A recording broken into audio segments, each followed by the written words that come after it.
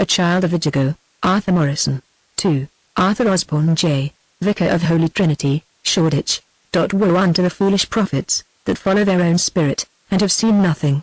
Because, even because they have seduced my people, saying, Peace, and there was no peace, and one built up a wall, and lo, others daubed it with untempered mortar, say unto them which daub it with untempered mortar, that it shall fall there shall be an overflowing shower.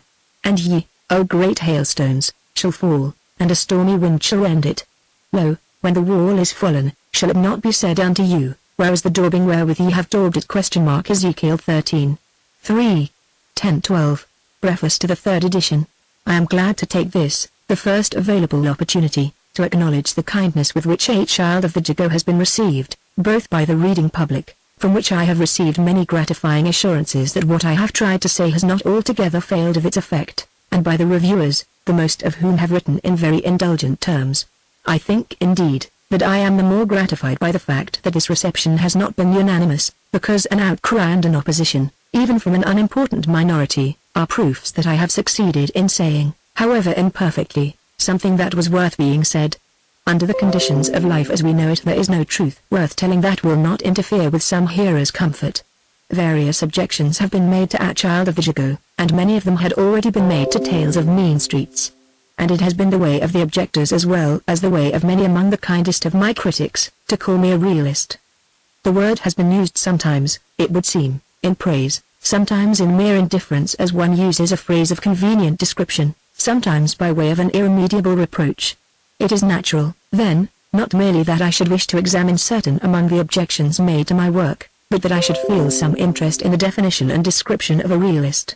A matter never made clear to me. Now it is a fact that I have never called myself a realist, and I have never put forth any work as realism. I decline the labels of the schoolmen and the sophisters, being a simple writer of tales, who takes whatever means light to his hand to present life as he sees it, who insists on no process, and who refuses to be bound by any formula or prescription prepared by the cataloguers and the pigeonholers of literature. So it happens that when those who use the word realist use it with no unanimity of intent and with a loose, inapprehensive application, it is not easy for me, who repudiate it altogether, to make a guess at its meaning. Nevertheless, it seems to me that the man who is called a realist is one who, seeing things with his own eyes, discards the conventions of the schools, and presents his matter in individual terms of art. For a while the schoolmen abuse him as a realist, and in 20 years' time, if his work have life in it, he becomes a classic. Constable was called a realist, so was Corot. Who calls these painters realists now? The history of Japanese art affords a continuous illustration. From the day when Iwasa Matahei impudently arose and dared to take his subjects from the daily life of the people, to the day when Hiroshige, casting away the last rag of propriety, adventurously drew a cast shadow, in flat defiance of all the canons of Tissa and Kano in all this time, and through all the crowded history of the school of Yuka, no artist bringing something of his own to his art but was damned for a realist. Even the classic Harunobu did not escape. Look now at the work of these men, and the label seems grotesque enough. So it goes through the making of all art. A man with the courage of his own vision interprets what he sees in fresh terms, and gives to things a new reality and an immediate presence.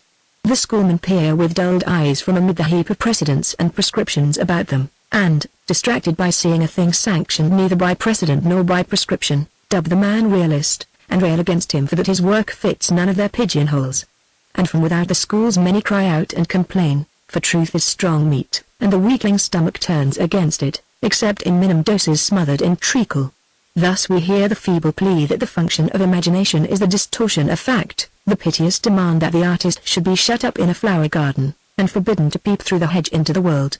And they who know nothing of beauty, who are innately incapable of comprehending it, mistake it for mere prettiness, and call aloud for comforts, and among them that cannot understand such definitions of the aims of art are bandied, as mean, if they mean anything, that art finds its most perfect expression in pink lollipops and gilt boxes. But in the end the truth prevails, if it be well set forth, and the schoolmen, groaning in their infinite labor, wearily write another prescription, admit another precedent, and make another pigeonhole. I have been asked, in print, if I think that there is no phase of life which the artist may not touch. Most certainly I think this. More, I know it. It is the artist's privilege to seek his material where he pleases, and it is no man's privilege to say him nay. if the community have left horrible places and horrible lives before his eyes, then the fault is the community's, and to picture these places and these lives becomes not merely his privilege, but his duty. It was my fate to encounter a place in Shoreditch, where children were born and reared in circumstances which gave them no reasonable chance of living decent lives, where they were born foredoomed to a criminal or semi-criminal career. It was my experience to learn the ways of this place, to know its inhabitants, to talk with them, eat, drink, and work with them. For the existence of this place, and for the evils it engendered, the community was, and is, responsible, so that every member of the community was, and is, responsible in his degree. If I had been a rich man I might have attempted to discharge my peculiar responsibility in one way, if I had been a statesman I might have tried another. Being neither of these things, but a mere writer of fiction, I sought to do my duty by writing a tale wherein I hoped to bring the conditions of this place within the apprehension of others. There are those who say that I should have turned away my eyes and passed by on the other side, on the very respectable precedent of the priest and the Levite in the parable. Now, when the tale was written and published it was found, as I have said, to cause discomfort to some persons. It is needless to say more of the schoolmen. Needless, too, to say much of the merely genteel, who were shocked to read of low creatures, as Kiddo Cook and Pigeony Pole, and to find my pages nowhere illuminated by a marquis. Of such are there who delight to read of two men in velvet and feathers perforating each other's stomachs with swords, while Josh Barrett and Billy Leary, punching each other's heads, present a scene too sickening and brutal to consider without disgust. And it was in defiance of the maunderings of such as these that Charles Lamb wrote much of his essay on the genius and character of Hogarth. But chiefly this book of mine disturbed those who had done nothing, and preferred to do nothing, by way of discharging their responsibility toward the Jago and the people in it. The consciousness of duty neglected is discomforting, and personal comfort is the god of their kind. They firmly believe it to be the sole function of art to minister to their personal comfort as upholstery does. They find it comfortable to shirk consideration of the fate of the Jago children, to shut their eyes to it, to say that all is well and the whole world virtuous and happy. And this mental attitude they nickname optimism, and vaunt it, exult in it as a quality. So that they cry out at the suggestion that it is no more than a selfish vice, and finding truth where they had looked for the materials of another debauch of self-delusion, they moan aloud, they protest, and they demand as their sacred right that the bitter cup be taken from before them. They have moaned and protested at a child of the Jago, and, craven and bewildered, any protest seemed good enough to them. And herein they have not wanted for allies among them that sit in committee rooms, and tinker. For your professed philanthropist, following his own spirit, and seeing nothing, honestly resents the demonstration that his tinkering profits little. There is a story current in the East End of London, of a distracted lady who, being assailed with a request for the loan of a saucepan, defended herself in these words: "Tell your mother I can't lend her the saucepan, second so I've lent it to Mrs. Brown, besides which I may use of it myself, and moreover it's gone to be mended, and what's more I ain't got one." In a like spirit of lavish objection it has been proclaimed in a breath that I transgress because, 1. I should not have written of the Jago in all the nakedness of truth, 2. My description is not in the least like, 3. Moreover, it is exaggerated, 4. Though it may be true, it is quite unnecessary, because the Jago was already quite familiar, and everybody knew all about it, 5. The Jago houses have been pulled down, and, 6. There never was any such place as the Jago at all. To objections thus handsomely variegated it is not easy to reply with the tripping brevity wherewith they may be stated, and truly it is little reply that they call for, except, perhaps, in so far as they may be taken to impugn the sincerity of my work and the accuracy of my picture. A few of the objectors have caught up enough of their wits to strive after a war in my own country. They take hold of my technical method, and accuse me of lack of sympathy. They claim that if I write of the Jago I should do so even weeping. Now, my technical method is my own, and is deliberately designed to achieve a certain result, as is the method of every man painter, poet, sculptor, or novelist who is not the slave and the plaything of his material. My tale is the tale of my characters, and I have learned better than to thrust myself and my emotions between them and my reader. The cant of the charge stares all too plainly from the face of it.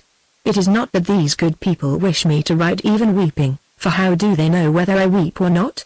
Number their wishes, not that I shall weep, but that I shall weep obscenely in the public gaze.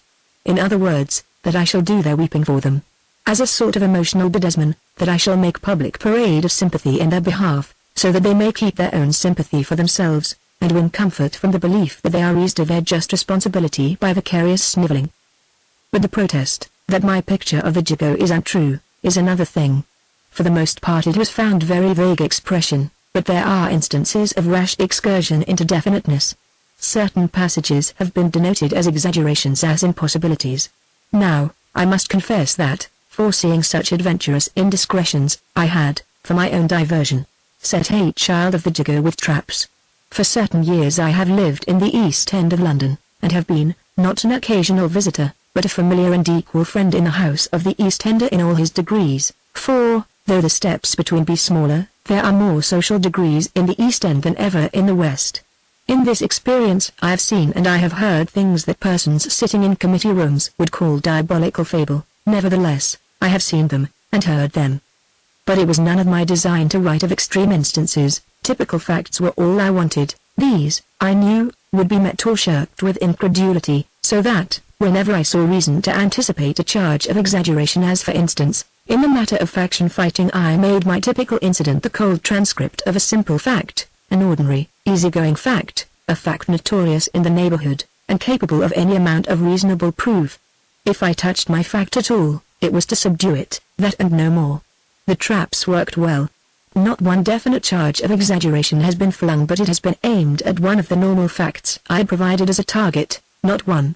Sometimes the effect has had a humor of its own, as when a critic in a literary journal, beginning by selecting two of my norms as instances of palpable exaggeration, went on to assure me that there was no need to describe such life as the life in the Jago, because it was already perfectly familiar to everybody.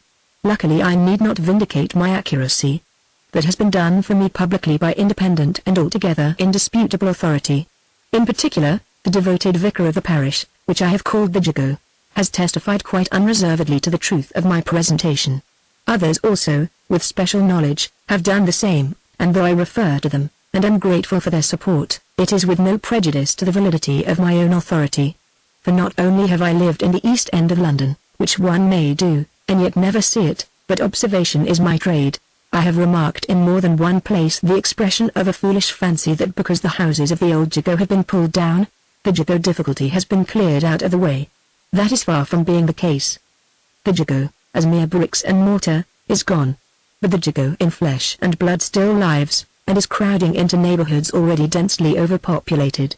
In conclusion, the plan and the intention of my story made it requisite that, in telling it, I should largely adhere to fact, and I did so. If I write other tales different in scope and design, I shall adhere to fact or neglect it as may seem good to me, regardless of anybody's classification as a realist, or as anything else. For though I have made a suggestion, right or wrong, as to what a realist may be, whether I am one or not is no concern of mine, but the concern, if it be anybody's, of the tabulators and the water sifters. A. M. February 1897, Chapter 1. It was past the mid of a summer night in the old Jago. The narrow street was all the blacker for the lurid sky, for there was a fire in a farther part of Shoreditch, and the welkin was an infernal coppery glare. Below, the hot, heavy air lay, a rank oppression, on the contorted forms of those who made for sleep on the pavement, and in it, and through it all, there rose from the foul earth and the grimed walls a close, mingled stink, the odour of the Jago, from where, off Shoreditch High Street, a narrow passage, set across with posts, gave menacing entrance on one end of Old Jago Street, to where the other end lost itself in the black beyond Jago Row, from where Jago Row began south at Meakin Street, to where it ended north at Honey Lane. The Jago, for 100 years the blackest pit in London, lay and festered, and halfway along Old Jago Street a narrow archway gave upon Jago Court, the blackest hole in all that pit, a square of 250 yards or less. That was all there was of the Jago. But in that square the human population swarmed in thousands. Old Jago Street, New Jago Street, Half Jago Street lay parallel, east and west. Jago Row at one end and Edge Lane at the other lay parallel also, stretching north and south, foul ways all. What was too vile for Kate Street, Seven Dials, and Ratcliffe Highway in its worst day, what was too useless, incapable and corrupt, all that teemed in the old Jago. Old Jago Street lay black and close under the quivering red sky, and slinking forms, as of great rats, followed one another quickly between the posts in the gut by the High Street, and scattered over the Jago. For the crowd about the fire was now small, the police was there in force, and every safe pocket had been dried. Soon the incursion ceased, and the sky, flickering and brightening no longer, settled to a sullen flush. On the pavement some writhed wearily, longing for sleep, others, despairing of it, sat and lolled, and a few talked. They were not there for lack of shelter, but because in this weather repose was less unlikely in the street than within doors, and the lodgings of the few who nevertheless abode at home were marked here and there by the lights visible from the windows. For in this place none ever slept without a light, because of 3 kinds of vermin that light in some sort keeps at bay, vermin which added to existence here a terror not to be guessed by the unafflicted, who object to being told of it. For on them that lay writhing and gasping on the pavement, on them that sat among them, on them that rolled and blasphemed in the lighted rooms, on every moving creature in this, the old Jago, day and night, sleeping and walking, the 3rd plague of Egypt, and more, lay unceasing. The stifling air took a further oppression from the red sky. By the dark entrance to Jago Court a man rose, flinging out an oath, and sat with his head bowed in his hands. "Rhhh," he said. "I wish I was dead, and kept a coffee shop." He looked aside from his hands at his neighbors, but Kiddo Cook's ideal of heaven was no new thing, and the sole answer was a snort from a dozing man a yard away. Kiddo Cook felt in his pocket and produced a pipe and a screw of paper. "This is a bleedin' unsocial sort o' evening party, this is," he said, "and airs the only real toff in the mob with hardly half a pipeful left, and no lights. D'ye me lord?" Leaning toward the dozing neighbor. "Got a match? Go TL. Oh, what horrid language. It's shocking, blimey. After that I ought to find me a match. Come on, go TL." A lank, elderly man, who sat with his back to the wall, pushed up a battered tall hat from his eyes, and, producing a box of matches, exclaimed, "Hell! And how far's that? You're in it." He flung abroad a bony hand, and glanced upward. Over his forehead a greasy black curl dangled and shook as he shuddered back against the wall. "My God, there can be no hell after this." Kiddo Cook remarked, as he lit his pipe in the hollow of his hands. "That's a comfort, Mr. Beveridge, Anno." He returned the matches, and the old man, tilting his hat forward, was silent. A woman, gripping a shawl about her shoulders, came furtively along from the posts, with a man walking in her tracks a little unsteadily. He was not of the Jago, but a decent young workman, by his dress. The sight took Kiddo Cook's idle eye, and when the couple had passed, he said meditatively, "There's Billy Leary in luck again. Is Mrs. do pick him up, s'help me. I'd carry the cosh myself if I'd got a woman like her." Cosh carrying was near to being the major industry of the Jago. The cosh was a foot length of iron rod, with a knob at one end, and a hook, or a ring, at the other. The craftsman, carrying it in his coat sleeve, waited about dark staircase corners till his wife, married or not, brought in a well-drunken stranger, when, with a sudden blow behind the head, the stranger was happily coshed, and whatever was found on him as he lay insensible was the profit on the transaction. In the hands of capable practitioners this industry yielded a comfortable subsistence for no great exertion. Most, of course, depended on the woman, whose duty it was to keep the other artist going in subjects. There were legends of surprising ingatherings achieved by wives of especial diligence, one of a woman who had brought to the cosh some 26 on a night of public rejoicing. This was, however, a story years old, and may have been no more than an exemplary fiction, designed, like a Sunday school book, to convey a counsel of perfection to the dutiful matrons of the old Jago. The man and woman vanished in a doorway near the Jago Row end, where, for some reason, dosses were fewer than about the portal of Jago Court. The conversation flagged, and a broken snore was heard. It was a quiet night, as quietness was counted in the Jago, for it was too hot for most to fight in that stifling air, too hot to do more than turn on the stones and swear. Still the last hoarse yelps of a combat of women came intermittently from half Jago Street in the further confines. In a little while something large and dark was pushed forth from the door opening near Jago Row which Billy Leary's spouse had entered. The thing rolled over, and lay tumbled on the pavement, for a time unnoted. It might have been yet another would-be sleeper, but for its stillness. Just such a thing it seemed, belike, to two that lifted their heads and peered from a few yards off, till they rose on hands and knees and crept to where it lay, Jago rats both. A man it was, with a thick smear across his face, and about his head the source of the dark trickle that sought the gutter deviously over the broken flags. The drab stuff of his pockets peeped out here and there in a crumpled bunch, and his waistcoat gaped where the watch-guard had been. Clearly, here was an uncommonly remunerative cosh, a cosh so good that the boots had been neglected, and remained on the man's feet. These the kneeling to unlaced deftly, and, rising, prize in hand, vanished in the deeper shadow of Jago Row. A small boy, whom they met full tilt at the corner, staggered out to the gutter and flung a veteran curse after them. He was a slight child, by whose size you might have judged his age at 5. But his face was of serious and troubled age. One who knew the children of the Jago, and could tell, might have held him 8, or from that to 9. He replaced his hands in his trousers pockets, and trudged up the street. As he brushed by the coshed man he glanced again toward Jago, and, jerking his thumb that way, done him for his boots, he piped. But nobody marked him till he reached Jago Court, when old Beveridge, pushing back his hat once more, called sweetly and silkily, "Dickie Parrot," and beckoned with his finger. The boy approached, and as he did so the man's skeleton hand suddenly shot out and gripped him by the collar. "It never does to see too much," Beveridge said, in a series of shouts, close to the boy's ear. "Now go home," he added, in a more ordinary tone, with a push to make his meaning plain, and straightway relapsed against the wall. The boy scowled and backed off the pavement. His ragged jacket was coarsely made from one much larger, and he hitched the collar over his shoulder as he shrank toward a doorway some few yards on. Front doors were used merely as firewood in the old Jago, and most had been burnt many years ago.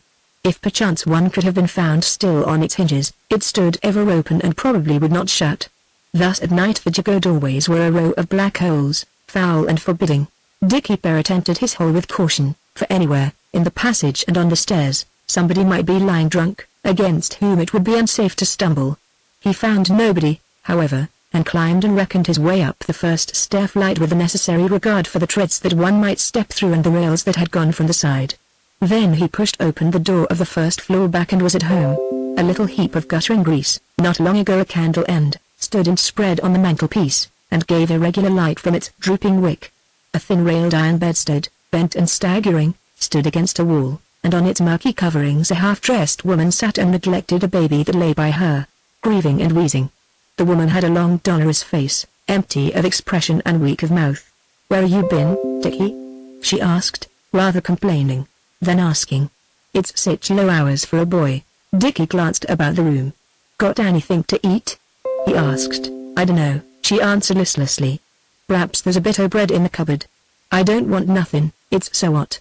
And father ain't been since tea time." The boy rummaged and found the crust.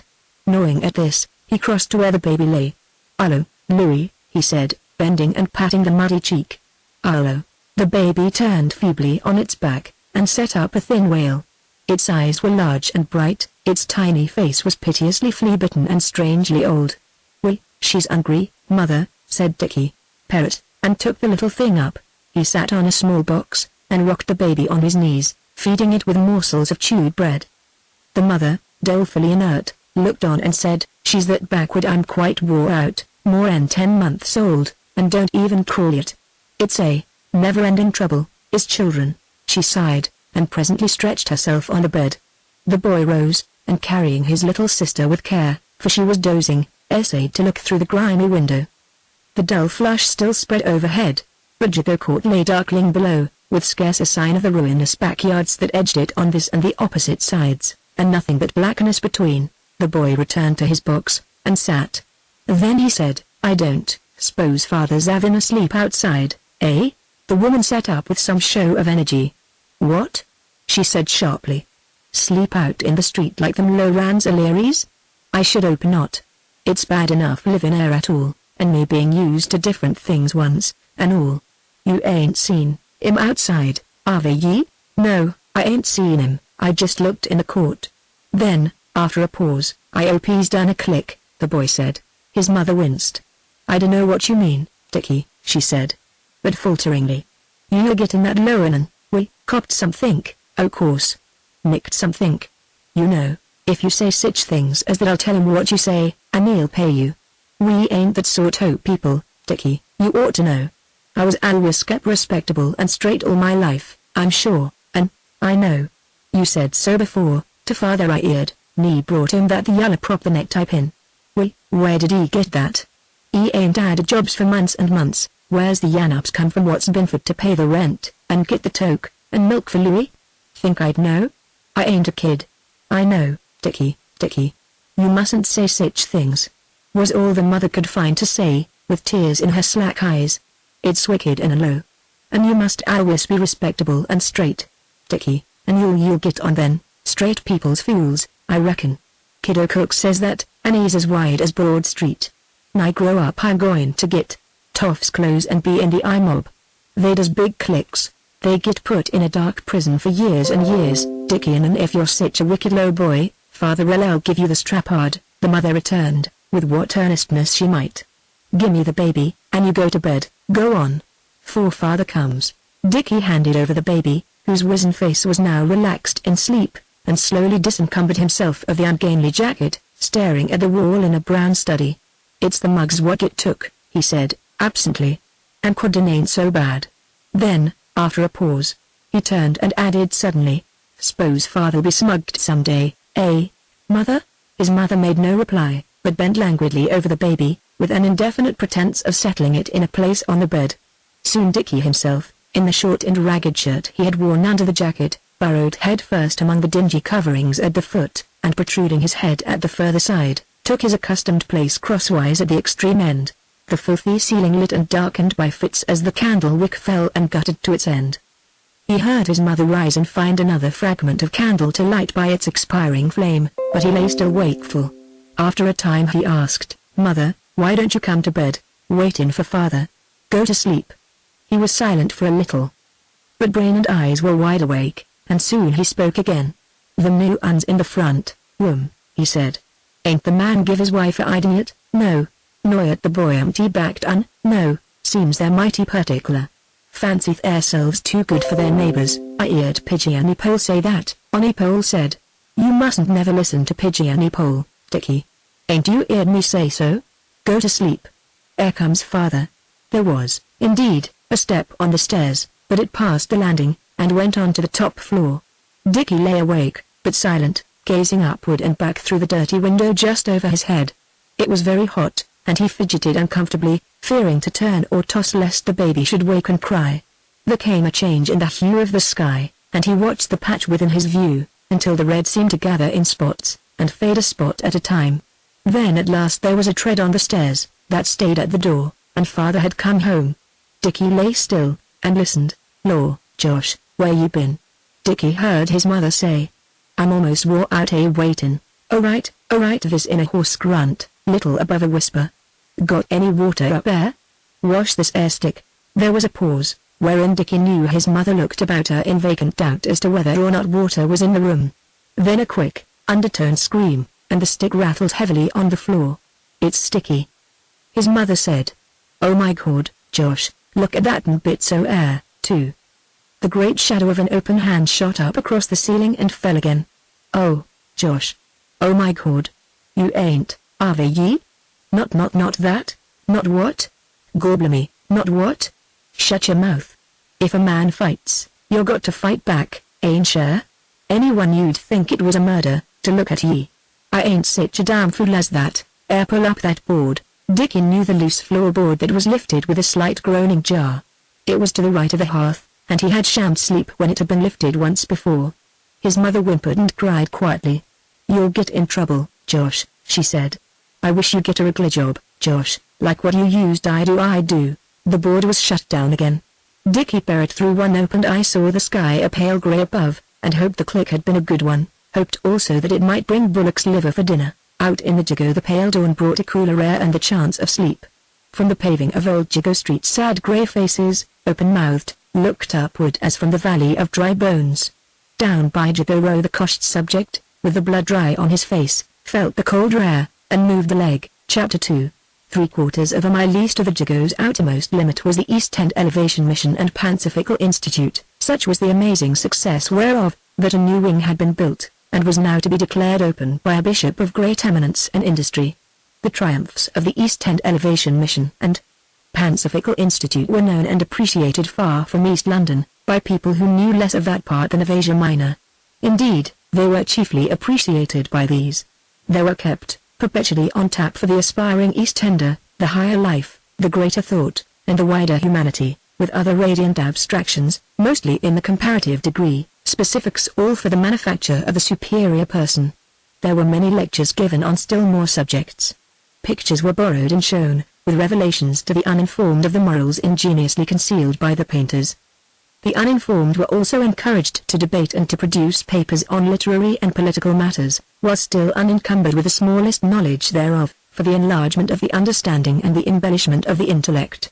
And there were classes, and clubs, and newspapers, and games of draughts, and musical evenings, and a brass band, whereby the life of the hopeless poor might be colored, and the misery of the submerged alleviated.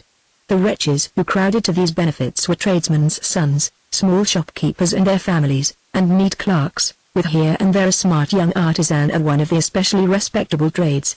They freely patronized the clubs, the musical evenings, the brass band, and the bagatelle board, and those who took themselves seriously debated and mutually improved with pomp.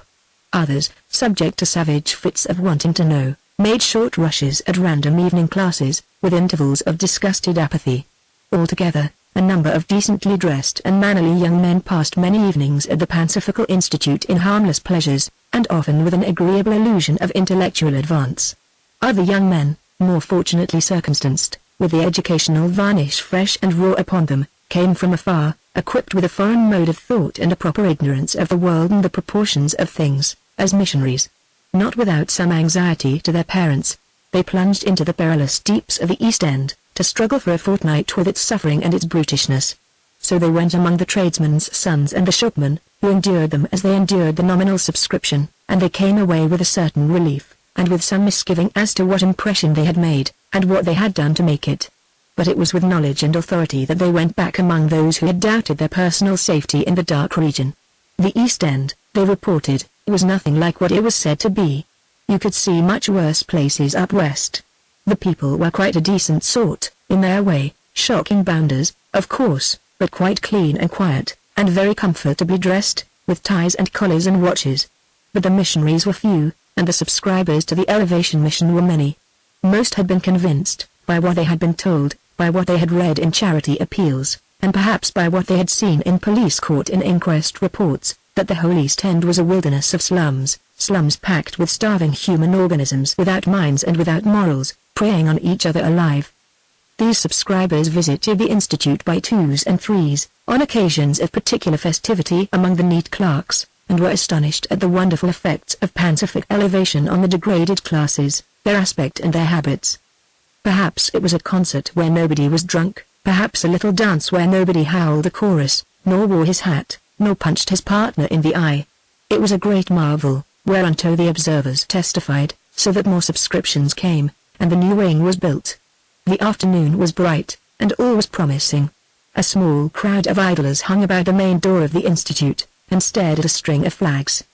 Away to the left stood the new wing, a face of fair, clean brick, the ornamentation, of approved earnestness, in terracotta squares at regular intervals.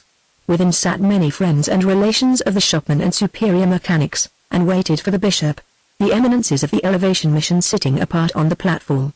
Without, among the idlers, waited Dickie Perrott.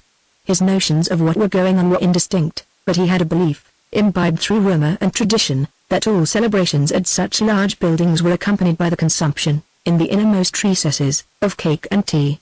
Even to be near cake was something. In Shoreditch High Street was a shop where cake stood in the window in great slabs, one slab over another, to an incalculable value. At this window against it, as near as possible, his face flattened white Dickie would stand till the shopkeeper drove him off, till he had but to shut his eyes to see once more, in the shifting black, the rich yellow sections with their myriad raisins. Once a careless errand boy, who had bought a slice, took so clumsy a bite as he emerged that near a third of the whole piece broke and fell, and this Dickie had snatched from the paving and bolted with, ere the owner quite saw his loss. This was a superior sort of cake, at a penny. But once he had managed to buy himself a slice of an inferior sort for a halfpenny, in Meakin Street. Dickie Perrott, these blessed memories in his brain, stood unobtrusively near the door, with the big jacket buttoned over as decently as might be, full of a desperate design, which was to get inside by whatsoever manner of trick or opportunity he might, and so, if it were humanly possible, to the cake. The tickets were being taken at the door by an ardent young elevator one of the missionaries. Him, and all such washed and well-dressed people, Dickie had learnt to hold in serene contempt when the business in hand was dodging. There was no hurry, the elevator might waste his vigilance on the ticket holders for some time yet. And Dickie knew better than to betray the smallest sign of a desire for entrance while his enemy's attention was awake. Carriages drew up, and yielded more eminences. Toward the end the bishop himself, whom Dickie observed but as a pleasant-looking old gentleman in uncommon clothes, and on whom he bestowed no more thought than a passing wonder at what might be the accident to his hat which had necessitated its repair with string. But at the spikes of the bishop's carriage came another, and out of that there got 3 ladies, friends of the ticket receiver, on whom they closed, greeting and shaking hands, and in a flash Dickie Barrett was beyond the lobby and moving obscurely along the walls of the inner hall, behind pillars and in shadow, seeking cake. The choral society sang their lustiest, and there were speeches. Eminences expressed their surprise and delight at finding the people of the East End, gathered in the Institute building, so respectable and clean, thanks to persistent, indefatigable, unselfish elevation. The good bishop, amid clapping of hands and fluttering of handkerchiefs, piped cherubically of everything.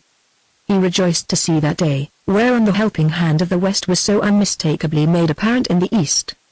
He rejoiced also to find himself in the midst of so admirably typical an assemblage, so representative, if he might say so, of that great East End of London, thirsting and crying out for elevation, for that elevation which the more fortunately circumstanced denizens of other places had so munificently laid on. The people of the East End had been sadly misrepresented in popular periodicals and in other ways. The East End, he was convinced, was not so black as it was painted. Applause, he had but to look about him, etc., etc. He questioned whether so well conducted, morally given, and respectable a gathering could be brought together in any West End parish with which he was acquainted. It was his most pleasant duty on this occasion, and so on and so forth. Dickie Barrett had found the cake. It was in a much smaller room at the back of the hall, wherein it was expected that the bishop and certain eminences of the platform would refresh themselves with tea after the ceremony. There were heavy, drooping curtains at the door of this room, and deep from the largest folds the rattling from the Jago watched. The table was guarded by a sour-faced man, just such a man as drove him from the window of the cake shop in Shoreditch High Street. Nobody else was there yet, and plainly the sour-faced man must be absent or busy ere the cake could be got at. There was a burst of applause in the hall. The new wing had been declared open. Then there was more singing, and after that much shuffling and tramping, for everybody was free to survey the new rooms on the way out, and the importances from the platform came to find the tea, filling the room and standing about in little groups, chatting, munching, and sipping, while the sour-faced man distractedly floundered amid crockery. Not a soul of them all perceived an inconsiderable small boy, ducking and dodging vaguely among legs and round skirts, making, from time to time, a silent snatch at a plate on the table, and presently he vanished altogether. Then the amiable bishop, beaming over the teacup 6 inches from his chin, at 2 courtiers of the clergy, bethought him of a dinner engagement, and passed his hand downward over the rotundity of his waistcoat. "Dear, dear," said the bishop, glancing down suddenly, "why, what's become of my watch?" There hung 3 inches of black ribbon, with a cut end. There. Bishop looked blankly at the elevators about him. 3 streets off, Dickie Barrett, with his shut fist deep in his breeches pocket, and a gold watch in the fist, ran full drive for the old Jago. Chapter 3. There was nobody in chase, but Dickie Barrett, excited by his novel exploit, ran hard, forgetting the lesson first learnt by every child of the Jago, to avoid, as far as may be, suspicious flight in open streets. He burst into the old Jago from the Jago Row corner, by Meakin Street, and still he ran. A small boy a trifle bigger than himself made a sharp punch at him as he passed, but he took no heed. The hulking group at the corner of Old Jago Street, ever observant of weaklings with plunder, saw him, and one tried to catch his arm, but he had the wit to dodge. Past the Jago Court passage he scudded, in at the familiar doorway, and up the stairs. A pale hunchbacked child, clean and wistful, descended, and him Dickie flung aside and half, downstairs with "Get out, ump." Josh Barrett sat on the bed, eating fried fish from an oily paper, for it was tea time. He was a man of 32, of middle height and stoutly built, with a hard, leathery face as of one much older. The hair about his mouth seemed always 3 days old, never much less nor much more. He was a plasterer, had, at least, so described himself at police courts. But it was long since he had plastered, though he still walked abroad splashed and speckled, as though from an eruption of inherent plaster. In moments of pride he declared himself the only member of his family who had ever learned a trade, and worked at it. It was a long relinquished habit, but while it lasted he had married a decent boilermaker's daughter, who had known nothing of the Jago till these latter days. One other boast Josh Barrett had, that nothing but shot or pointed steel could hurt him. And this, too, was near being a true boast, as he had proved in more than one fight in the local arena which was Jago Court. Now he sat peaceably on the edge of the bed, and plucked with his fingers at the oily fish, while his wife grubbed hopelessly about the cupboard shelves for the screw of paper which was the sugar basin. Dickie entered at a burst. "Mother, father, look. I done a click. I got a clock, a red un." Josh Barrett stopped, jaw and hand, with a pinch of fish poised in air. The woman turned, and her chin fell. "Oh, Dickie, Dickie," she cried, in real distress, "you're awful low, wicked boy." "My God, Josh, he'll grow up bad, I said so." Josh Barrett bolted the pinch of fish, and sucked his fingers as he sprang to the door. After a quick glance down the stairs he shut it, and turned to Dickie. "Where'd you get that, you young devil?" he asked, and snatched the watch. "Claimed it off for old bloke when he was drinking his tea," Dickie replied, with sparkling eyes. "Let's have a look at it, father. Did he run after ye?" "No, didn't know nothing about it. I cut his bit o' ribbon with my knife." Dickie held up a treasured relic of blade and handle. "Found in a gutter. Ain't you going to let's have a look at it?" Josh Barrett looked doubtfully toward his wife. The children were chiefly her concern. Of her sentiments there could be no mistake. He slipped the watch into his own pocket, and caught Dickie by the collar. "I'll give you something, you damn young thief," he exclaimed, slipping off his belt. "You'd like to have us all in stir for a year or two, I suppose, going thieving watches like a growed-up man." And he plied the belt savagely, while Dickie, amazed, breathless and choking, spun about him with piteous squeals, and the baby woke and pealed in feeble sympathy. There was a rip, and the collar began to leave the old jacket. Feeling this, Josh Barrett released it, and with a quick drive of the fist in the neck sent Dickie staggering across the room. Dickie caught at the bed frame, and limped out to the landing, sobbing grievously in a bend of his sleeve. It was more than his mother had intended, but she knew better than to attempt interference.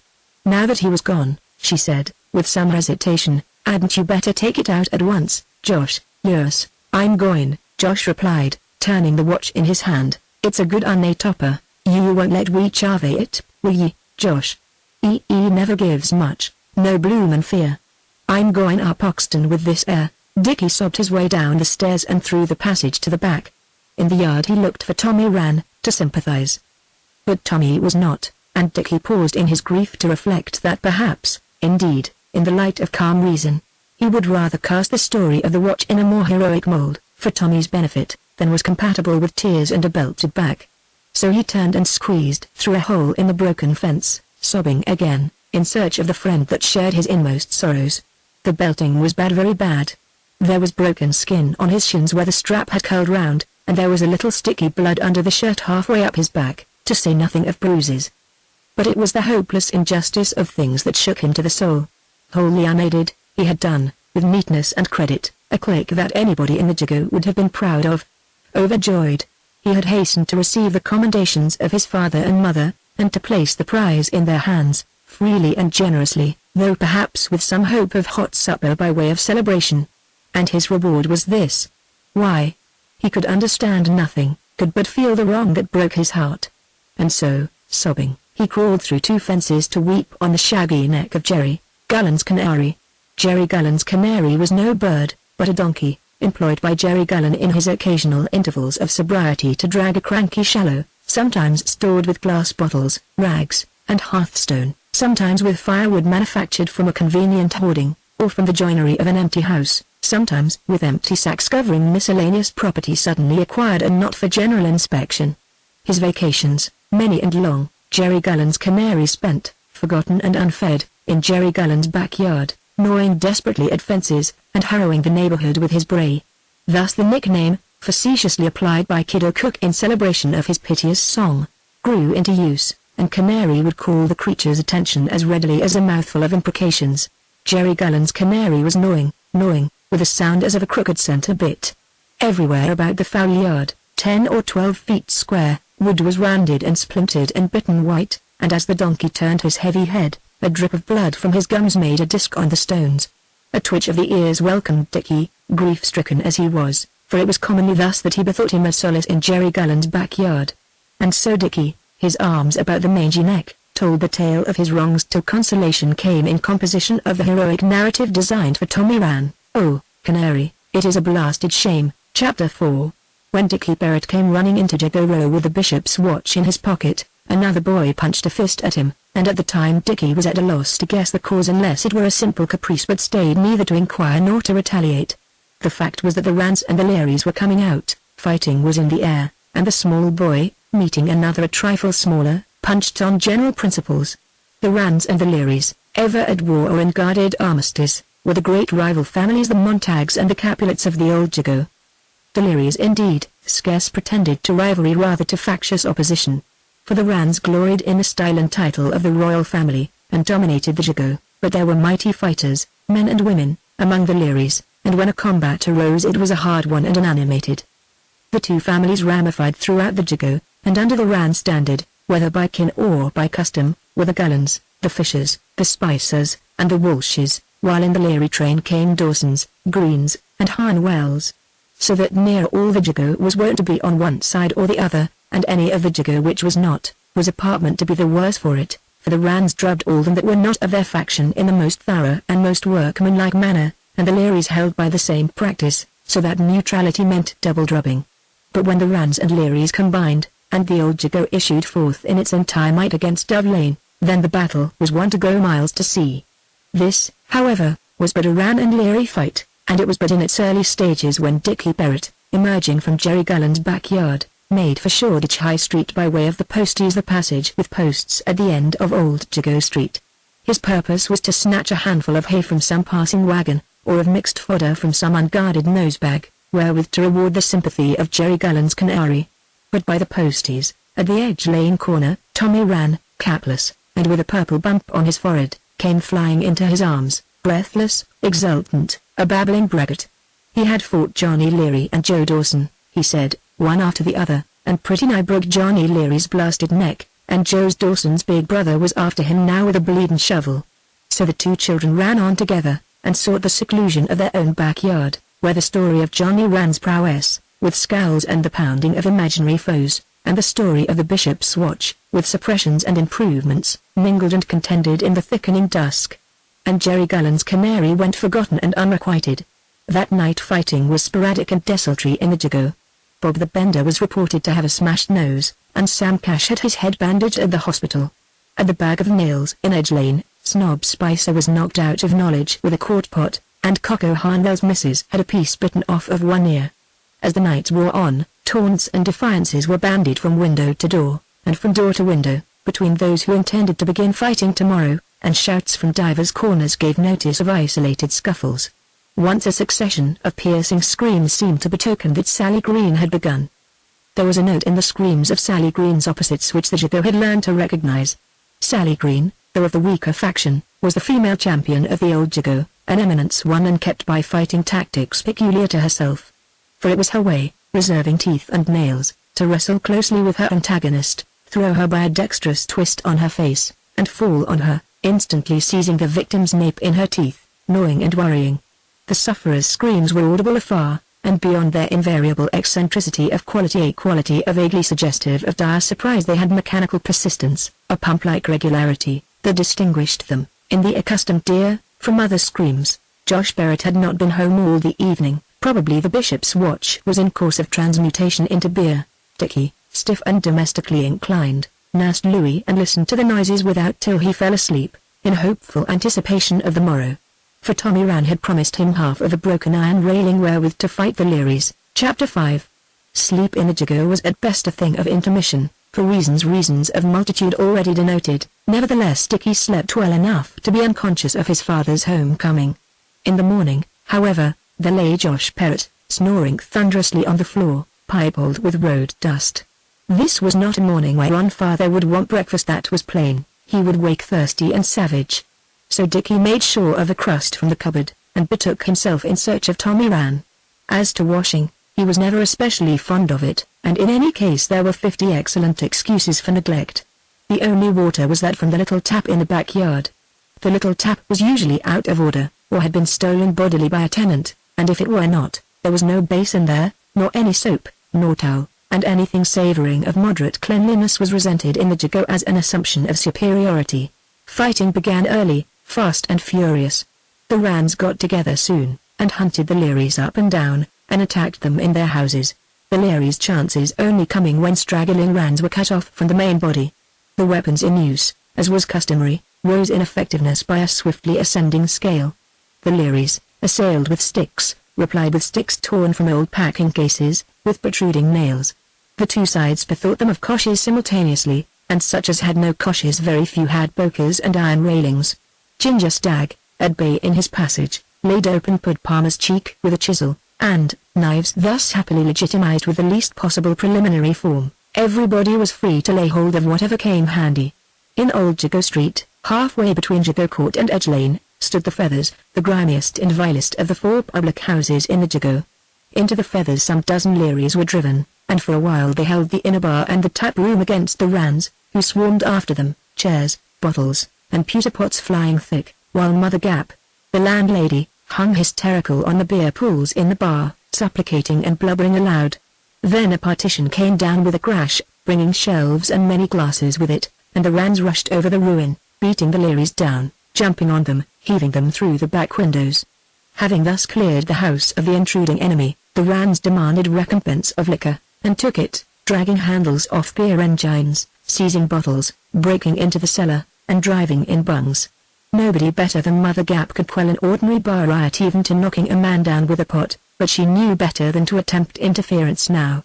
Nothing could have made her swoon, but she sat limp and helpless, weeping and blaspheming.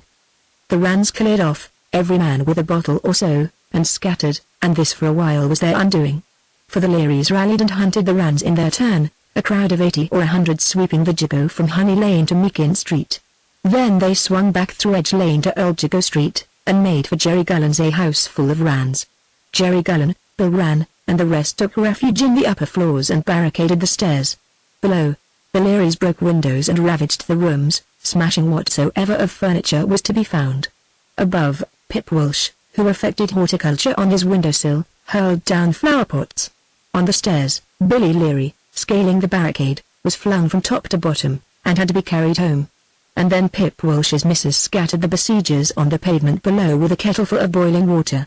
There was a sudden sortie of Ranns from Jago Court, but it profited nothing, for the party was small, and, its advent being unexpected, there was a lack of prompt cooperation from the house. The Learys held the field. Down the middle of Old Jago Street came Sally Green, red-faced, stripped to the waist, dancing, hoarse and triumphant. Nail scores wide as the finger striped her back, her face, and her throat, and she had a black eye, but in one great hand she dangled a long bunch of clotted hair, as she whooped defiance to the Jago. It was a trophy newly rent from the scalp of Nora Walsh, champion of the Rann womankind, who had crawled away to hide her blighted head, and be restored with gin. None answered Sally's challenge, and, staying but to fling a brickbat at Pip Walsh's window, she carried her dance and her trophy into Edge Lane. The scrimmage on Jerry Gullen's stairs was thundering anew, and parties of Learys were making for other houses in the street, when there came a volley of yells from Jago Row, heralding a scudding mob of Ranns. The defeated sortie party from Jago Court, driven back, had gained New Jago Street by way of the house passages behind the court, and set to gathering the scattered faction. Now the Ranns came, drunk, semi-drunk, and otherwise, and the Learys, leaving Jerry Gullen's, rushed to meet them. There was a great shock, hats flew, sticks and heads made a wooden rattle, and instantly the two mobs were broken into an uproarious confusion of tangled groups, howling and grappling. Here a man crawled into a passage to nurse a broken head, there a knot gathered to kick a sprawling foe.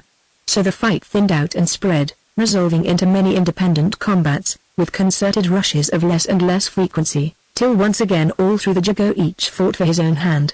Kiddo Cook, always humorous, ran hilariously through the streets, brandishing a long roll of twisted paper, wherewith he smacked the heads of Learys all and sundry, who realized too late that the paper was twisted round a lodging-house poker. Now, of the few neutral Jagos, most lay low. Josh Barrett, however, hard as nails and respected for it, feared neither Rann nor Leary, and leaving a little money with his missus, carried his morning mouth in search of beer. Pigeony Pole, harlot and outcast, despised for that she neither fought nor kept a cosh carrier, like a respectable married woman, slunk and trembled in corners and yards, and wept at the sight of bleeding heads. As for old Beveridge, the affair so grossly excited him that he neglected business, he cadged and wrote begging screeves, and stayed in the Jago, where he strode wildly about the streets, lank and rusty, stabbing the air with a carving knife, and incoherently defying all the lot to come near him. Nobody did. Dickie Barrett and Tommy Ran found a snug fastness in Jago Row. For there was a fence with a loose board, which, pushed aside, revealed a hole where through a very small boy might squeeze, and within were stored many barrows and shallows, mostly broken, and of these one, tilted forward and bottom up, made a hut or den, screened about with fence and barrows. Here they hid while the Learys swept the Jago, and hence they issued from time to pound such youngsters of the other side as might come in sight. The bits of iron railing made imposing weapons, but were a trifle too big and heavy for rapid use in their puny hands. Still, Dickie managed to double up little Billy Leary with a timely lunge in the stomach, and Tommy Ran made Bobby Harnwell's nose bleed very satisfactorily. On the other hand, the bump on Tommy Ran's forehead was widened by the visitation of a stick, and Dickie Barrett sustained a very hopeful punch in the eye, which he cherished enthusiastically with a view to an honorable blackness. In the snuggery intervals they explained their prowess one to another, and Dickie alluded to his intention, when he was a man, to buy a very long sword wherewith to cut off the Learys' heads, Tommy Ran inclining, however, to a gun, with which one might also shoot birds. The battle flagged a little toward midday, but waxed lively again as the afternoon began. It was then that Dickie Barrett, venturing some way from the retreat, found himself in a scrimmage, and a man snatched away his piece of iron and floored a Leary with it. Gratifying as was the distinction of aiding in the exploit, Dickie mourned the loss of the weapon almost unto tears, and Tommy Ran would not go turn about with the other, but kept it wholly for himself, so Dickie was fain to hunt sorrowfully for a mere stick. Even a disengaged stick was not easy to find just then. So Dickie, emerging from the Jago, tried Meakin Street, where there were shops, but unsuccessfully, and so came round by Luck Row, an hour away from Meakin Street by Walker's cook shop, up through the Jago. Dickie's mother, left with a baby, fastened the door as well as she might, and trembled. Indeed she had reason. The time of Josh Barrett's return was a matter of doubt, but when he did come he would want something to eat. It was for that he had left the money. But Dickie was out, and there was nothing in the cupboard. From the window she saw divers fights in Jago Court, and a man lay for near 2 hours on the stones with a cut on his temple. As for herself, she was no favorite in the neighborhood at any time. For one thing, her husband did not carry the cosh. Then she was an alien who had never entirely fallen into Jago ways. She had soon grown sluttish and dirty, but she was never drunk, she never quarreled, she did not gossip freely. Also her husband beat her but rarely, and then not with a chair nor a poker. Justly irritated by such superiorities as these, the women of the Jago were ill-disposed to brook another, which was, that Hannah Barrett had been married in church. For these reasons she was timid at the most peaceful of times, but now, with Rans and Learys on the warpath, and herself obnoxious to both, she trembled. She wished Dickie would come and do her errand. But there was no sign of him, and midday wore into afternoon. It was late for Josh as it was, and he would be sure to come home irritable. It was his way when a bad head from overnight struggled with morning beer. If he found nothing to eat there would be trouble. At length she resolved to go herself. There was a lull in the outer din, and what there was seemed to come from the farther parts of Honey Lane and Jago Row. She would slip across by Luck Row to Meakin Street and be back in 5 minutes. She took up little Louis and went, and as Dickie, stickless, turned into Luck Row, there arose a loud shriek and then another, and then in a changed voice a succession of long screams with a regular breath pause. Sally Green again.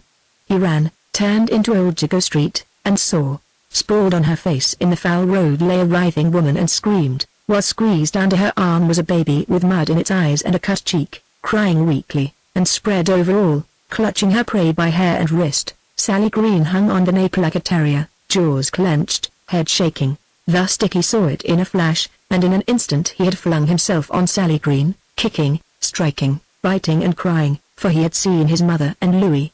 The kicks wasted themselves among the woman's pet goats, and the blows were feeble, but the sharp teeth were meeting in the shoulder flesh, when help came. Nora Walsh, vanquished champion, now somewhat recovered, looked from the window, saw her enemy vulnerable, and ran out armed with a bottle. She stopped at the curb to knock the bottom off the bottle, and then, with an exultant shout, seized Sally Green by the hair and stabbed her about the face with the jagged points. Blinded with blood, Sally released her hold on Mrs. Barrett and rolled on her back, struggling fiercely, but to no end, for Nora Walsh, kneeling on her breast, stabbed and stabbed again, till pieces of the bottle broke away. Sally's yells and plunges ceased, and a man pulled Nora off. On him she turned, and he was fain to run, while certain Learys found a truck which might carry Sally to the hospital. Hannah Barrett was gone indoors, hysterical and helpless. She had scarce crossed the street on her errand when she had met Sally Green in quest of female Rans. Mrs. Barrett was not a Ran, but she was not a Leary, so it came to the same thing. Moreover, there was her general obnoxiousness. She had tried to run, but that was useless, and now, sobbing and bleeding, she was merely conscious of being gently led, almost carried, indoors and upstairs. She was laid back on the bed, and somebody loosened her hair and wiped her face and neck, giving her hoarse, comforting words. Then she saw the face scared though coarse and pitted, and read about the eyes that bent over her. It was Pigeony Pole's. Dickie had followed her in, no longer the hero of the Jago retreat, but with his face tearful and distorted, carrying the baby in his arms, and wiping the mud from her eyes. Now he sat on the little box and continued his ministrations, with fear in his looks as he glanced at his mother on the bed. Without, the fight rallied once more. The Learys ran to avenge Sally Green, and the Rans met them with a will.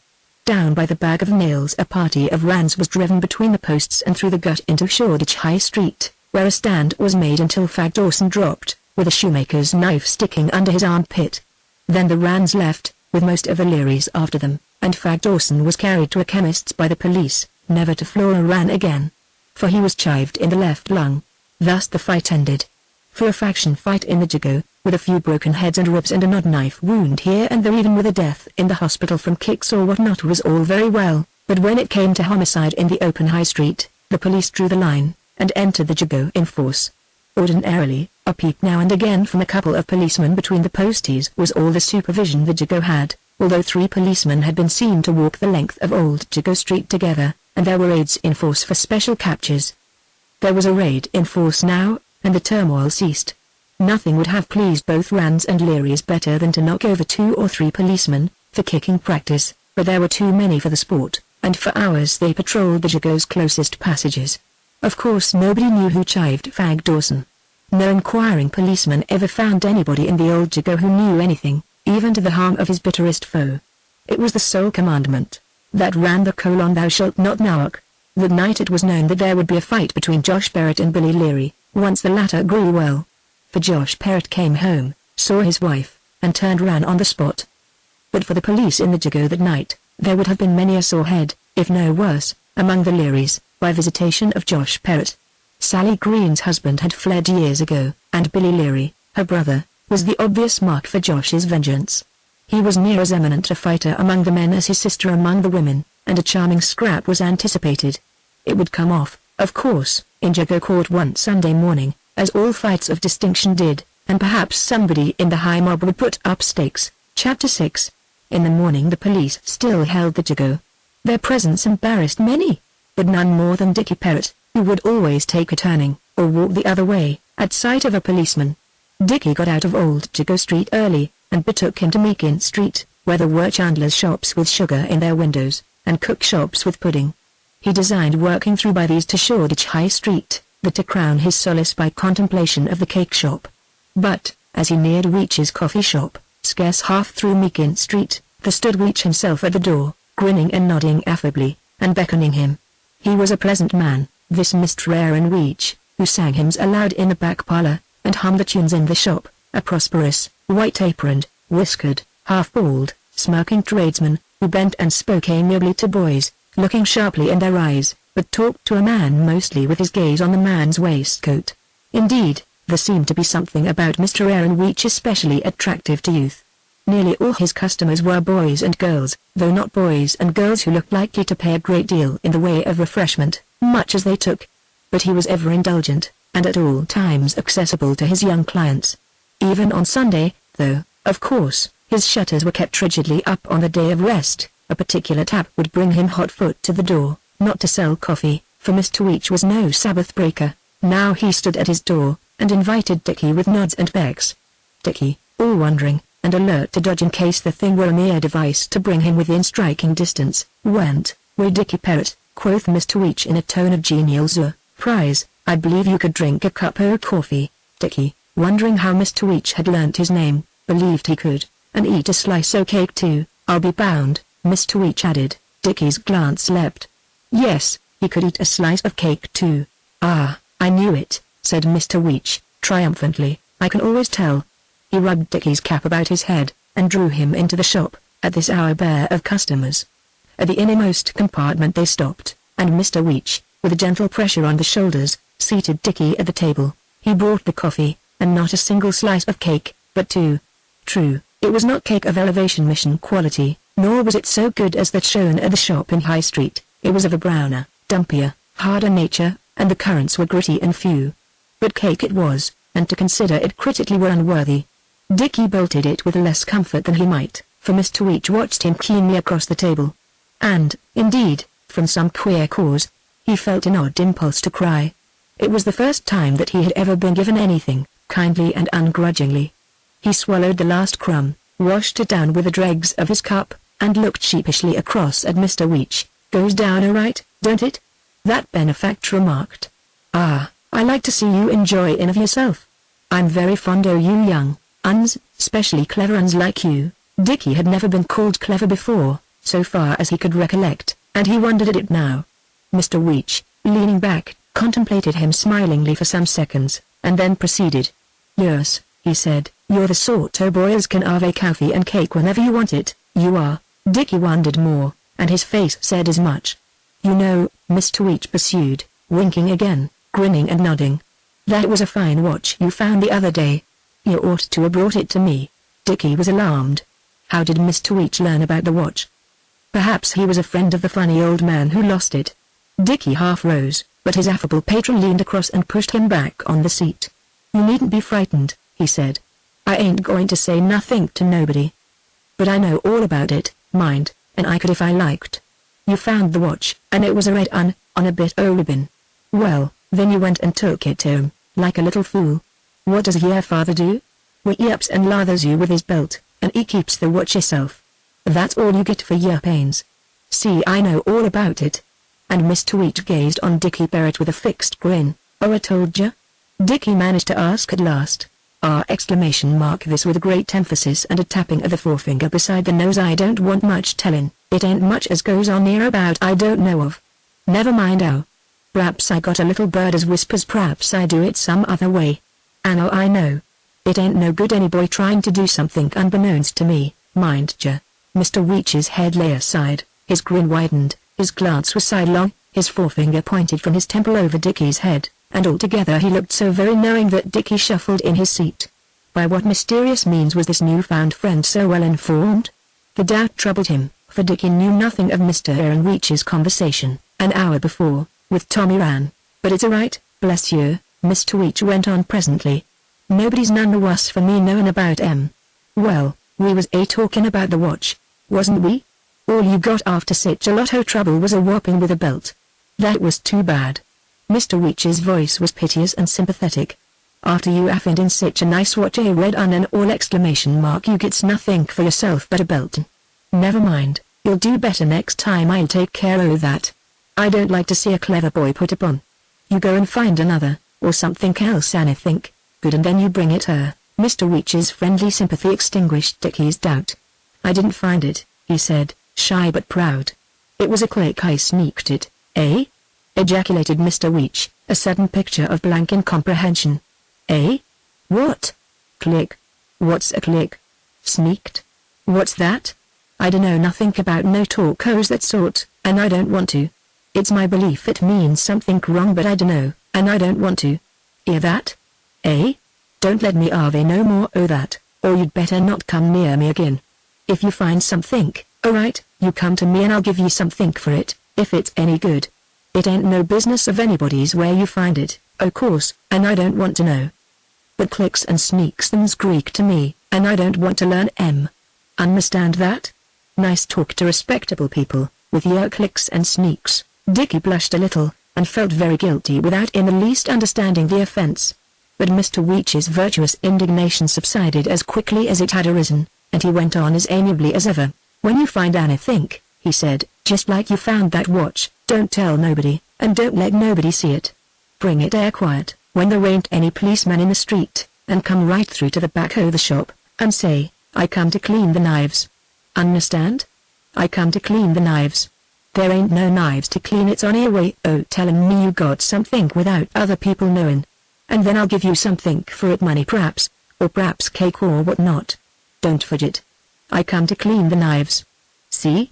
Yes, Dickie understood perfectly, and Dickie saw a new world of dazzling delights.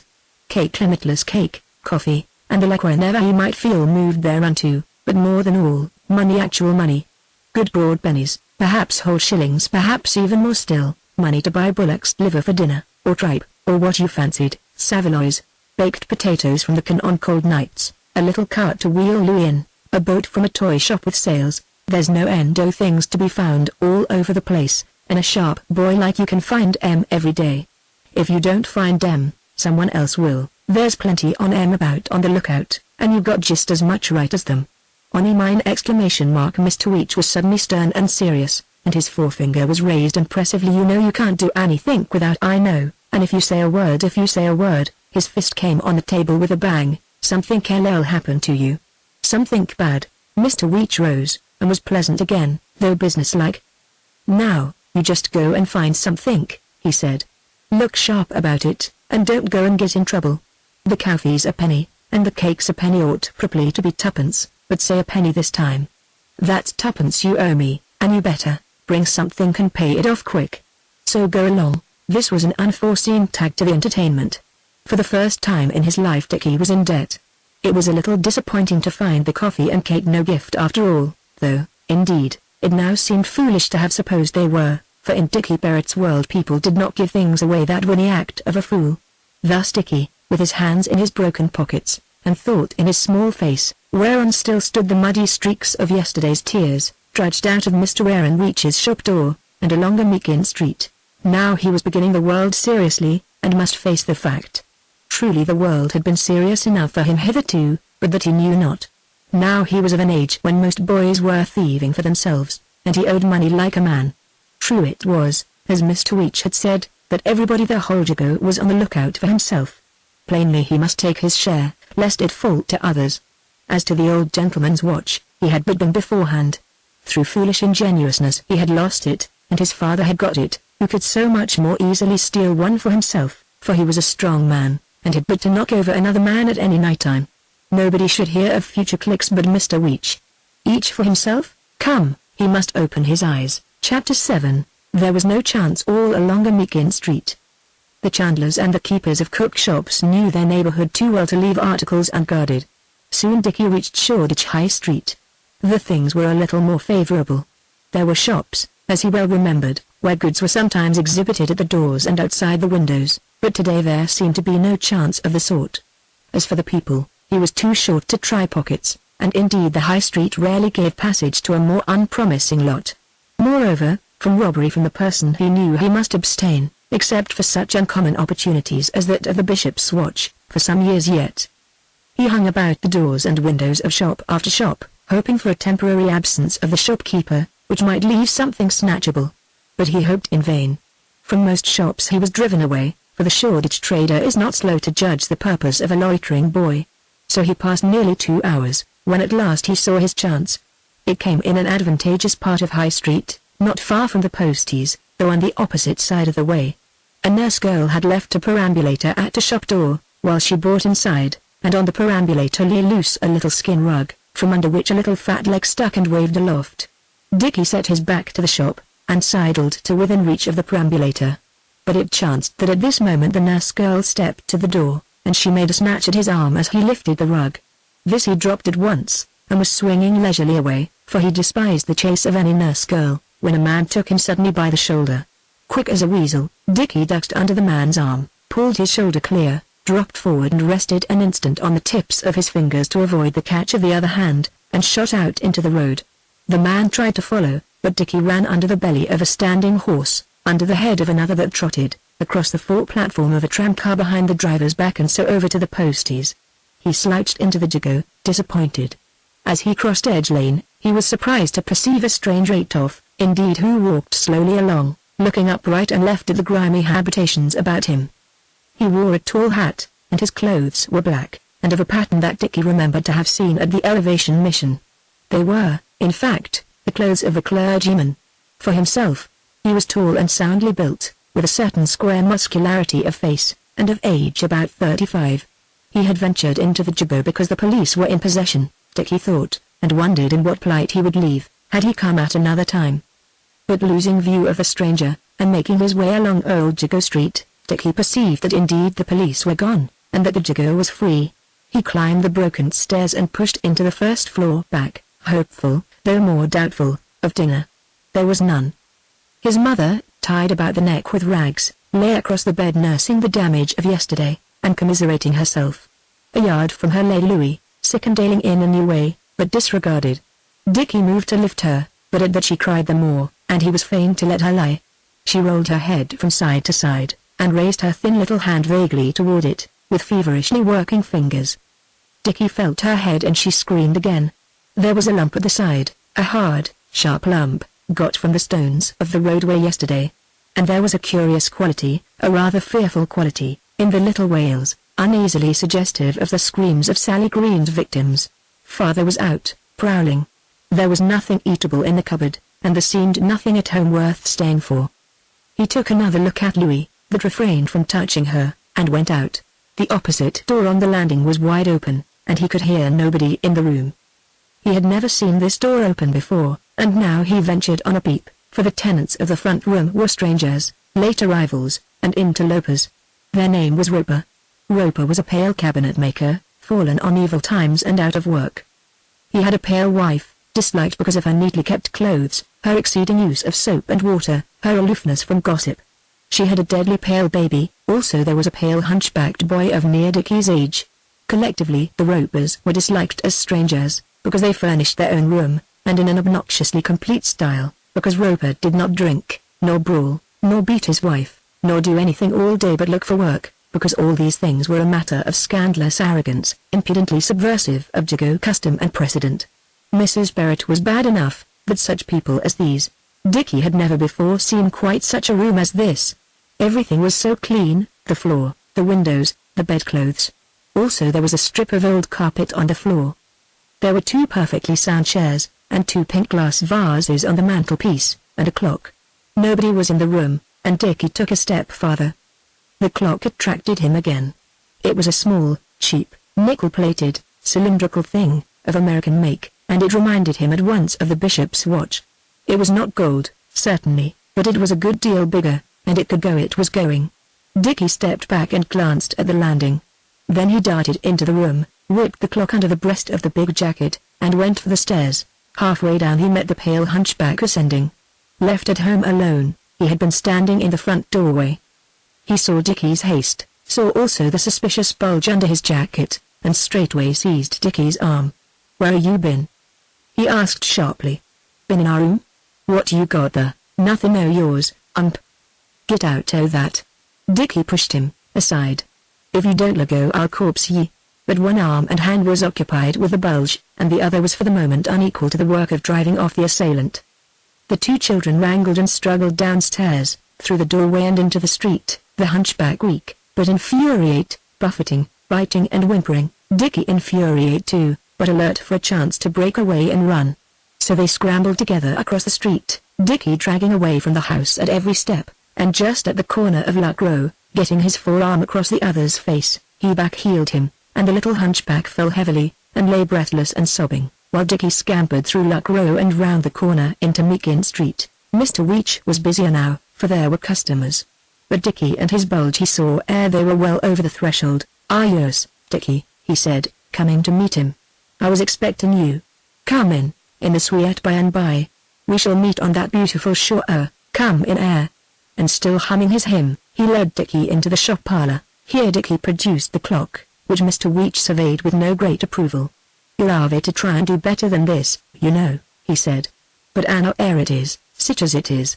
It about clears off what you owe, I reckon. Want some dinner?" This was a fact, and Dickie admitted it. "A right, in the suite by and by. Come out and set down. I'll bring you something hot." This proved to be a very salt bloater, a cup of the usual muddy coffee, tasting of burnt toast, and a bit of bread, afterwards supplemented by a slice of cake. This to Dickie was a banquet. Moreover, there was the adult dignity of taking your dinner in a coffee shop, which Dickie supported indomitably now that he began to feel at ease in Mr. Weech's, leaning back in his seat, swinging his feet, and looking about at the walls with the grocer's almanacs hanging there too, and the Sunday school anniversary bills of past date, gathered from afar to signalize the elevated morals of the establishment. "Done?" queried Mr. Weech in his ear. "Oh right, don't hang about here then. Bloaters a penny, bread a penny, coffee a penny, cake a penny. You'll owe threepence a penny now." Chapter 8. When Dickie Barrett and the small hunchback were hauling and struggling across the street, old Fisher came down from the top floor back, wherein he dwelt with his son Bob, Bob's wife and 2 sisters, and 5 children, an apartment in no way so clean as the united efforts of 10 people might be expected to have made it. Old Fisher, on whose grimy face the wrinkles were deposits of mud, stopped at the open door on the first floor, and, as Dickie had done, he took a peep. Perplexed at the monstrous absence of dirt, and encouraged by the stillness, old Fisher also ventured within. Nobody was in charge, and old Fisher, mentally pricing the pink glass vases at threepence, made for a small chest in the corner of the room, and lifted the lid. Within lay many of Roper's tools, from among which he had that morning taken such as he might want on an emergent call to work, to carry as he tramped Curtain Road. Clearly these were the most valuable things in the place, and, slipping a few small articles into his pockets, old Fisher took a good double handful of the larger, and tramped upstairs with them. Presently he returned with Bob's missus, and together they started with more. As they emerged, however, there on the landing stood the little hunchback, sobbing and smearing his face with his sleeve. At sight of this new pillage he burst into sharp wails, standing impotent on the landing, his streaming eyes following the man and woman ascending before him. Old Fisher, behind, stumped the stairs with a clumsy affectation of absent-mindedness. The woman, in front, looked down, merely indifferent. Scarce were they vanished above, however, when the little hunchback heard his father and mother on the lower stairs. Chapter 9. Dickie came moodily back from his dinner at Mr. Weech's, plunged in mystified computation, starting with a debt of 2pence. He had paid Mr. Weech an excellent clock. A luxurious article in Dickie's eyes had eaten a bloater, and had emerged from the transaction owing 3pence halfpenny. Of what such a clock cost he had no notion, though he felt it must be some inconceivable sum. As Mr. Weech put it, the adjustment of accounts would seem to be quite correct, but the broad fact that all had ended in increasing his debt by 3 halfpence, remained and perplexed him. He remembered having seen such clocks in a shop in Norton Folgate. To ask the price, in person, were but to be chased out of the shop, but they were probably ticketed, and perhaps he might ask some bystander to read the ticket. This brought the reflection that, after all, reading was a useful accomplishment on occasion, though a matter of too much time and trouble to be worthwhile. Dickie had never been to school, for the Elementary Education Act ran in the Jago no more than any other Act of Parliament. There was a board school, truly, away out of the Jago bounds, by the corner of Honey Lane, where children might go free, and where some few Jago children did go now and again, when boots were to be given away, or when tickets were to be had, for tea, or soup, or the like. But most parents were of Josh Barrett's opinion, that school-going was a practice best never begun, for then the child was never heard of, and there was no chance of inquiries or such trouble. Not that any such inquiries were common in the Jago, or led to anything. Meantime Dickie, minded to know if his adventure had made any stir in the house, carried his way deviously toward home. Working through the parts beyond Jago Row, he fetched round into Honey Lane, so coming at New Jago Street from the farther side. Choosing one of the houses whose backs gave on Jago Court, he slipped through the passage, and so, by the backyard, crawled through the broken fence into the court. Left and right were the fronts of houses, 4 aside. Before him, to the right of the narrow archway leading to Old Jago Street, was the window of his own home. He gained the backyard quietly, and at the kitchen door met Tommy Ran. "Come on," called Tommy. "Here's a Barney. They're a pitchin' into them new uns Roperses." "Roperses," says Fisher, is sneaked their things. "They are a gettin' of it." From the stairs, indeed, came shouts and curses, bumps and sobs and cries. The first landing and half the stairs were full of people, men and women, Rands and Learys together. When Rands joined Learys it was an ill time for them. They marched against, and never were they so ready and so anxious to combine as after a fight between themselves, were but some common object of attack available. Here it was. Here were these pestilent outsiders, the Ropers, assailing the reputation of the neighborhood by complaining of being robbed.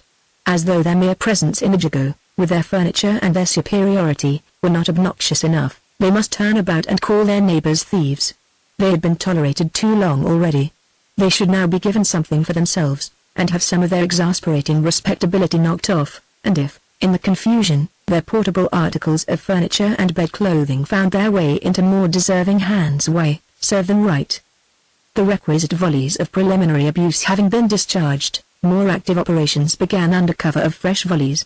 Dickie, with Tommy ran behind him, struggled up the stairs among legs and skirts, and saw that the ropers, the man flushed, but the woman paler than ever, was striving to shut their door. Within, the hunchback and the baby cried, and without, those on the landing, skidding the door with their feet, pushed inward, and now began to strike and maul. Somebody seized the man's wrist, and Nora Walsh got the woman by the hair and dragged her head down. In a peep through the scuffle Dickie saw her face, ashen and sweat-beaded, in the jamb of the door, and saw Nora Walsh's red fist beat into it twice.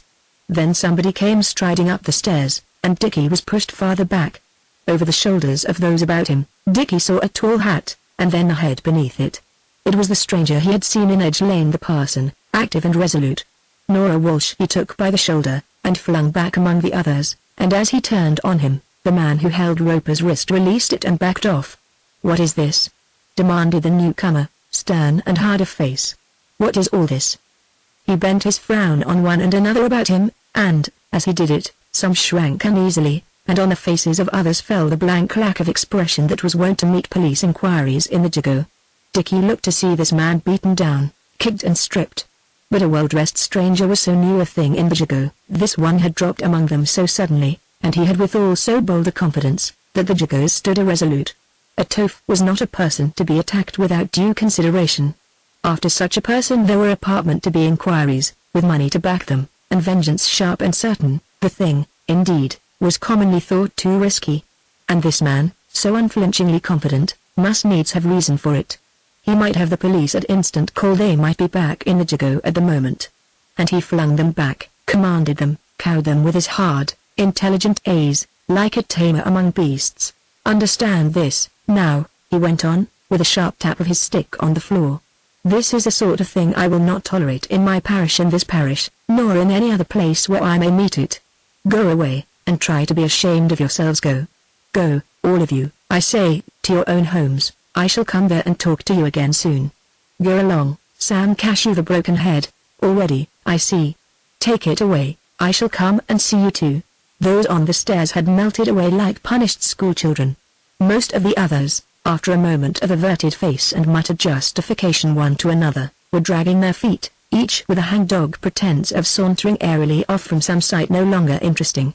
Sam Cash, who had already seen the stranger in the street, and was thus perhaps a trifle less startled than the others at his advent, stood, however, with some assumption of virtuous impudence, till amazed by sudden address in his own name, whereat, clean discomfited, he ignominiously turned tail and sneaked downstairs in meaner case than the rest. How should this strange parson know him, and know his name?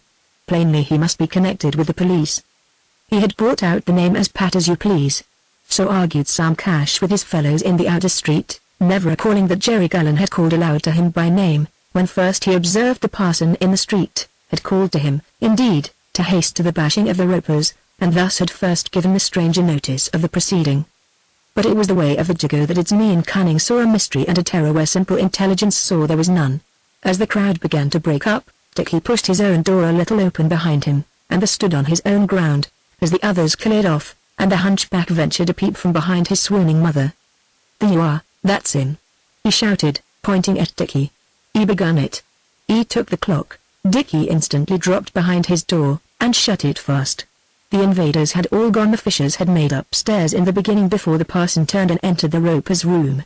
In 5 minutes he emerged and strode upstairs, whence he returned, after a still shorter interval, herding before him old Fisher and Bob Fisher's missus, sulky and reluctant, carrying tools. And thus it was that the Reverend Henry Sturt first addressed his parishioners. The parish, besides the Jago, comprised Meakin Street and some small way beyond, and it was to this less savage district that his predecessor had confined his attention, preaching every Sunday in a stable, in an alley behind a disused shop, and distributing loaves and sixpences to the old women who attended regularly on that account. For to go into the Jago were for him mere wasted effort. And so, indeed, the matter had been since the parish came into being. Chapter 10. When Dickie retreated from the landing and shut the door behind him, he slipped the bolt, a strong one, put there by Josh Barrett himself, possibly as an accessory to escape by the window in some possible desperate pass. For a little he listened, but no sound hinted of attack from without, and he turned to his mother. Josh Barrett had been out since early morning, and Dickie, too, had done no more than look in for a moment in search of dinner. Hannah Perrott, grown tired of self-commiseration, felt herself neglected and aggrieved, slighted in her state of invalid privilege. So she transferred some of her pity from her sore neck to her desolate condition as misprized wife and mother, and the better to feel it, proceeded to martyrize herself, with melancholy pleasure, by a nerveless show of setting to rights in the room a domestic novelty, perfunctory as it was. Louis, still restless and weeping, she left on the bed, for, being neglected herself, it was not her mood to tend the baby. She would aggravate the relish of her sorrows in her own way. Besides, Louis had been given something to eat a long time ago, and had not eaten it yet. With her there was nothing else to do. So that now, as she dragged a rag along the grease-strewn mantelpiece, Mrs. Perrott greeted Dickie. "There you are, Dickie, comin' in there just when I'm putting things to rights." And she sighed with the weight of another grievance. Louis lay on her back, faintly and vainly struggling to turn her fearful little face from the light. Clutched in her little fist was the unclean stump of bread she had held for hours. Dickie plucked a soft piece and essayed to feed her with it, but the dry little mouth rejected the morsel, and the head turned feverishly from side to side to the sound of that novel cry. She was hot wherever Dickie touched her, and presently he said, "Mother, I believe Louie's queer. I think she wants some medicine." His mother shook her head peevishly. "Oh, you and Louie's a nuisance," she said. "A lot you care about me been queer, you and your father too, leaving me all alone like this, and me feeling ready to drop, and got the room to do and all. I wish you'd go away and stop hindering of me like this." Dickie took but another look at Louis, and then slouched out. The landing was clear, and the roper's door was shut. He wondered what had become of the stranger with the tall hat, whether he was in the roper's room or not. The thought hurried him, for he feared to have that stranger asking him questions about the clock. He got out into the street, thoughtful. He had some compunctions in the matter of that clock, now. Not that he could in any reasonable way blame himself. There the clock had stood at his mercy, and by all Jago custom and ethic it was his if only he could get clear away with it. This he had done, and he had no more concern in the business, strictly speaking. Nevertheless, since he had seen the woman's face in the jamb of the door, he felt a sort of pity for her that she should have lost her clock. No doubt she had enjoyed its possession, as, indeed, he would have enjoyed it himself, had he not had to take it instantly to Mr. Weech. And his fancy wandered off in meditation of what he would do with a clock of his own. To begin with, of course, he would open it, and discover the secret of its works and its ticking, perhaps thereby discovering how to make a clock himself. Also he would frequently wind it up, and he would show the inside to Louis, in confidence. It would stand on the mantelpiece, and raise the social position of the family. People would come respectfully to ask the time, and he would tell them, with an air. Yes, certainly a clock must stand eminent among the things he would buy, when he had plenty of money. He must look out for more clicks, the one way to riches. As to the ropers, again. Bad it must be, indeed, to be deprived suddenly of a clock, after long experience of the joys it brought, and Nora Walsh had punched the woman in the face, and clawed her hair, and the woman could not fight. Dickie was sorry for her, and straightway resolved to give her another clock, or, if not a clock, something that would please her as much. He had acquired a clock in the morning, why not another in the afternoon? Failing a clock, he would try for something else, and the ropers should have it. The resolve gave Dickie a virtuous exaltation of spirit, the reward of the philanthropist. Again he began the prowl after likely plunder that was to be his daily industry. Meakin Street he did not try. The chandlers and the cook shops held nothing that might be counted a consolatory equivalent for a clock. Through the posties he reached Shoreditch High Street at once, and started. This time his movements aroused less suspicion. In the morning he had no particular prize in view, and loitered at every shop, waiting his chance at anything portable. Now, with a more definite object, he made his promenade easily, but without stopping or lounging by shop fronts. The thing, whatsoever it might be, must be small, handsome, and of an interesting character, at least as interesting as the clock was. It must be small, not merely for facility of concealment and removal, though these were main considerations, but because stealthy presentation would then be easier. It would have pleased Dickie to hand over his gift openly, and to bask in the thanks and the consideration it would procure. But he had been accused of stealing the clock, and an open gift would savour of admission and peace-offering, whereas in that matter stark denial was his plain course. A roll of print stuff would not do, apples would not do, and fish was wide of his purpose. Up one side and down the other side of High Street he walked, his eyes instant for suggestion and opportunity. But all in vain. Nobody exposed clocks out of doors, and of those within not one but an attempt on it were simple madness. And of the things less desperate of access nothing was proper to the occasion, all were too large, too cheap, or too uninteresting. Oddly, Dickie feared failure more than had he been hunting for himself. He tried farther south, in Norton Folgate. There was a shop of cheap second-hand miscellanies, saddles, razors, straps, dumbbells, pistols, boxing gloves, trunks, bags, and billiard balls. Many of the things hung about the doorposts in bunches, and within all was black, as in a cave. At one doorpost was a pistol. Nothing could be more interesting than a pistol. Indeed, it was altogether a better possession than a clock, and it was a small, handy sort of thing. Probably the ropers would be delighted with a pistol. He stood and regarded it with much interest. There were difficulties. In the first place it was beyond his reach, and in the second, it hung by the trigger guard on a stout cord. Just then, glancing within the shop, he perceived a pair of fiery eyes regarding him, panther-like, from the inner gloom, and he hastily resumed his walk, as the Jew shopkeeper reached the door, and watched him safely away. Now he came to Bishopsgate Street, and here at last he chose the gift. It was at a toy shop, a fine, flaming toy shop, with carts, dolls, and hoops dangling above, and wooden horses standing below, guarding two baskets by the door. One contained a mixed assortment of tops, whips, boats, and woolly dogs, the other was lavishly filled with shining, round metal boxes, nobly decorated with colored pictures, each box with a little cranked handle. As he looked, a tune, delightfully tinkled on some instrument, was heard from within the shop. Dickie peeped.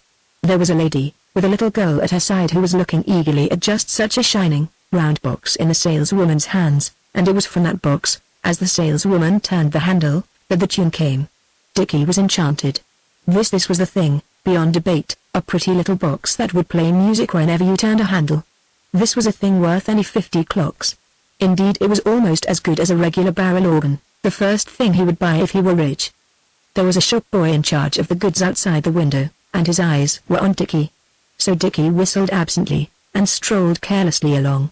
He swung behind a large wagon, crossed the road, and sought a convenient doorstep, for his mind was made up, and his business was now to sit down before the toy shop, and wait his opportunity. A shop had been boarded up after a fire, and from its doorstep one could command a perfect view of the toy shop across the broad thoroughfare with its crowded traffic could sit, moreover, safe from interference. Here he took his seat, secure from the notice of the guardian shop boy, whose attention was given to passengers on his own side. The little girl, gripping the new toy in her hand, came out at her mother's side and trotted off. For a moment Dickie reflected that the box could be easily snatched.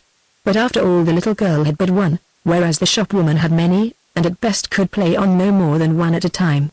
He resumed his watch of the shop boy, confident that sooner or later a chance would come. A woman stopped to ask the price of something, and Dickie had half crossed the road ere the boy had begun to answer.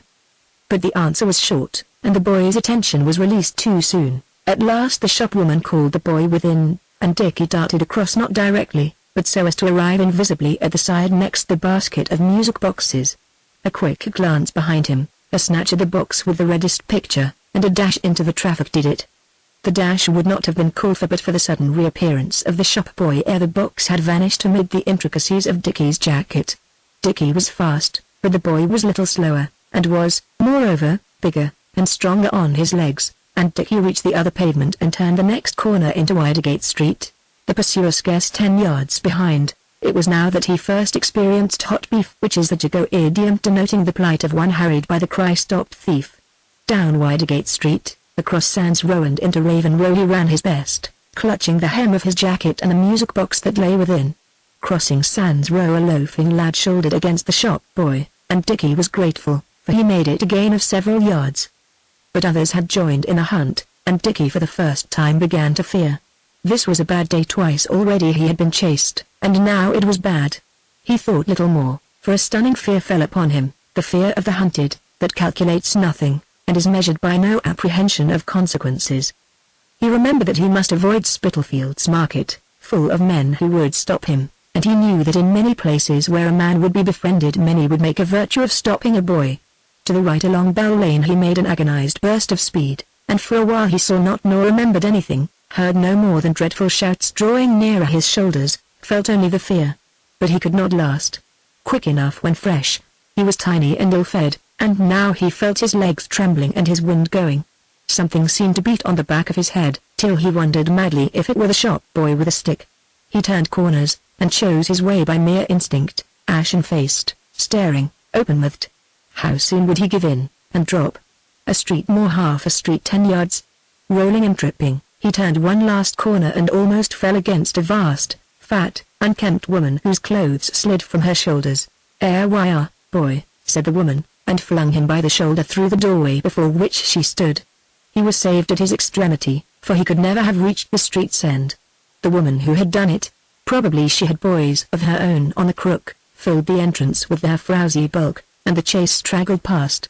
Dickie caught the stair post for a moment's support, and then staggered out at the back of the house. He gasped, he panted, things danced blue before him, but still he clutched his jacket hem and the music box lying within. The back door gave on a cobble-paved court, with other doors, 2 costers' barrows, and a few dusty fowls. Dickie sat on the step where a door was shut, and rested his head against the frame. The beating in his head grew slower and lighter, and presently he could breathe with no fear of choking. He rose and moved off, still panting, and feeble in the legs. The court ended in an arched passage, through which he gained the street beyond. Here he had but to turn to the left, and he was in Brick Lane, and thence all was clear to the old Jago. Regaining his breath and his confidence as he went, he bethought him of the Jago Row retreat, where he might examine his prize at leisure, embowered amid trucks and barrows. Thither he pushed his way, and soon, in the shade of the upturned barrow, he brought out the music box.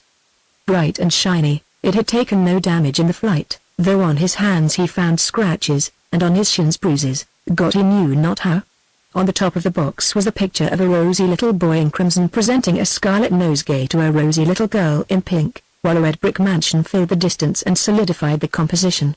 The brilliant hoop that made the sides, silver, Dickie was convinced, was stamped in patterns, and the little brass handle was an irresistible temptation.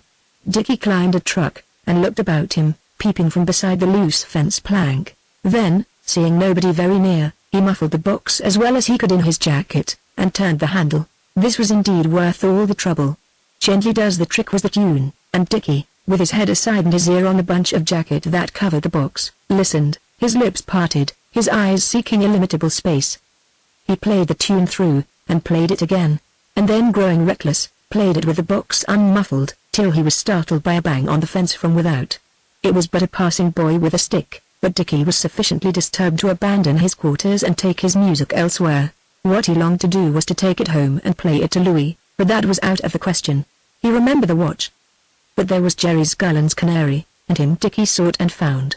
Canary blinked solemnly when the resplendent box was flashed in his eyes, and set his ears back and forward as, muffled again in Dickie's jacket, it tinkled out its tune.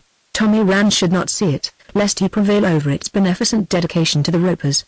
Truly, as it was, Dickie's resolution was hard to abide by. The thing acquired at such a cost of patience, address, hard flight, and deadly fear was surely his by right, as surely, quite, as the clock had been. And such a thing he might never touch again. But he put by the temptation manfully, and came out by Jerry Gullen's front door. He would look no more on the music box, beautiful as it was. He would convey it to the ropers before temptation came again. It was not easy to devise likely means. Their door was shut fast, of course. For a little while he favored the plan of setting the box against the threshold, knocking, and running off. But an opportunity might arise of doing the thing in a way to give him some glimpse of the ropers' delight, an indulgence he felt entitled to. So he waited a little, listened a little, and at last came out into the street, and loafed. It was near 6 o'clock, and a smell of bloater hung about Jerry Gullen's door and window. Under the raised sash Jerry Gullen, close-cropped and foxy of face, smoked his pipe, sprawled his elbows, and contemplated the world.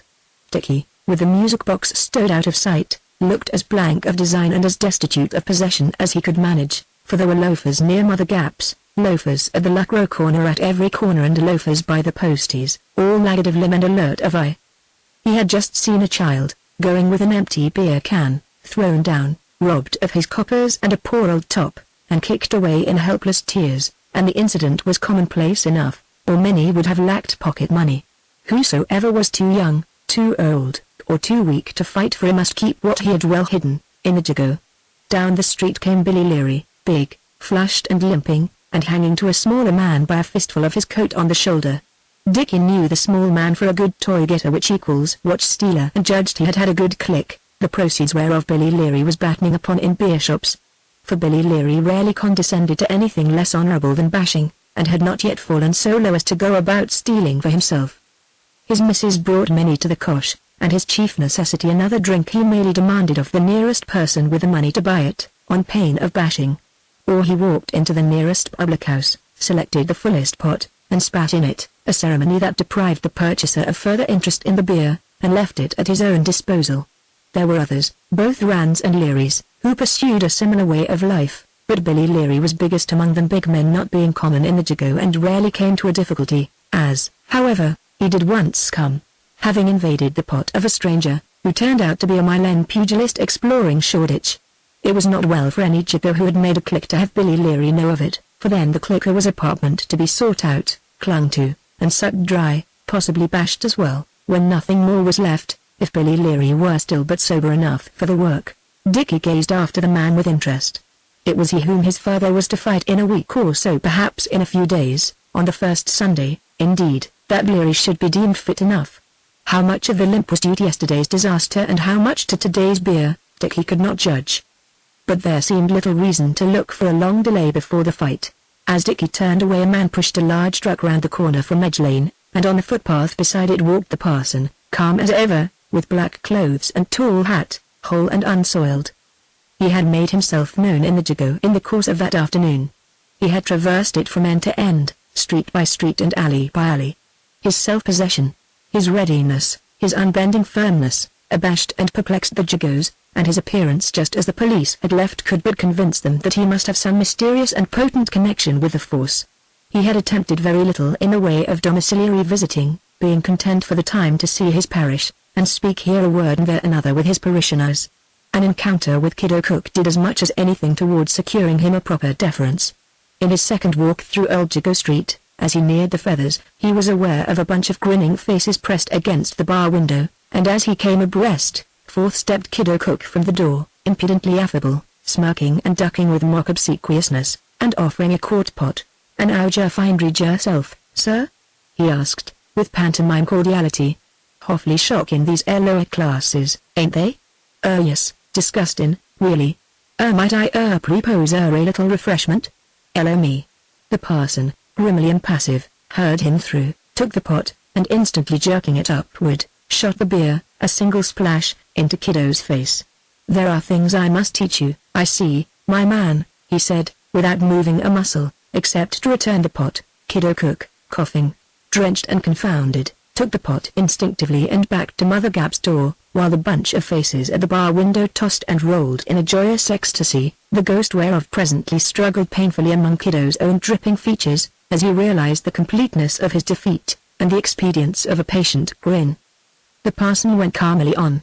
Before this, indeed, when he left the roper's room, and just after Dickie had started out, he had looked in at the Barrett's quarters to speak about the clock.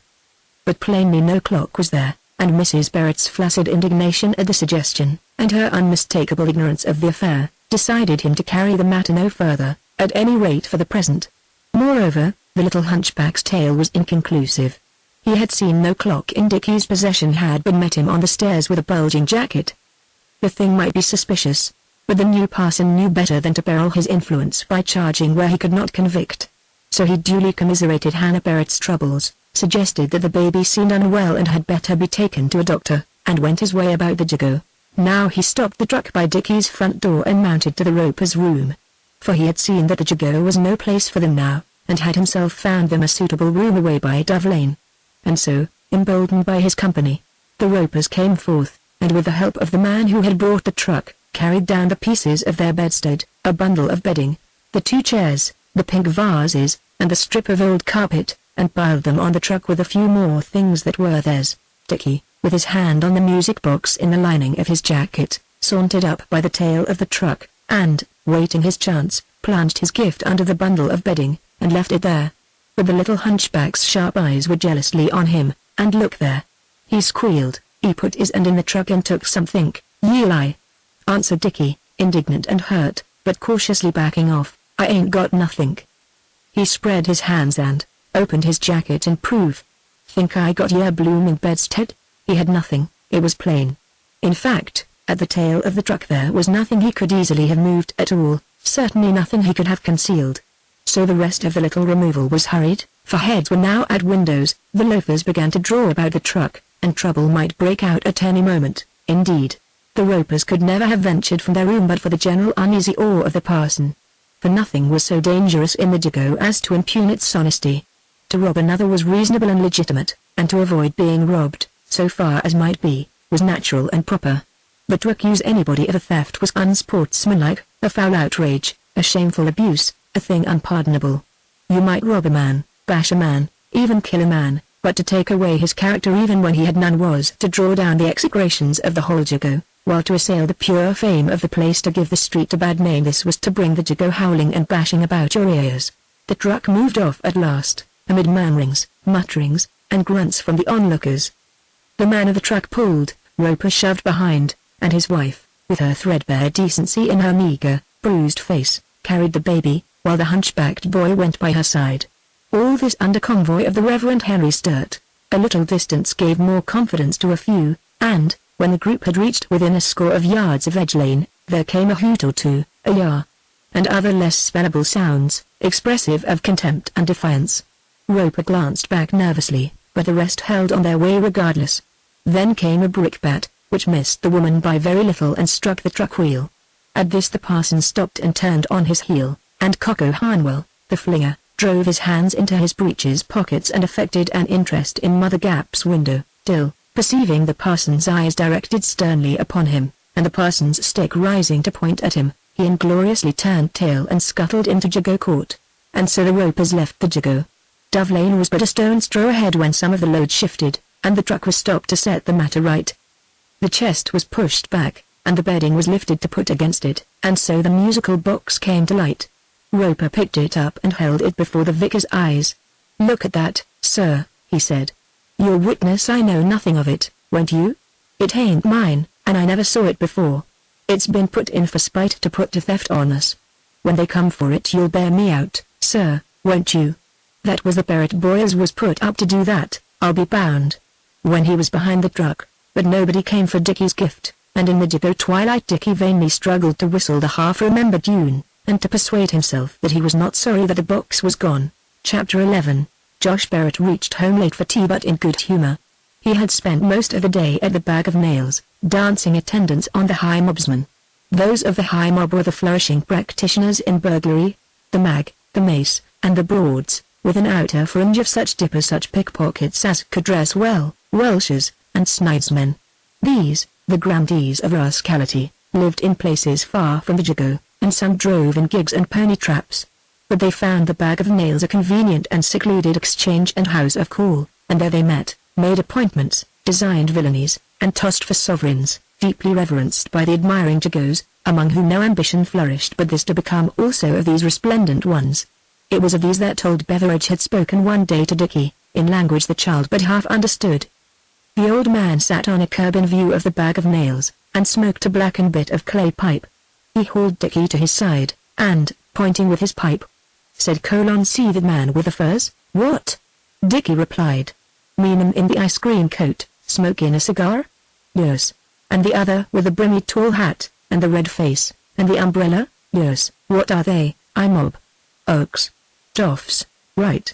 Now, Dickie Parrott, you Jago whelp, look at them, look hard. Some day, if you're cleverer than anyone in the Jago now, if you're only scoundrel enough, and brazen enough, and lucky enough, 1 of 1,000 maybe, you'll be like them, bursting with high living, drunk when you like, red and pimply. There it is, that's your aim in life, there's your pattern. Learn to read and write, learn all you can, learn cunning, spare nobody and stop at nothing," and perhaps he waved his hand toward the Bag of Nails. "It's the best the world has for you, for the Jago's got you, and that's the only way out, except jail and the gallows. So do your devilmost, or God help you, Dickie Barrett, though he won't, for the Jago's got you." Old Beveridge had eccentric talk and manners, and the Jago regarded him as a trifle balmy, though anything but a fool. So that Dickie troubled little to sift the meaning of what he said. Josh Barrett's mission among the high mob had been to discover some mobsman who might be disposed to back him in the fight with Billy Leary. For though a private feud was the first cause of the turn-up, Still, business must never be neglected, and a feud or anything else that could produce money must be made to produce it, and when a fight of exceptional merit is placed before spectators, it is but fair that they should pay for their diversion. But few high mobsmen were at the Bag of Nails that day. Sunday was the day of the chief gatherings of the high mob, Sunday the market day, so to speak, of the Jago, when such rent as was due weekly was paid. Most of the Jago rents were paid daily and nightly, and other accounts were settled or fought out. Moreover, the high mob were perhaps a trifle shy of the Jago at the time of a faction fight, and one was but just over, and that cut short at a third of the usual span of days. So that Josh waited long and touted vainly, till a patron arrived who knew him of old, who had employed him, indeed, as minder, which means a protector or a bully, as you please to regard it, on a racecourse adventure involving bodily risk. On this occasion Josh had earned his wages with hard knocks given and taken, and his employer had conceived a high and thankful opinion of his capacity. Wherefore he listened now to the tale of the coming fight, and agreed to provide something in the way of stakes, and to put something on for Josh himself, looking for his own profit to the bets he might make at favorable odds with his friends. For Billy Leary was notorious as being near prime ruffian of the Jago, while Josh's reputation was neither so evil nor so wide. And so it was settled, and Josh came pleased to his tea, for assuredly Billy Leary would have no difficulty in finding another notable of the high mob to cover the stakes. Dickie was at home, sitting by Louis on the bed, and when he called his father it seemed pretty plain to Josh that the baby was out of sorts. "She's rum about the eyes," he said to his wife. "Blimey if she don't look as though she was going to squint." Josh was never particularly solicitous as to the children, but he saw that they were fed and clothed perhaps by mere force of the habit of his more reputable days of plastering. He had brought home tripe, rolled in paper, and stuffed into his coat pocket, to make a supper on the strength of the day's stroke of business. When this tripe was boiled, he and Dickie essayed to drive morsels into Louis's mouth, and to wash them down with beer, but to no end but choking rejection. Whereat Josh decided that she must go to the dispensary in the morning. And in the morning he took her, with Dickie at his heels, for not only did his wife still nurse her neck, but in truth she feared to venture abroad. The dispensary was no charitable institution, but a shop so labelled in Meakin Street, one of half a dozen such kept by a medical man who lived away from them, and bothered himself as little about them as was consistent with banking the takings and signing the death certificates. A needy young student, whose sole qualification was cheapness, was set to do the business of each place, and the uniform price for advice and medicine was 6d. But there was a deal of professional character in the blackened and gilt-lettered front windows, and the sixpences came by hundreds. For hospital letters but rarely came Meakin Street way. Such as did were mostly in the hands of tradesmen, who subscribed for the purpose of getting them, and gave them to their best customers, as was proper and businesslike. And so the dispensary flourished, and the needy young student grew shifty and callous, and no doubt there were occasional faith cures. Indeed, cures of simple science were not at all impossible. For there was always a good supply of two drugs in the place: turkey rhubarb and sulphuric acid, both very useful, both very cheap, and both going very far in varied preparation, properly handled. An ounce or two of sulphuric acid, for instance, costing something fractional, dilutes with water into many gallons of physic. Excellent medicines they made too, and balanced each other very well by reason of their opposite effects. But indeed they were not all, for sometimes there were 2 or 3 other drugs in hand, interfering, perhaps troublesomely, with the simple division of therapeutics into the 2 provinces of rhubarb and sulphuric acid. Business was brisk at the dispensary, several were waiting, and medicine and advice were going at the rate of 2 minutes for 6d. Louis's case was not so clear as most of the others. She could not describe its symptoms succinctly, as a pain here, or a tight feeling there. She did but lie heavily, staring blankly upward. She did not mind the light now, with the little cast in her eyes, and repeat her odd little wail, and Dickie and his father could tell very little. The young student had a passing thought that he might have known a trifle more of the matter if he had had time to turn up. Cross on nerve and brain troubles were such a proceeding consistent with the dignity of the dispensary, but straightway assigning the case to the rhubarb province, made up a powder, ordered Josh to keep the baby quiet, and pitched his 6d among the others, well within the 2 minutes.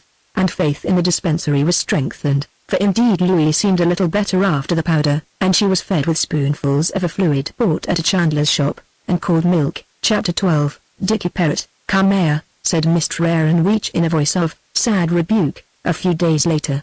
"Come here, Dickie Parrot." He shook his head solemnly as he stooped. Dickie slouched up. "What was that you found the other day and didn't bring to me?" "Nothing." Dickie withdrew a step. "It's no good you telling me that, Dickie Parrot, when I know better. You know very well you can't prevent me knowing." His little eyes searched Dickie's face, and Dickie sulkily shifted his own gaze. "You're a wicked, ungrateful young hound, and I've a good mind to tell a policeman to find out where you got that clock. Come here now, don't you try running away." "What? After me talking you in when you was hungry, and giving you coffee and cake, and good advice like a father, and a bloater and all, and you owing me threepence halfpenny besides, then you goes and takes your finding somewhere else." "I never," protested Dickie stoutly. But Mr. Weech's cunning, equal to a shrewd guess that since his last visit Dickie had probably had another find, and quick to detect a lie, was slack to perceive a truth. "Now don't you go and add on a wicked lie to your sinful ungratefulness, whatever you do," he said, severely. "That's worse, and I always know. Don't you know the little question mark, and him as does one folded fust and lies to hide it, makes it two. It's bad enough to be ungrateful to me as has been so kind to you, and it's worse to break the first commandment. If the bloater don't influence you, the holy mort. How would you like me to go and ask your father for that threepence halfpenny you owe me? That's what I'll allow it to do if you don't mind." Dickie would not have liked it at all, as his frightened face testified.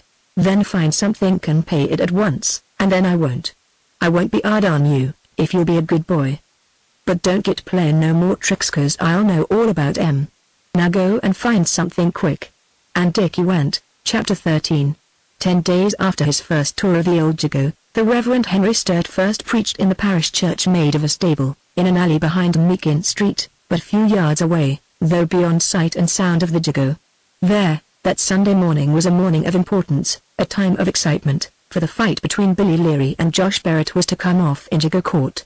The assurance that there was money in the thing was a sovereign liniment for Billy Leary's bruises, for they were but bruises, and he hastened to come by that money, lest it melt by caprice of the backers, or the backers themselves fall at unlucky odds with the police. He made little of Josh Barrett, his hardness and known fighting power notwithstanding. For was there not full a stone and a half between their weights? And had Billy not 4 or 5 inches the better in height and a commensurate advantage in reach? And Billy Leary's own hardness and fighting power were well proved enough. It was past 11 o'clock. The weekly rents for the week forthcoming had been extracted, or partly extracted, or scuffled over. Old Poll Ran, who had made money in 65 years of stall farming and iniquity, had made the rounds of the 6 houses she rented, to turn out the tenants of the night who were disposed to linger.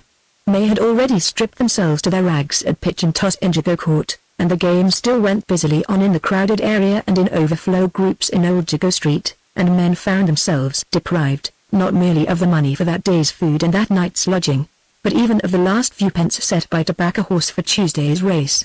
A little regarded fight or two went on here and there as usual, and on curbs and doorsteps sat women, hideous at all ages, filling the air with the rhetoric of the Jago. Presently down from Edge Lane and the posties came the high mobsmen, swaggering in check suits and billycocks, gold chains and lumpy rings, stared at, envied, and here and there pointed out by name or exploit. Him as done the sparks in from Regent Street for 9 centuries o' quids, him as done 5 stretch for a snide bank bill and they never found the oath, him as maced the bookies in France and shot the nark in the boat, and so forth. And the high mob being come, the fight was due. Of course, a fight merely as a fight was no great matter of interest, the thing was too common. But there was money on this, and again, it was no common thing to find Billy Leary defied, still less to find him challenged. Moreover, the thing had a Ran and Leary complexion, and it arose out of the battle of less than a fortnight back. So that Josh Barrett did not lack the partisans, though not a Ran believed he could stand long before Billy Leary. Billy's cause, too, had lost some popularity because it had been reported that Sally Green, in hospital, had talked of summonsing Nora Walsh in the matter of her mangled face, a scandalous device to overreach, a piece of foul practice repugnant to all proper feeling, more especially for such a distinguished Jago as Sally Green, so well able to take care of herself. But all this was nothing as affecting the odds. They ruled at 3-1 on Billy Leary, with few takers, and went to 4-1 before the fight began. Josh Barrett had been strictly sober for a full week, and the family had lived better, for he had brought meat home each day. Now he sat indifferently at the window of his room, and looked out at the crowd in Jago Court till such time as he might be wanted. He had not been out of the room that morning. He was saving his energy for Billy Leary. As for Dickie, he had scarce slept for excitement. For days he had enjoyed consideration among his fellows on account of this fight. Now he shook and quivered, and nothing relieved his agitation but violent exertion. So he rushed downstairs 100 times to see if the high mob were coming, and back to report that they were not. At last he saw their overbearing checks, and tore upstairs, face before knees, with "There they are, father. They are. They're coming down the street, father," and danced frenzied about the room and the landing. Presently Jerry Gullen and Kiddo Cook came, as seconds, to take Josh out, and then Dickie quieted a little externally, though he was bursting at the chest and throat, and his chin jolted his teeth together uncontrollably. Josh dragged off his spotted coat and waistcoat and flung them on the bed, and then was helped out of his ill-mended blue shirt. He gave a hitch to his trousers band, tightened his belt, and was ready. "Ta-ta, old gal," he said to his wife, with a grin, "back again soon, with a bob or two for ye," added Kiddo Cook, grinning likewise. Hannah Barrett sat pale and wistful, with the baby on her knees. Through the morning she had sat so, wretched and helpless, sometimes putting her face in her hands, sometimes breaking out hopelessly: "Don't, Josh. Don't, good God, Josh, I wish you wouldn't. Or Josh, I wish I was dead." Josh had fought before, it was true, and more than once, but then she had learned of the matter afterward. This preparation and long waiting were another thing. Once she had even exclaimed that she would go with him though she meant nothing. Now, as Josh went out at the door, she bent over Louie and hid her face again. "Good luck, father," called Dickie, "go it." Though the words would hardly pass his throat, and he struggled to believe that he had no fear for his father. No sooner was the door shut than he rushed to the window. Though Josh could not appear in Jago Court for 3 or 4 minutes yet. The sash line was broken, and the window had been propped open with a stick. In his excitement Dickie dislodged the stick, and the sash came down on his head, but he scarce felt the blow, and readjusted the stick with trembling hands, regardless of the bruise rising under his hair. "Ain't you going to look, mother?" he asked. "Won't you roll up, Louie?" But his mother would not look. As for Louie, she looked at nothing. She had been taken to the dispensary once again, and now lay drowsy and dull, with little more movement than a general shudder and a twitching of the face at long intervals. The little face itself was thinner and older than ever, horribly flea-bitten still, but bloodlessly pale. Mrs. Barrett had begun to think Louie was ailing for something, thought it might be measles or whooping cough coming, and complained that children were a continual worry. Dickie hung head and shoulders out of the window, clinging to the broken sill and scraping feverishly at the wall with his toes. Jago Court was fuller than ever. The tossing went on, though now with more haste, that most might be made of the remaining time. A scuffle still persisted in one corner. Some stood to gaze at the high mob, who, to the number of 8 or 10, stood in an exalted group over against the back fences of New Jago Street, but the thickest knot was about Coco Harnwell's doorstep, whereon sat Billy Leary, his head just visible through the press about him, waiting to keep his appointment. Then a close group appeared at the archway, and pushed into the crowd, which made way at its touch, the disturbed tossers pocketing their coppers, but the others busily persisting, with no more than a glance aside between the spins. Josh Barrett's cropped head and bare shoulders marked the center of the group, and as it came, another group moved out from Coco Harnwell's doorstep, with Billy Leary's tall bulk shining pink and hairy in its midst. "Ease in the court, mother," called Dickie, scraping faster with his toes. The high mobsman moved up toward the middle of the court, and some from the two groups spread and pushed back the crowd. Still half a dozen couples, remote by the walls, tossed and tossed faster than ever, moving this way and that as the crowd pressed. Now there was an irregular space of bare cobblestones and house refuse, 5 or 6 yards across, in the middle of Jago Court, and all round it the shouting crowd was packed tight, those at the back standing on sills and hanging to fences. Every window was a clump of heads, and women yelled savagely or cheerily down and across.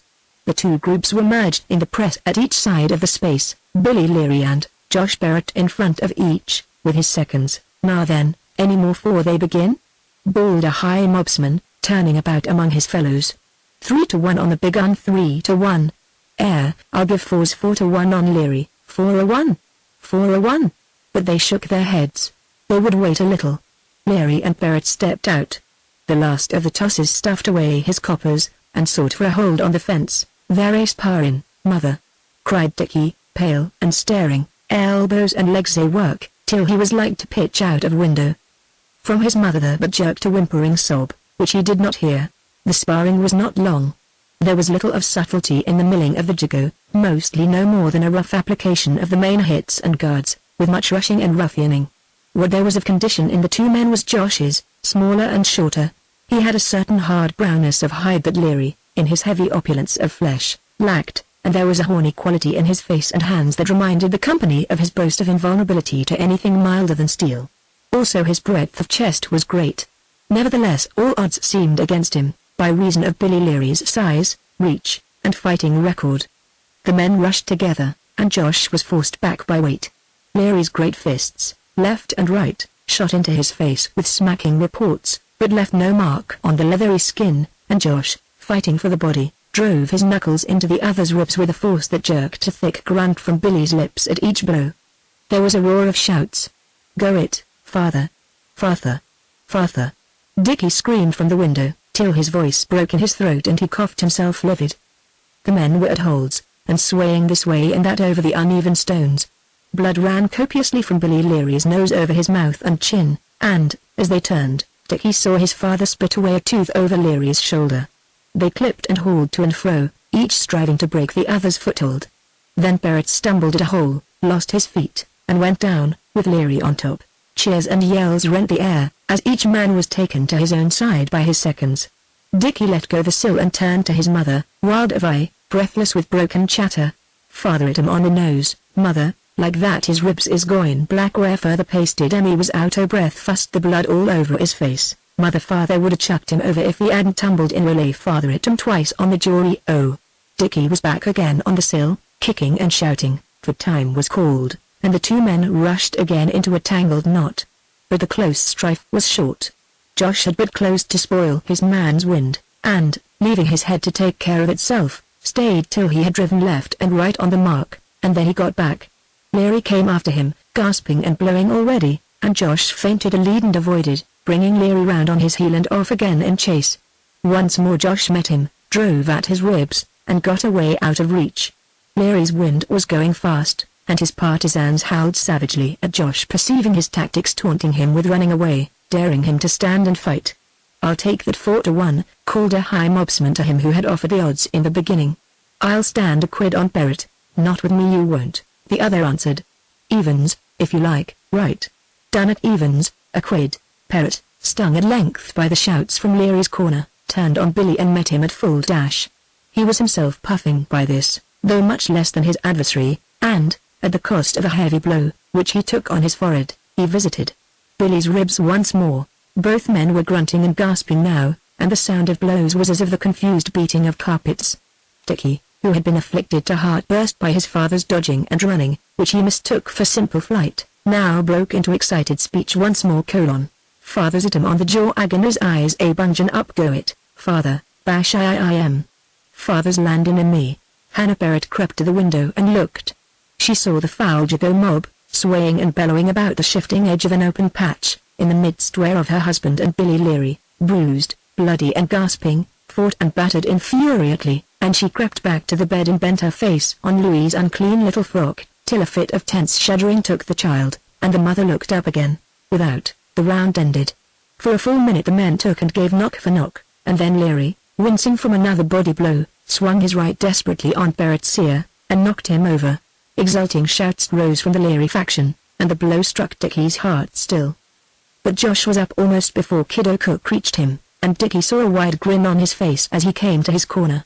The leathery toughness of the man, and the advantage it gave him, now grew apparent. He had endured to the full as much and as hard punching as had his foe, even more, and harder. Once he had fallen on the broken cobblestones with all Leary's weight on him, and once he had been knocked down on them. But, except for the sweat that ran over his face and down his back, and for a missing front tooth and the lip it had cut, he showed little sign of the struggle, while Leary's left eye was a mere slit in a black wen. His nose was a beaten mass, which had ensanguined him, and indeed Josh, from crown to waist, and his chest and flanks were a mottle of bruises. "Father's alright, mother, I see him laughin'." And he's smashed Leary's nose all over his face. Up again they sprang from the next round, Barrett active and daring, Leary cautious and a trifle stiff. Josh rushed in and struck at the tender ribs once more, took 2 blows callously on his head, and sent his left to the nose, with a smack as of a flail on water. With that Leary rushed like a bull, and Josh was driven and battered back, for the moment without response. But he ducked, and slipped away, and came again, fresh and vicious. And now it was seen that Barrett's toughness of hand was lasting. Leary's knuckles were raw, cut, and flayed, and took little good by the shock when they met the other's stubborn muzzle, while Josh still flung in his corneous fists, hard and lasting as a bag of bullets. But suddenly, stooping to reach the mark once more, Josh's foot turned on a projecting stone, and he floundered forward into Billy's arms. Like a flash his neck was clipped in the big man's left arm. Josh Barrett was in chancery. Quick and hard Leary pounded the imprisoned head, while Jerry Gullen and Kiddo Cook danced distracted and dismayed, and the crowd whooped and yelled. Dickie hung delirious over the sill, and shrieked he knew not what. He saw his father fighting hard at the back and ribs with both hands, and Leary hammering his face in a way to make pulp of an ordinary muzzard. Then suddenly Josh Barrett's right hand shot up from behind, over Leary's shoulder, and gripped him at the chin. Slowly, with tightened muscles, he forced his man back over his bent knee, Leary clinging and swaying, but impotent to struggle. Then, with an extra wrench from Josh, up came Leary's feet from the ground, higher, higher, till suddenly Josh flung him heavily over, heels up, and dropped on him with all his weight. The Rands roared again. Josh was up in a moment, sitting on Kiddo Cook's knee, and taking a drink from a bottle. Billy Leary lay like a man fallen from a housetop. His seconds turned him on his back, and dragged him to his corner. There he lay limp and senseless, and there was a cut at the back of his head. The high mobsman who held the watch waited for half a minute and then called time. Josh Barrett stood up, but Billy Leary was knocked out of knowledge, and heard not. He was beaten. Josh Barrett was involved in a howling, dancing crowd, and was pushed, grinning, this way and that, slapped on the back, and offered drinks. In the outskirts the tossers, inveterate, pulled out their pence and resumed their game. Dickie spun about, laughing, flushed, and elated, and as soon as the door was distinct to his dazzled sight, he ran off downstairs. His mother, relieved and even pleased, speculated as to what money the thing might bring. She put the baby on the bed, and looked from the window. Josh, in the crowd, shouted and beckoned her, pointing and tapping his bare shoulder. He wanted his clothes. She gathered together the shirt, the coat, and the waistcoat, and hurried downstairs. Louis could come to no harm lying on the bed for a few minutes. And, indeed, Hannah Barrett felt that she would be a person of distinction in the crowd, and was not sorry to have an excuse for going out. 3 cheers for the missus, sang out Kiddo Cook as she came through the press. I said I'd have a bob or two for you, didn't I? Josh Barrett, indeed, was rich, a capitalist of £5. For a sovereign a side had been put up, and his backer had put on a sovereign for him at 3 to 1. So that now it became him to stand beer to many sympathizers. Also, he felt that the missus should have some part in the celebration, for was it not her injury that he had avenged on Sally Green's brother? So Hannah Barrett, pleased though timorous, was hauled away with the rest to Mother Gap's. Here she sat by Josh's side for an hour. Once or twice she thought of Louis, but with native inertness she let the thought slip. Perhaps Dickie would be back, and at any rate it was hard if she must not take half an hour's relaxation once in a way. At last came Dickie, urgent perplexity in his face, looking in at the door. Josh, minded to be generous all round, felt for a penny. Mother, said Dickie, plucking at her arm, Pigiani Pole's at home, Nuss and Louis, she told me to tell you to come at once. Pigiani Pole? What right had she in the room? The ghost of Hannah Barrett's respectability rose in resentment. She supposed she must go. She arose, mystified, and went, with Dickie at her skirts. Pigiani Pole sat by the window with the baby in her arms, and pale misgiving in her dull face. I come in, Mrs. Barrett, Mum, she said, with a hush in her thick voice. I come in 'cause I see you going out, and I thought the baby'd be alone. She's at a sort of fit, all stiff and blue in the face and grind in her little mouth. She's left off now, but I don't know what to make of her. She's so. Hannah Barrett stared blankly, and lifted the child, whose arm dropped and hung. The wizen age had gone from Louis's face, and the lids were down on the strained eyes. Her pale lips lay eased of the old pinching, even parted in a smile. For she looked in the face of the angel that plays with the dead children. Hannah Barrett's chin fell. Law, she said bemusedly, and sat on the bed. An odd croaking noise broke in jerks from Pigiani Pole as she crept from the room, with her face bowed in the bend of her arm, like a weeping schoolboy. Dickie stared, confounded. Josh came and gazed stupidly, with his mouth open, walking tiptoe. But at a word from Kiddo Cook, who came in his tracks, he snatched the little body and clattered off to the dispensary, to knock up the young student. The rumour went in the Jago that Josh Barrett was in double luck. For here was insurance money without a doubt. But in truth that was a thing the Perrots had neglected. Hannah Barrett felt a listless relief. Josh felt nothing in particular, except that there was no other thing to be done, and that Mother Gaps would be a cheerful place to finish the day in, and keep up the Mrs. Becker. So that 8 o'clock that evening at Perrotts witnessed a darkening room wherein an inconsiderable little corpse lay on a bed, while a small ragamuffin spread upon it with outstretched arms, exhausted with sobbing, a soak of muddy tears. Oh Louis, Louis, can't you hear? Won't you never come to me no more? And the Reverend Henry Sturt, walking from church through Luck Row toward his lodgings in Kingsland Road, heard shouts and riot behind the grimy panes of Mother Gaps, and in there, midst the roar of many voices, joined in the Jago chant: 6 bloomin' long months in a prison, 6 more bloomin' months I must stay, for meetin' a bloke in our alley, and Tarkeen, is extra way. Torali lay, a caution a bloke in our alley, and Tarkeen is extra way. Chapter 14. On an autumn day 4 years after his first coming to the Jago, the Reverend Henry Sturt left a solicitor's office in Cheapside, and walked eastward, with something more of hope and triumph in him than he had felt since the Jago fell to his charge. For the ground was bought whereon should be built a church and buildings accessory, and he felt, not that he was like to see any great result from his struggle, but that perhaps he might pursue it better armed and with less of grim despair than had been his portion hitherto. It had taken him 4 years to gather the money for the site, and some of it he was paying from his own pocket. He was unmarried, and had therefore no reason to save. Still, he must be careful, for the sake of the parish. The church must be built, and some of the money would probably be wanted for that. Moreover, there were other calls.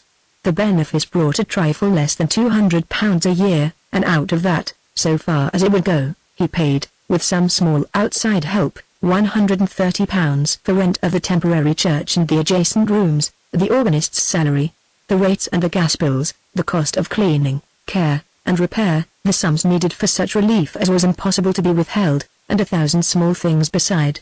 While the Jagos speculated wildly among themselves as to the vast sums he must make by his job. For what offer would come and live in the Jago except for a consideration of solid gain? What other possible motive could there be, indeed? Still, he had an influence among them such as they had never known before. For one thing, they feared in him what they took for a sort of supernatural insight.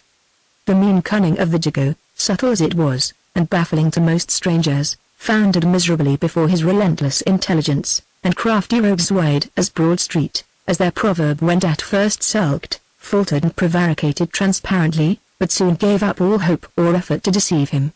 Thus he was respected. Once he had made it plain that he was no common milch cow in the matter of gratuities, to be bamboozled for shillings, cajoled for coals, and bullied for blankets, then there became apparent in him qualities of charity and loving kindness, well judged and governed, that awoke in places a regard that was in a way akin to affection. And the familiar habit of the Jago slowly grew to call him Father Sturt. Father Sturt was not to be overreached, that was the axiom gloomily accepted by all in the Jago who lived by what they accounted their wits. You could not juggle shillings and clothing, convertible into shillings, out of Father Sturt by the easy free-form of repentance and salvation that served with so many. There were many of the Jagos, mightily despised by some of the sturdier ruffians, who sallied forth from time to time into neighboring regions in pursuit of the profitable sentimentalist, discovering him black-coated, earnest, green, sometimes a preacher, sometimes a layman, sometimes one having authority on the committee of a charitable institution, dabbling in the East End on his own account, or administering relief for a mission, or dispersing a mansion house fund.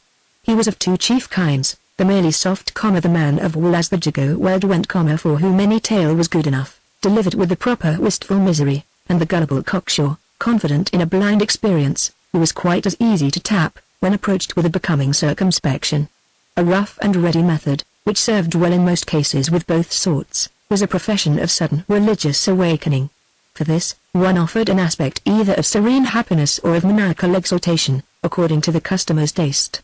A better way, but one demanding greater subtlety, was the assumption of the part of earnest inquirer, hesitating on the brink of salvation. For the attitude was capable of indefinite prolongation, and was ever productive of the boots, the coats, and the half-crowns used to coax weak brethren into the fold. But with Father Sturt, such trouble was worse than useless. It was, indeed, but to invite a humiliating snub.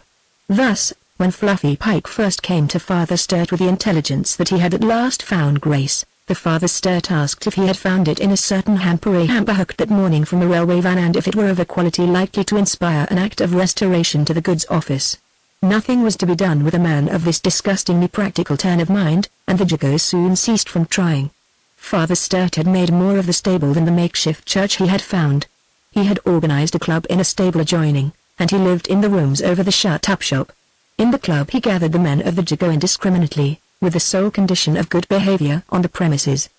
And there they smoked, jumped, swung on horizontal bars, boxed, played at cards and bagatelle, free from interference save when interference became necessary. For the women there were sewing meetings and singing. And all governed with an invisible discipline, which, being brought to action, was found to be of iron. Now there was ground on which might be built a worthier church, and Father Sturt had in mind a church which should have by its side a cleanly lodging-house, a night shelter, a club, baths and wash-houses. And at a stroke he would establish this habitation and wipe out the blackest spot in the Jago.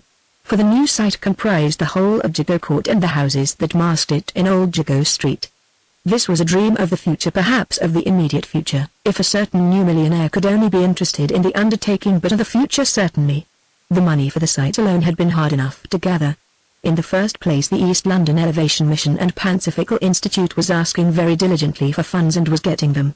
It was to that, indeed, that people turned by habit when minded to invest in the amelioration of the East End. Then about this time there had arisen a sudden quacksalver, a panjandrum of philanthropy, a mummer of the marketplace, who undertook, for a fixed sum, to abolish poverty and sin together, and many, pleased with the new gauderie, poured out before him the money that had gone to maintain hospitals and to feed proved charities. So that gifts were scarce and hard to come by indeed, were apartment to be thought unnecessary, for was not misery to be destroyed out of hand. Moreover, Father Sturt wanted not for enemies among the sentimental cocksure.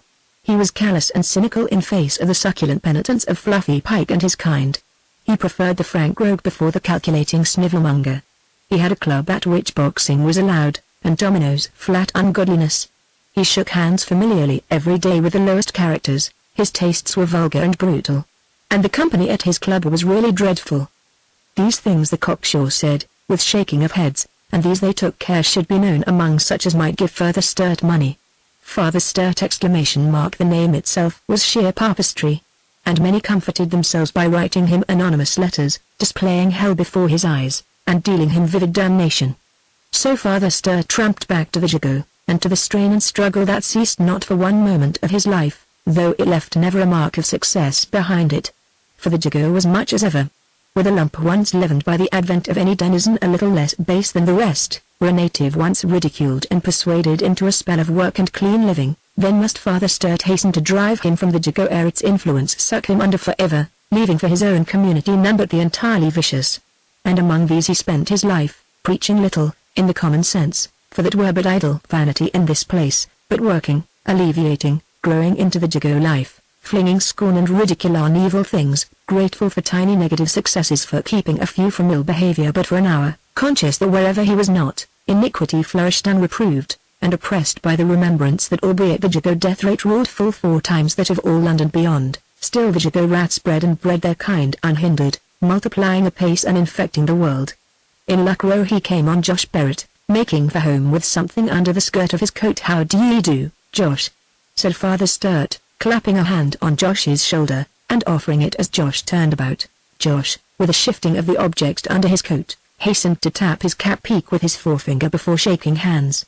He grinned broadly, and looked this way and that, with mingled gratification and embarrassment, as was the Jago way in such circumstances.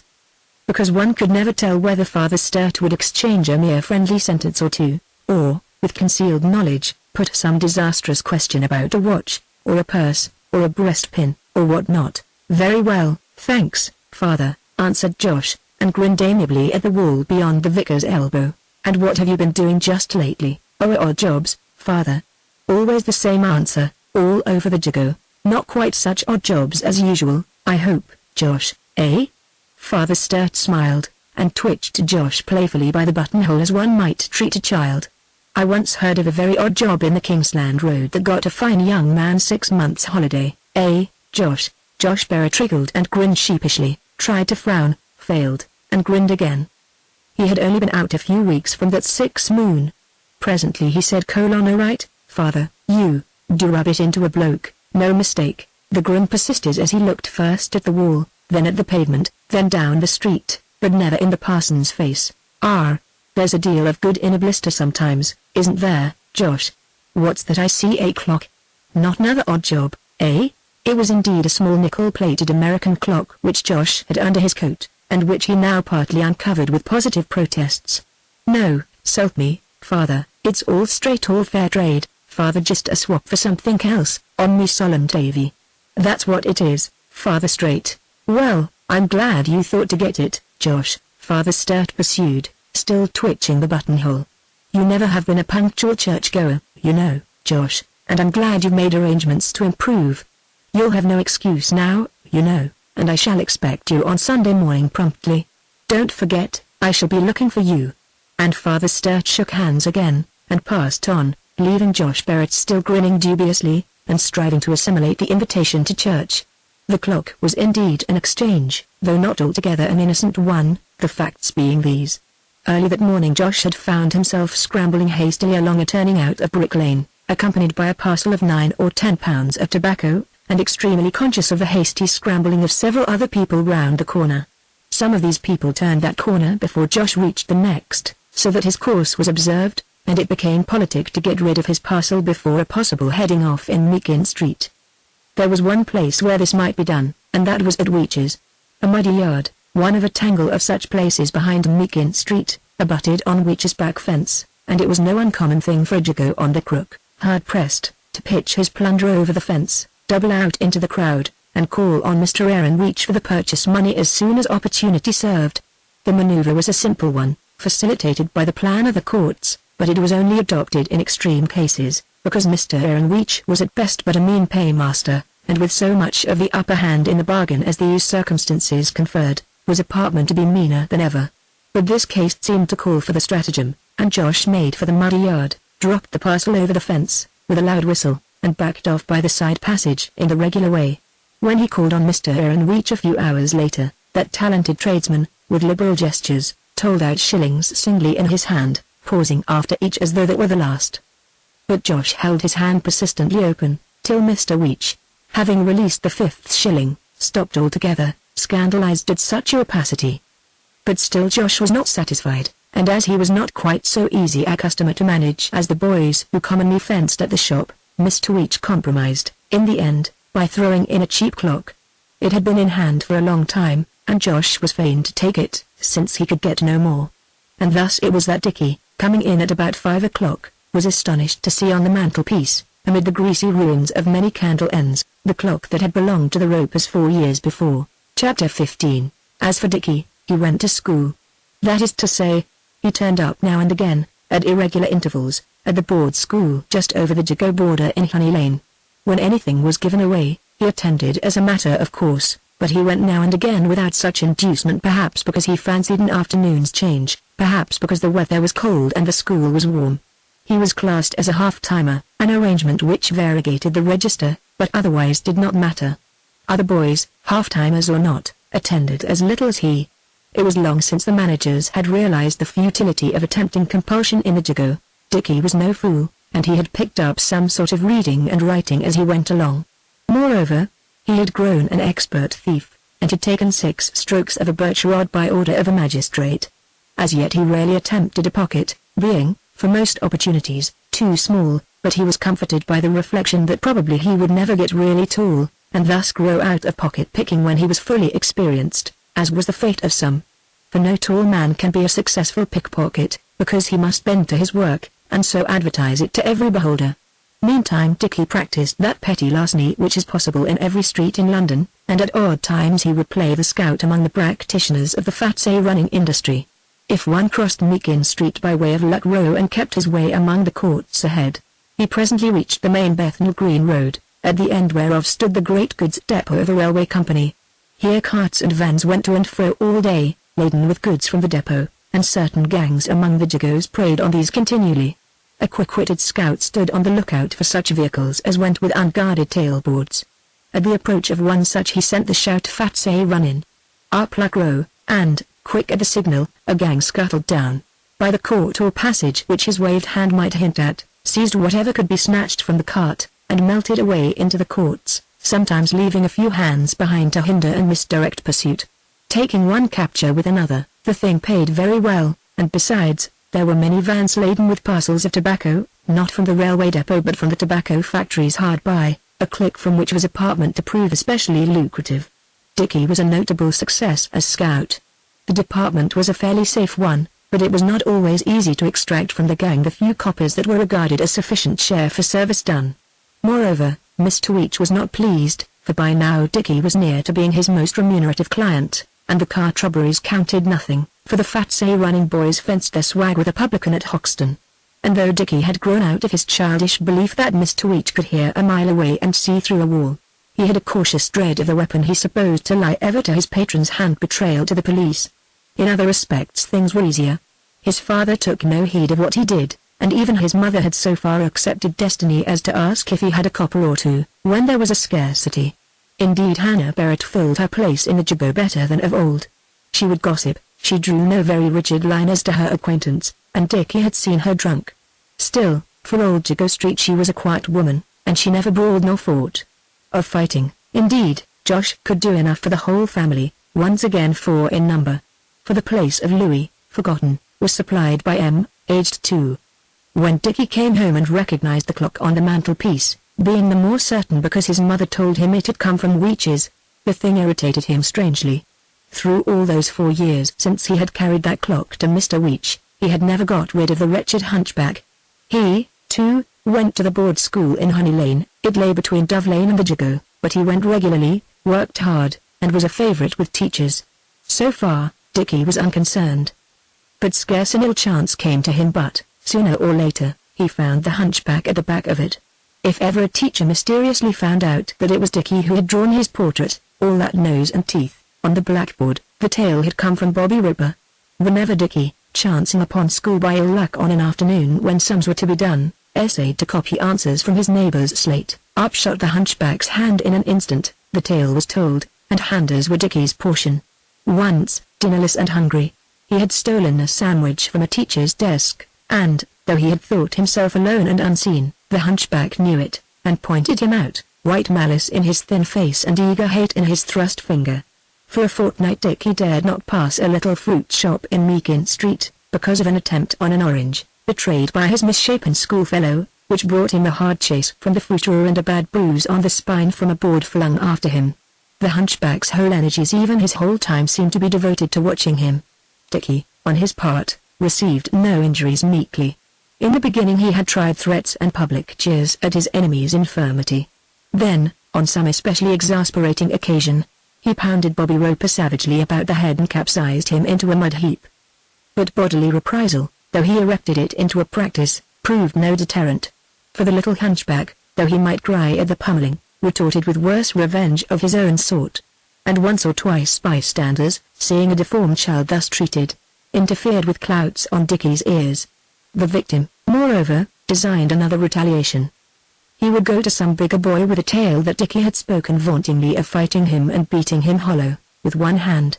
This brought the big boy after Dickie at once, with a hiding, except on some rare occasion when the hunchback rated his instrument of vengeance too high, and Dickie was able to beat him in truth. But this was a very uncommon mistake.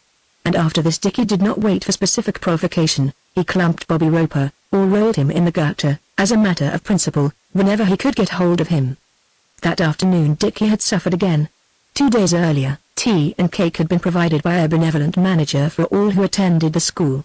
Consequently the attendance was excellent, and included Dickie.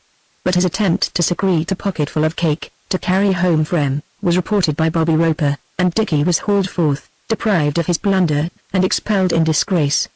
He waited outside and paid off the score fiercely, by the help of a very long and pliant cabbage stalk.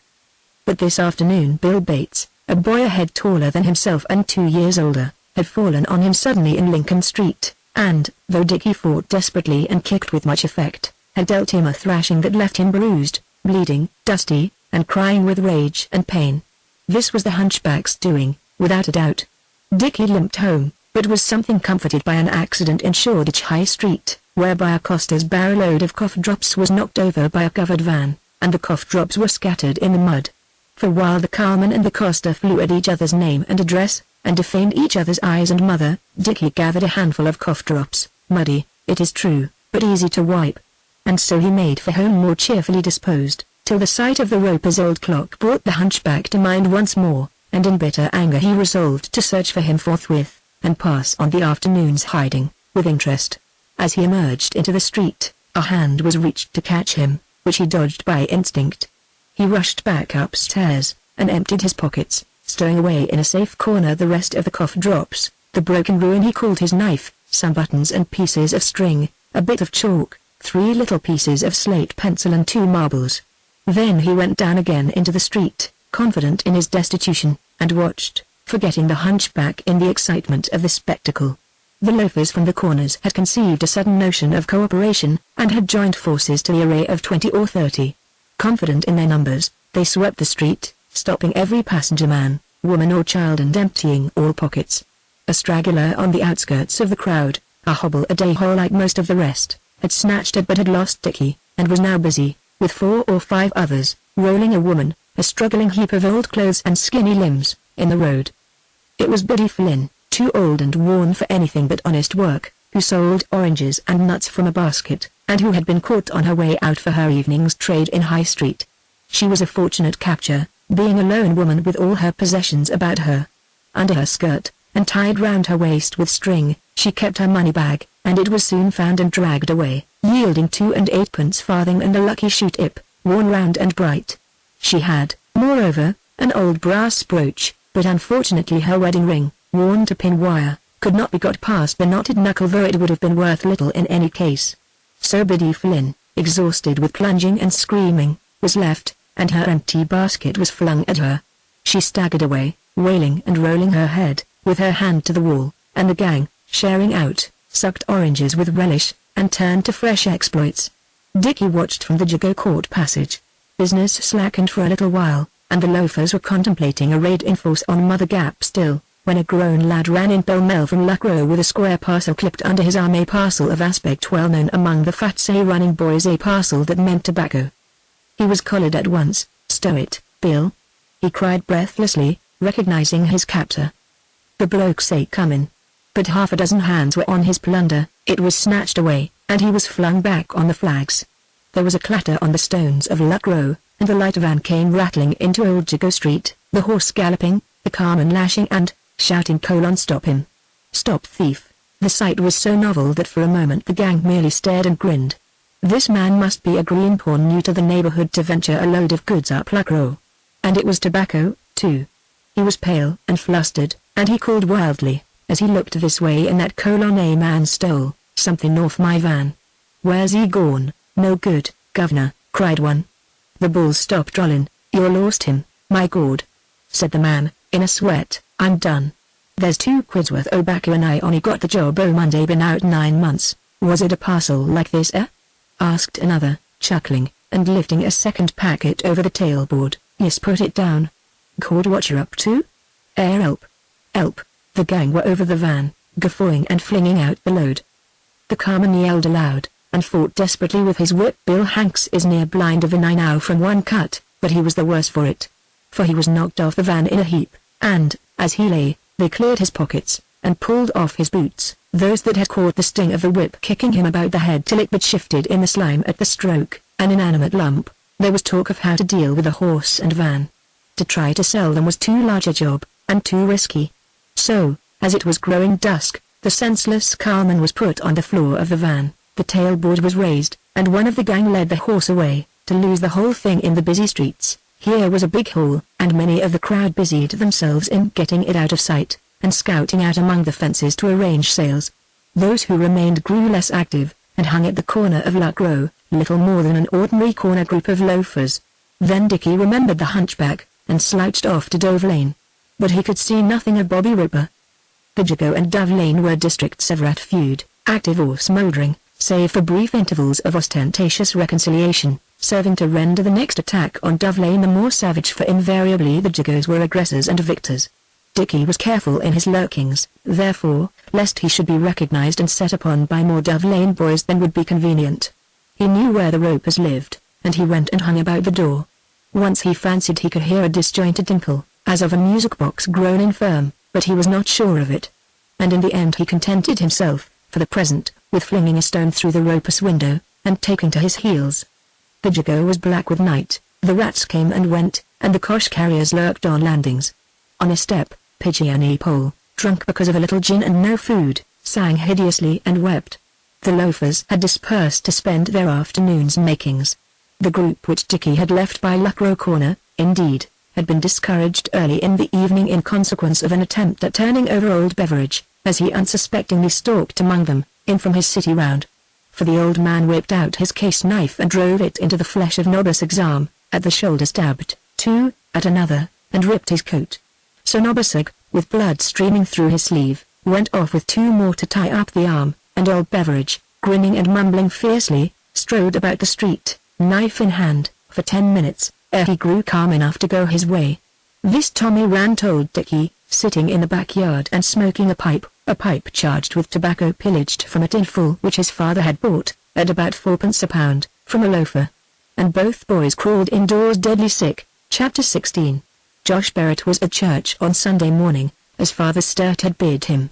Not because of the bidding, but because the vicar overtook him and Kiddo Cook in Meakin Street, and hauled them in, professing to be much gratified at their punctuality, and charging them never to fall away from the habit. The 2 Jagos, with dubious grins, submitted as they must, and were in a little while surprised to find others arriving, friends and acquaintances never suspected of church-going. The fact was, that Father Sturt, by dint of long effort, had so often brought so many to his stable church, as he had now brought Josh and Kiddo, that the terrors and embarrassments of the place had worn off, and many, finding nothing more attractive elsewhere, would make occasional attendances of their own motion.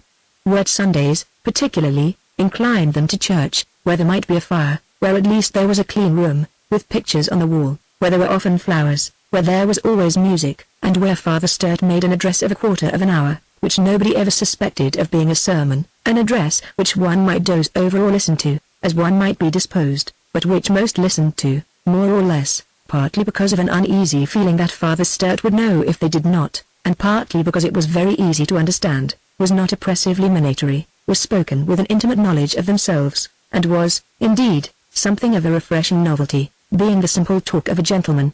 Josh Barrett and Kiddo Cook were not altogether sorry they had come. It was a rest. Stable though it had been, they had never sat in so pleasant a room before. There was nothing to do, no constant watch to be kept, no police to avoid, and their wits had a holiday. They forgot things. Their courage never rose so high as to build the thought, but in truth pipes would have made them happy. The address being done, Father Sturt announced the purchase of the site for the new church, and briefly described his scheme. He would give tenants good notice, he said, before the houses were destroyed. Meantime, they must pay rent, though most of the amounts would be reduced, and after the benediction, Father Sturt, from his window over the closed shop, saw Josh Barrett and Kiddo Cook guffawing and elbowing one another up Luckrow. Each was accusing the other of having tried to sing. Chapter 17. There was much talk of Father Sturt's announcement. Many held it a shame that so much money, destined for the benefit of the Jago, should be spent in bricks and mortar, instead of being distributed among themselves. They fell to calculating the price of the land and houses, and to working it out laboriously in the denomination of pots and gallons.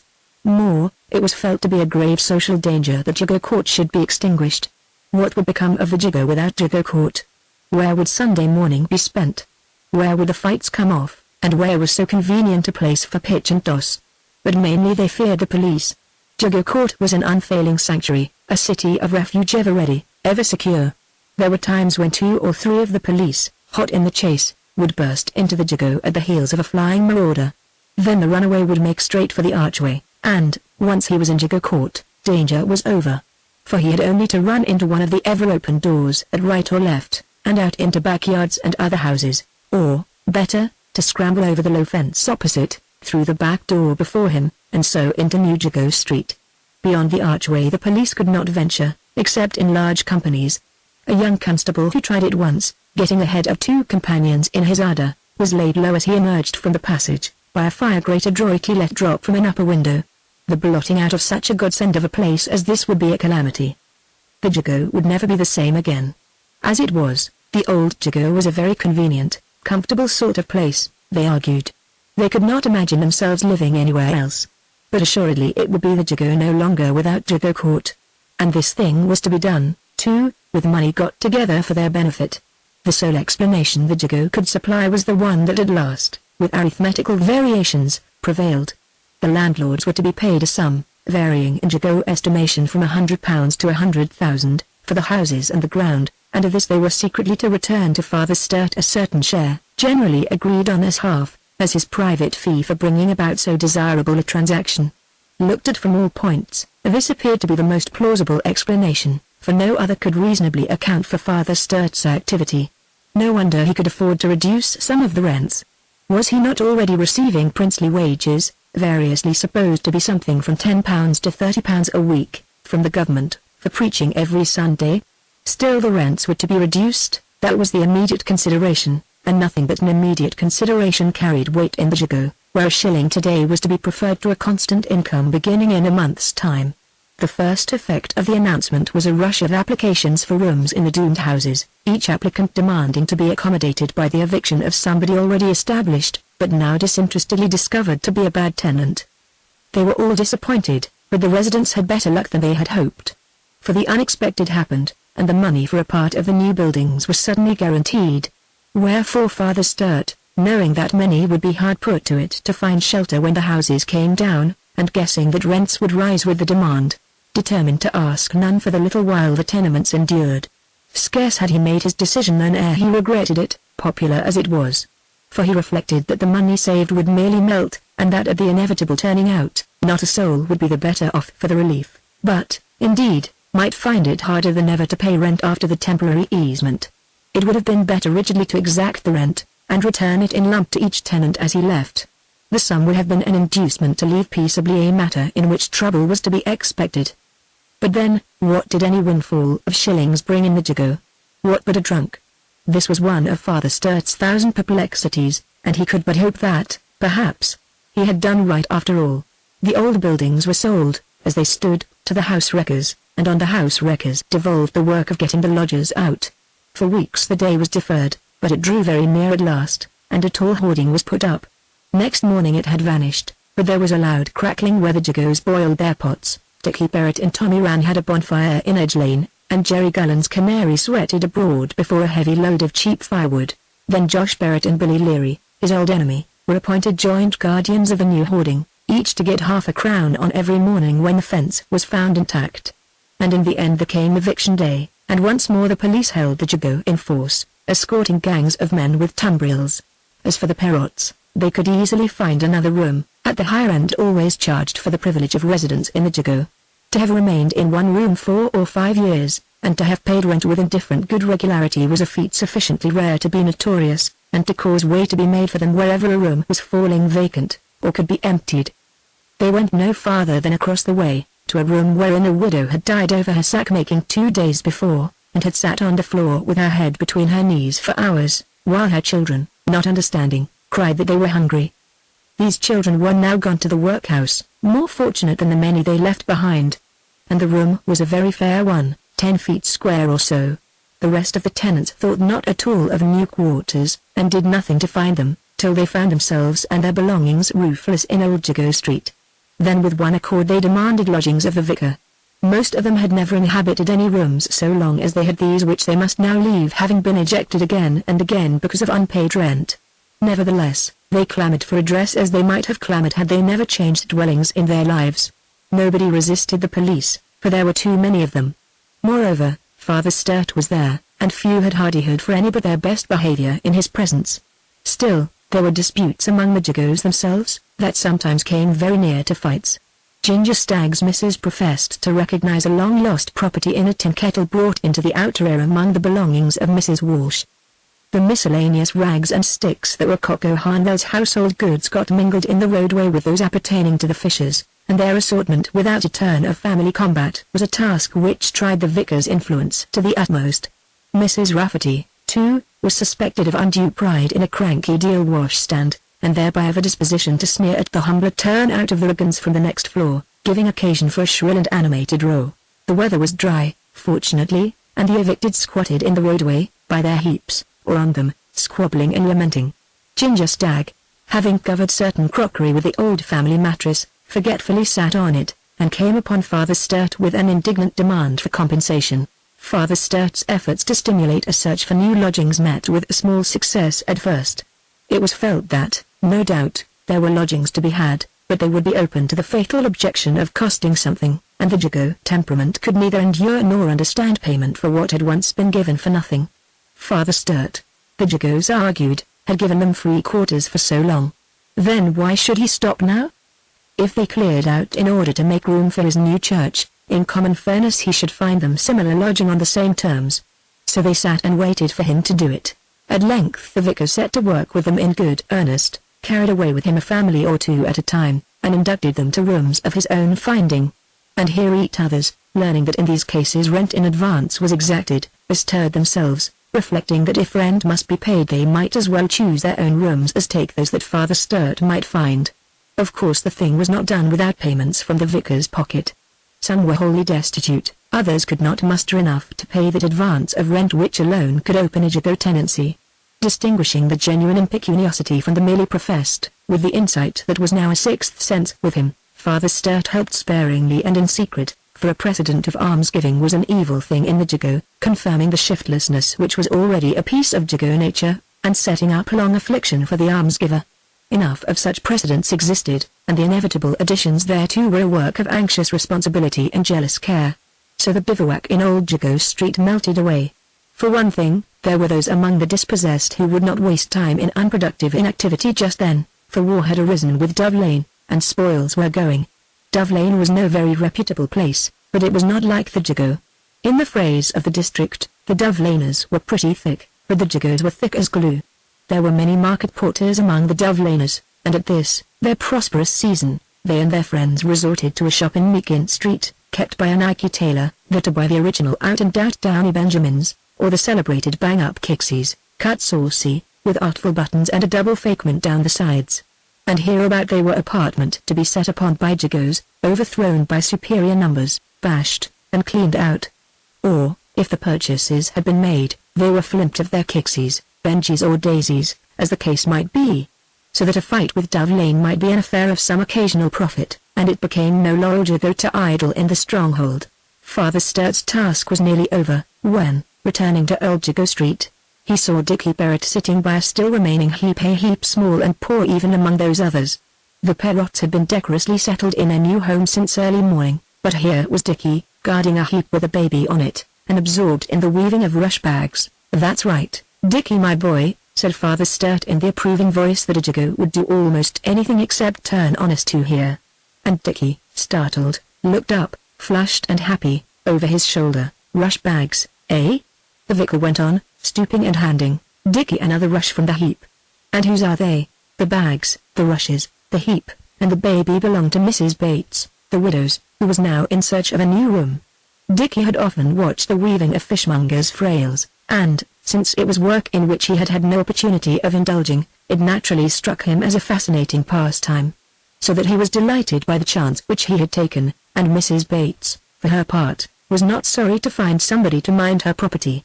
Moreover, by hard work and the skill begot of much practice, she was able to earn a sum of some 3 farthings an hour at the rush bags, a profit which her cupidity made her reluctant to lose, for even half an hour. And thus to have Dickie carry on the business, and in his enthusiasm he did it very well, was a further consideration. Father Sturt chatted with Dickie till the boy could scarce plat for very pride. Would not Dickie like to work regularly every day, asked Father Sturt, and earn wages? Dickie could see no graceful answer but the affirmative, and in sober earnest he thought he would. Father Sturt took hold of Dickie's vanity. Was he not capable of something better than other Jago boys? Why should he not earn regular wages, and live comfortably, well-fed and clothed, with no fear of the police, and no shame for what he did? He might do it, when others could not. They were not clever enough. They called themselves clever and wide, but, said Father Sturt, is there one of them that can deceive me? And Dickie knew there was not one. Most did no work, the vicar's argument went on, because they had neither the pluck to try nor the intelligence to accomplish. Else why did they live the wretched Jago life instead of take the pleasanter time of a decent labourer? Dickie, already zealous at work as exampled in rush bag making, listened with wistful pride. Yes, if he could, he would work and take his place over the envious heads of his Jago friends. But how? Nobody would employ a boy living in the Jago. That was notorious. The address was a topsy-turvy testimonial for miles round. All the same, when Mrs. Bates at last took away her belongings, Dickie ran off in delighted amaze to tell his mother and that he was going to tea at Father Sturt's rooms.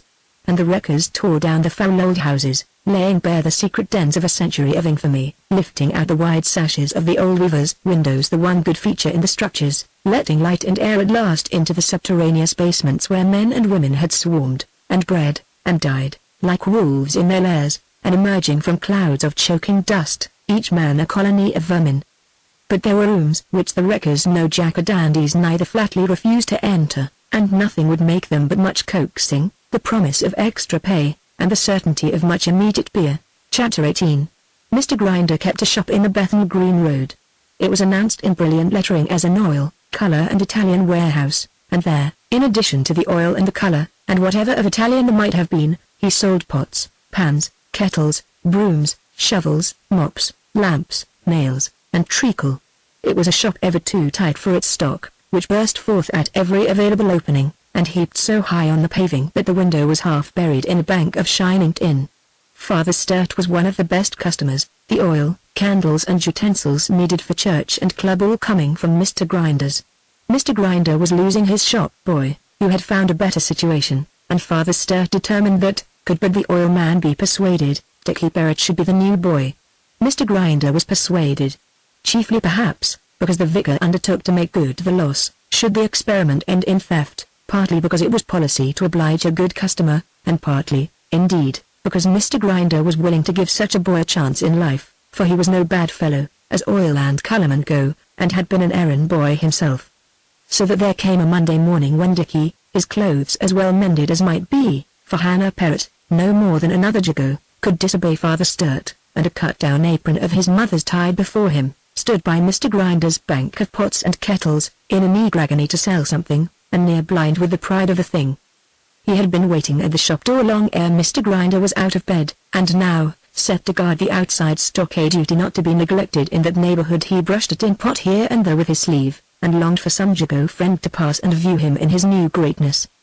The goods he watched over were an unfailing source of interest, and he learned by much repetition the prices of all the saucepans, painted in blue distemper on the tin, and ranging from 8pence halfpenny, on the big pots in the bottom row, to 3 halfpence on the very little ones at the top. And there were long ranks of little paraffin lamps at a penny, the sort that had set fire to a garret in Half Jago Street a month since, and burnt old Mother Leary to a greasy cinder. With a smaller array of a superior quality at 4pence halfpenny, just like the one that had burst at Jerry Gullen's, and burnt the bed. While over his head swung doormats at 1 and 8pence, with penny mouse traps dangling from their corners. When he grew more accustomed to his circumstances, he bethought him to collect a little dirt, and rub it down the front of his apron, to give himself a well-worked and business-like appearance, and he greatly impeded women who looked at the saucepans and the mouse traps, ere they entered the shop, by his anxiety to cut them off from Mr. Grinder and serve them himself. He remembered the boy at the toy shop in Bishopsgate Street, years ago, who had chased him through Spitalfields, and he wished that some lurching youngster would snatch a mouse-trap, that he might make a chase himself. At Mr. Grinder's every call Dickie was prompt and willing, for every new duty was a fresh delight, and the whole day a prolonged game of real shopkeeping. And at his tea he was to have tea each day in addition to 3 and 6pence every Saturday. He took scarce 5 minutes. There was a trolley, just such a thing as porters used at railway stations, but smaller, which was his own particular implement, his own to pack parcels on for delivery to such few customers as did not carry away their own purchases, and to acquire the dexterous management of this trolley was a pure joy. He bolted his tea to start the sooner on a trolley journey to a public house 200 yards away. His enthusiasm for work as an amusement cooled in a day or two, but all his pride in it remained. The fight with Dove Lane waxed amain, but Dickie would not be tempted into more than a distant interest in it. In his daydreams he saw himself a tradesman, with a shop of his own and the name R. Perrott, with a gold flourish, over the door.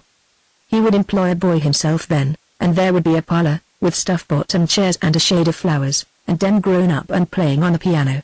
Truly Father Sturt was right.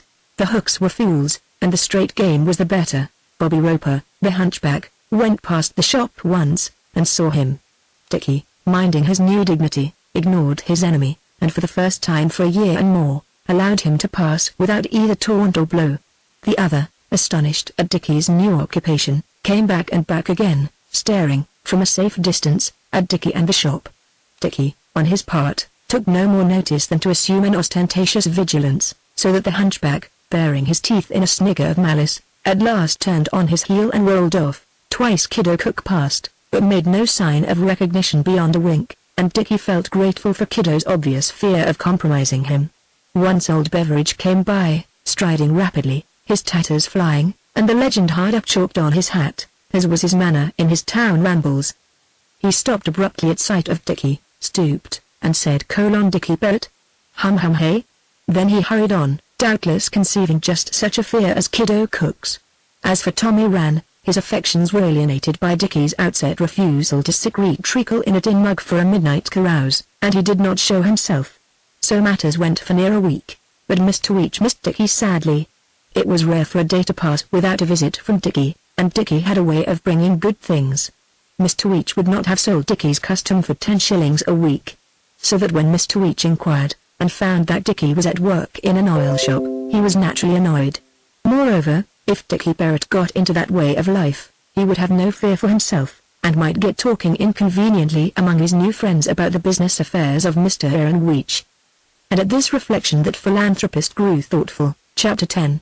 Dickie had gone on an errand, and Mr. Grinder was at the shop door, when there appeared before him a whiskered and smirking figure, with a quick glance each way along the street, and a long and smiling one at the oilman's necktie. "Good mornin', Mr. Grinder." "Good mornin', sir." Mr. Weech stroked his left palm with his right fist and nodded pleasantly. "I'm in business myself, over in Meakin Street, name of Weech. Perhaps you know the shop?" I just opted over to ask." Grinder led the way into the shop to ask, so's to make things quite sure you know, though no doubt it's all right, to ask if it's correct you're offering brass roast and jacks at a shillin' each. "Brass roast and jacks at a shillin'?" exclaimed Grinder, shocked at the notion. "Why, no." Mr. Weech appeared mildly surprised. "Nor at £7 jars o' jam and pickles at 6pence?" he pursued, with his eye on those ranged behind the counter. "No, nor doormats at 4pence? 4pence? Certainly not." Mr. Weech's face fell into a blank perplexity.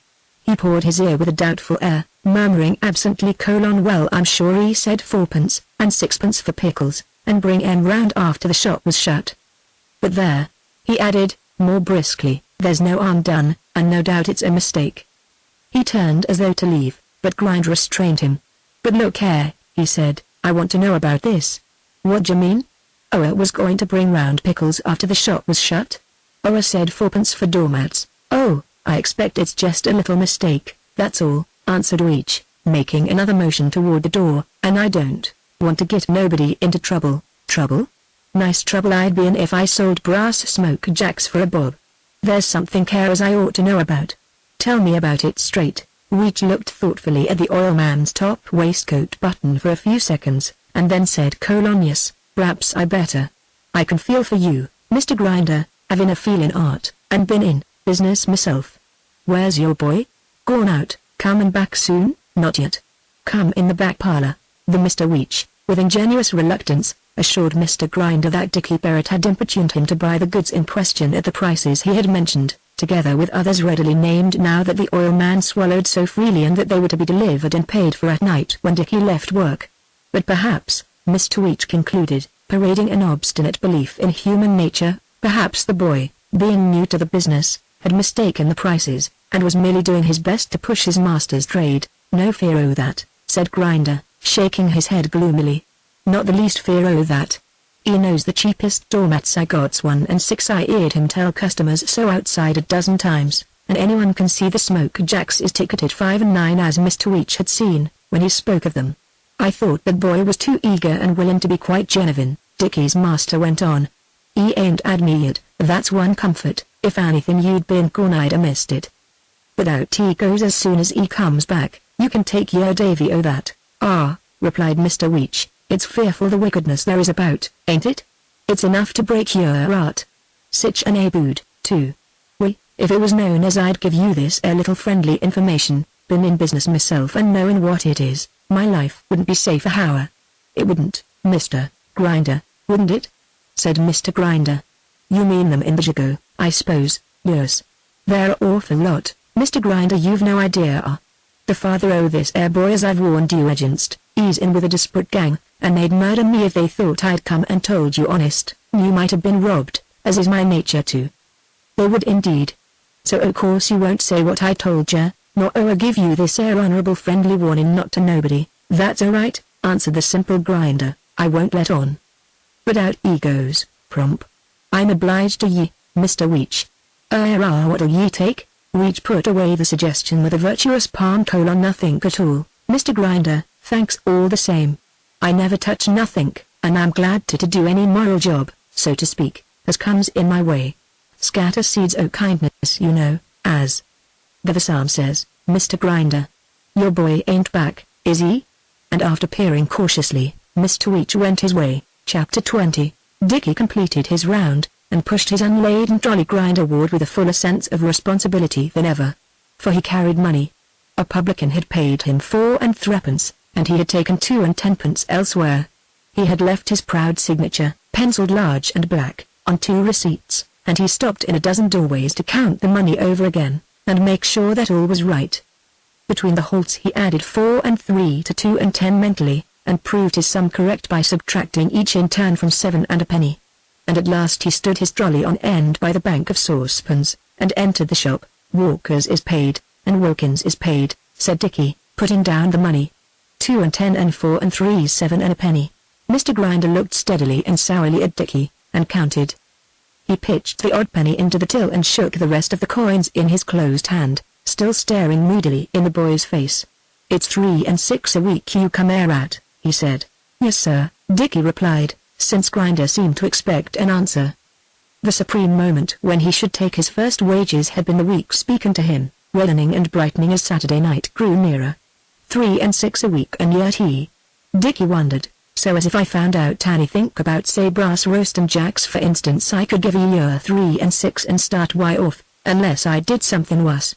Dickie was all incomprehension, but something made him feel a little sick. But supposing I didn't find out anything about say 7 punjars o' pickles, and suppose I wasn't disposed to suspect anything in regard to say doormats, then I could either give ye a week's notice or pay a week's money and clear way out on the spot, without no more trouble. Mr. Grinder paused, and still looked at Dickie with calm dislike.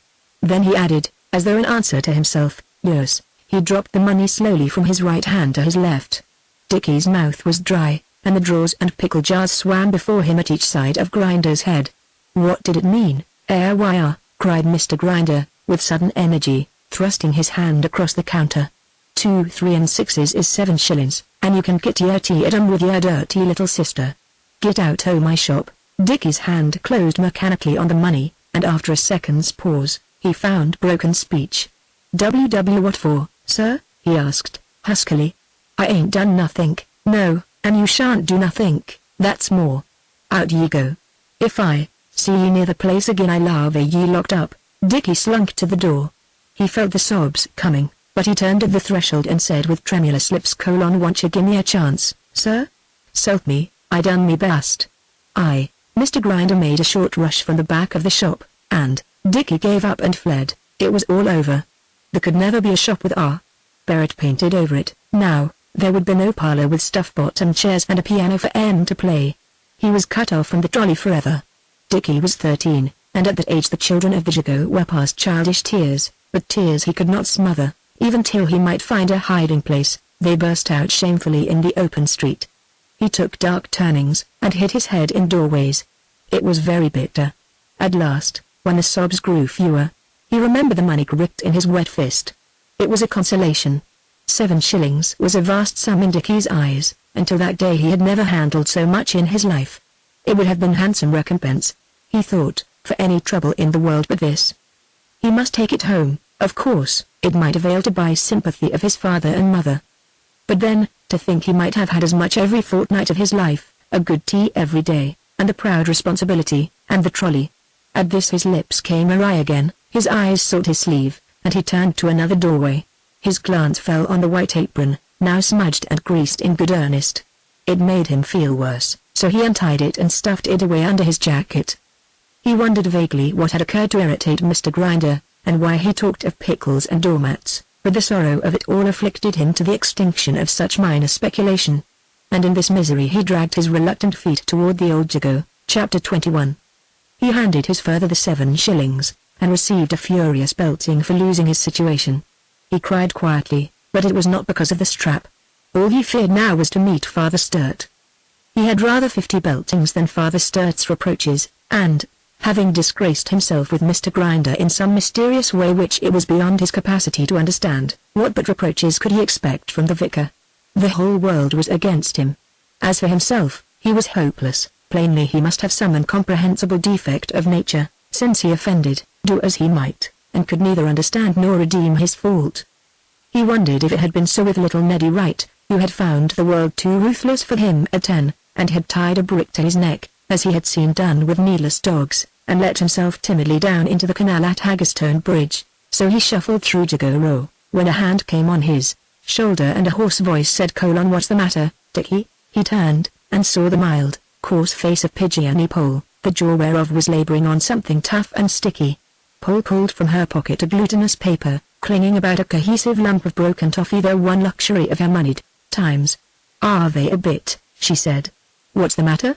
But Dickie thrust the hand away and fled, for he feared another burst of tears. His eyes were bad enough as it was, and he longed to hide himself in some hole. He turned into New Jago Street. Hither it was that Jerry Gullen had betaken himself with his family and the Canary, after the great eviction. Dickie slackened his pace, loitered at Jerry's doorway, and presently found himself in the common passage.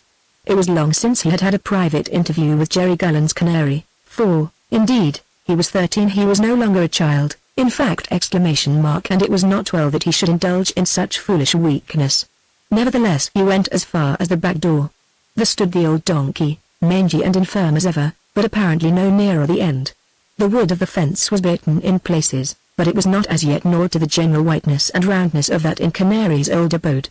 Canary, indeed, was fortunate today, for at the sound of Dickie's step he lifted his nose from a small heap of straw, dust, and mouldy hay, swept into a corner. Dickie stepped into the yard, and put his hand on Canary's neck. Presently he glanced guiltily at the windows above. Nobody was looking. And in 5 minutes Dickie, aged as he was, had told Canary his troubles, while new tears wetted the ragged crest and dropped into the dusty straw. Now his grief lost some of its edge. Ashamed as he was, he had a shapeless, unapprehended notion that Canary was the sole creature alive that could understand and feel with him. And Canary poked his nose under the old jacket and sniffed in sympathy, as the broken lining tickled him. Dickie's intellectuals began to arrange themselves. Plainly, Mr. Weech's philosophy was right after all. He was a Jago, and he must prey on the outer world, as all the Jago did, not stray foolishly off the regular track in chase of visions, and fall headlong. Father Sturt was a creature of another mould. Who was he, Dickie Perrott, that he should break away from the Jago habit, and strain after another nature? What could come of it but defeat and bitterness? As old Beveridge had said, the Jago had got him. Why should he fight against the inevitable, and bruise himself? The ways out of the Jago old Beveridge had told him, years ago. Jail, the gallows and the high mob. There was his chance, his aspiration, his goal, the high mob. To dream of oil shops or regular wages was foolishness. His bed was made in the Jago, and he must lie on it. His hope in life, if he might have a hope at all, was to be of the high mob. Spare nobody, stop at nothing, do his devilmost, old Beveridge had said that years ago. The task was before him, and he must not balk at it. As for jail and the gallows, well, there they were, and he could not help it, ill ways out of the Jago, both, but still ways out. He rubbed his face carefully with his sleeve, put away his foolish ambitions, and went forth with a brave heart, to accomplish his destiny for well or a Jago rat. To do his devilmost. But to avoid Father Sturt, out he went into Shoreditch High Street, and there he prowled the evening away, there and in Norton Folgate. But he touched for nothing at all. He feared lest his week's honesty had damaged his training. Even an apple on a stall he failed at, and had to run. And then he turned into Bethnal Green Road. But here a thought checked him suddenly. What of Mr. Grinder? He had threatened to have Dickie locked up if he came near the shop again. But a child of the Jago knew too much to be frightened by such a threat as that. He went on. He felt interested to see how his late employer was getting along without him, and he was minding the goods outside the shop. Probably there was nobody, and this gave Dickie an idea. He had forgotten his smudgy apron, folded and tucked away in the lining of his jacket. Now he pulled it out, and fastened it before him once more. He knew Mr. Grinder's habits in the shop, and if he could seize a fitting opportunity he might be able, attired in his apron, to pick up or reach down any article that struck his fancy, fearless of interference from passers-by, for he would seem to be still shop boy. With that he hastened, for it was near closing time at Grinder's. He took the opposite side of the road, the better to observe unseen in the darkness. But Mr. Grinder had already begun to carry things in from the pavement. As Dickie looked he came out with a long pole wherewith he unhooked from above a clattering cluster of pails and watering pots, and a bunch of doormats. The doormats he let fall on the flags, while he carried in the pots and pails. Dickie knew that these pots and pails were kept at night in a shed behind the house, so he scuttled across the road, opening the blade of his old knife as he ran. He cut the string that held the mats together, selected a thick one, rolled it under his arm, and edged off into the shadow. Then he ran quietly across to the nearest turning. Presently Mr. Grinder came out, hooked his finger in the string among the mats, and pulled up nothing. He stooped, and saw that the string was cut. He looked about him suspiciously, flung the mats over, and counted them. Then he stood erect, stared up the street, down the street, and across the road, with his mouth open, and made short rushes left and right into the gloom. Then he returned to the mats and scratched his head. Finally, he gave another glance about the street, picked up the mats in his arms and carried them in, counting them as he went. And, the mats bestowed, whenever he came forth for a fresh armful of saucepans, he stood and gazed doubtfully, now this way, now that, about the Bethnal Green Road. Mr. Aaron Weech was pushing his last shutter into its place when clean the knives, said Dickie Barrett, in perfunctory repetition of the old formula. Mr. Weech seemed taken aback. "What, that?" he asked, doubtfully, pointing at the doormat. Then, after a sharp look about the almost deserted street, he ran to Jago corner, 20 yards away, and looked down there. Nobody was hiding, and he came back. He led the way into the shop, and closed the door. Then, looking keenly in Dickie's face, he suddenly asked, "I told you to bring that here, told me?" Dickie answered sullenly. "Nobody told me, don't you want it? How much did he tell you to ask for it, tell me?" "Oh, you know." "How much did you say he said?" Dickie was mystified. "Dunno what you mean," he replied. Mr. Weech suddenly broke into a loud laugh, but kept his keen look on the boy's face nevertheless. It's a good joke, Dickie, ain't it?" he said, and laughed again. "But you can't harvey me, you know. Mr. Grinder's old friend o' mine, and I know his little larks. What did he tell you to do if I wouldn't harvey that doormat, tell me?" asked Dickie, plainly more mystified than ever. "Well, he never told me nothink. He gimme me the sack this afternoon, and chucked me out. Then what you got your apron on now for?" "Oh," said Dickie, looking down at it, "I just put it on again o' purpose." And he glanced at the mat. Mr. Weech understood, and grinned a genuine grin this time. "That's right, Dickie," he said, "never let your wits go a-ramblin'.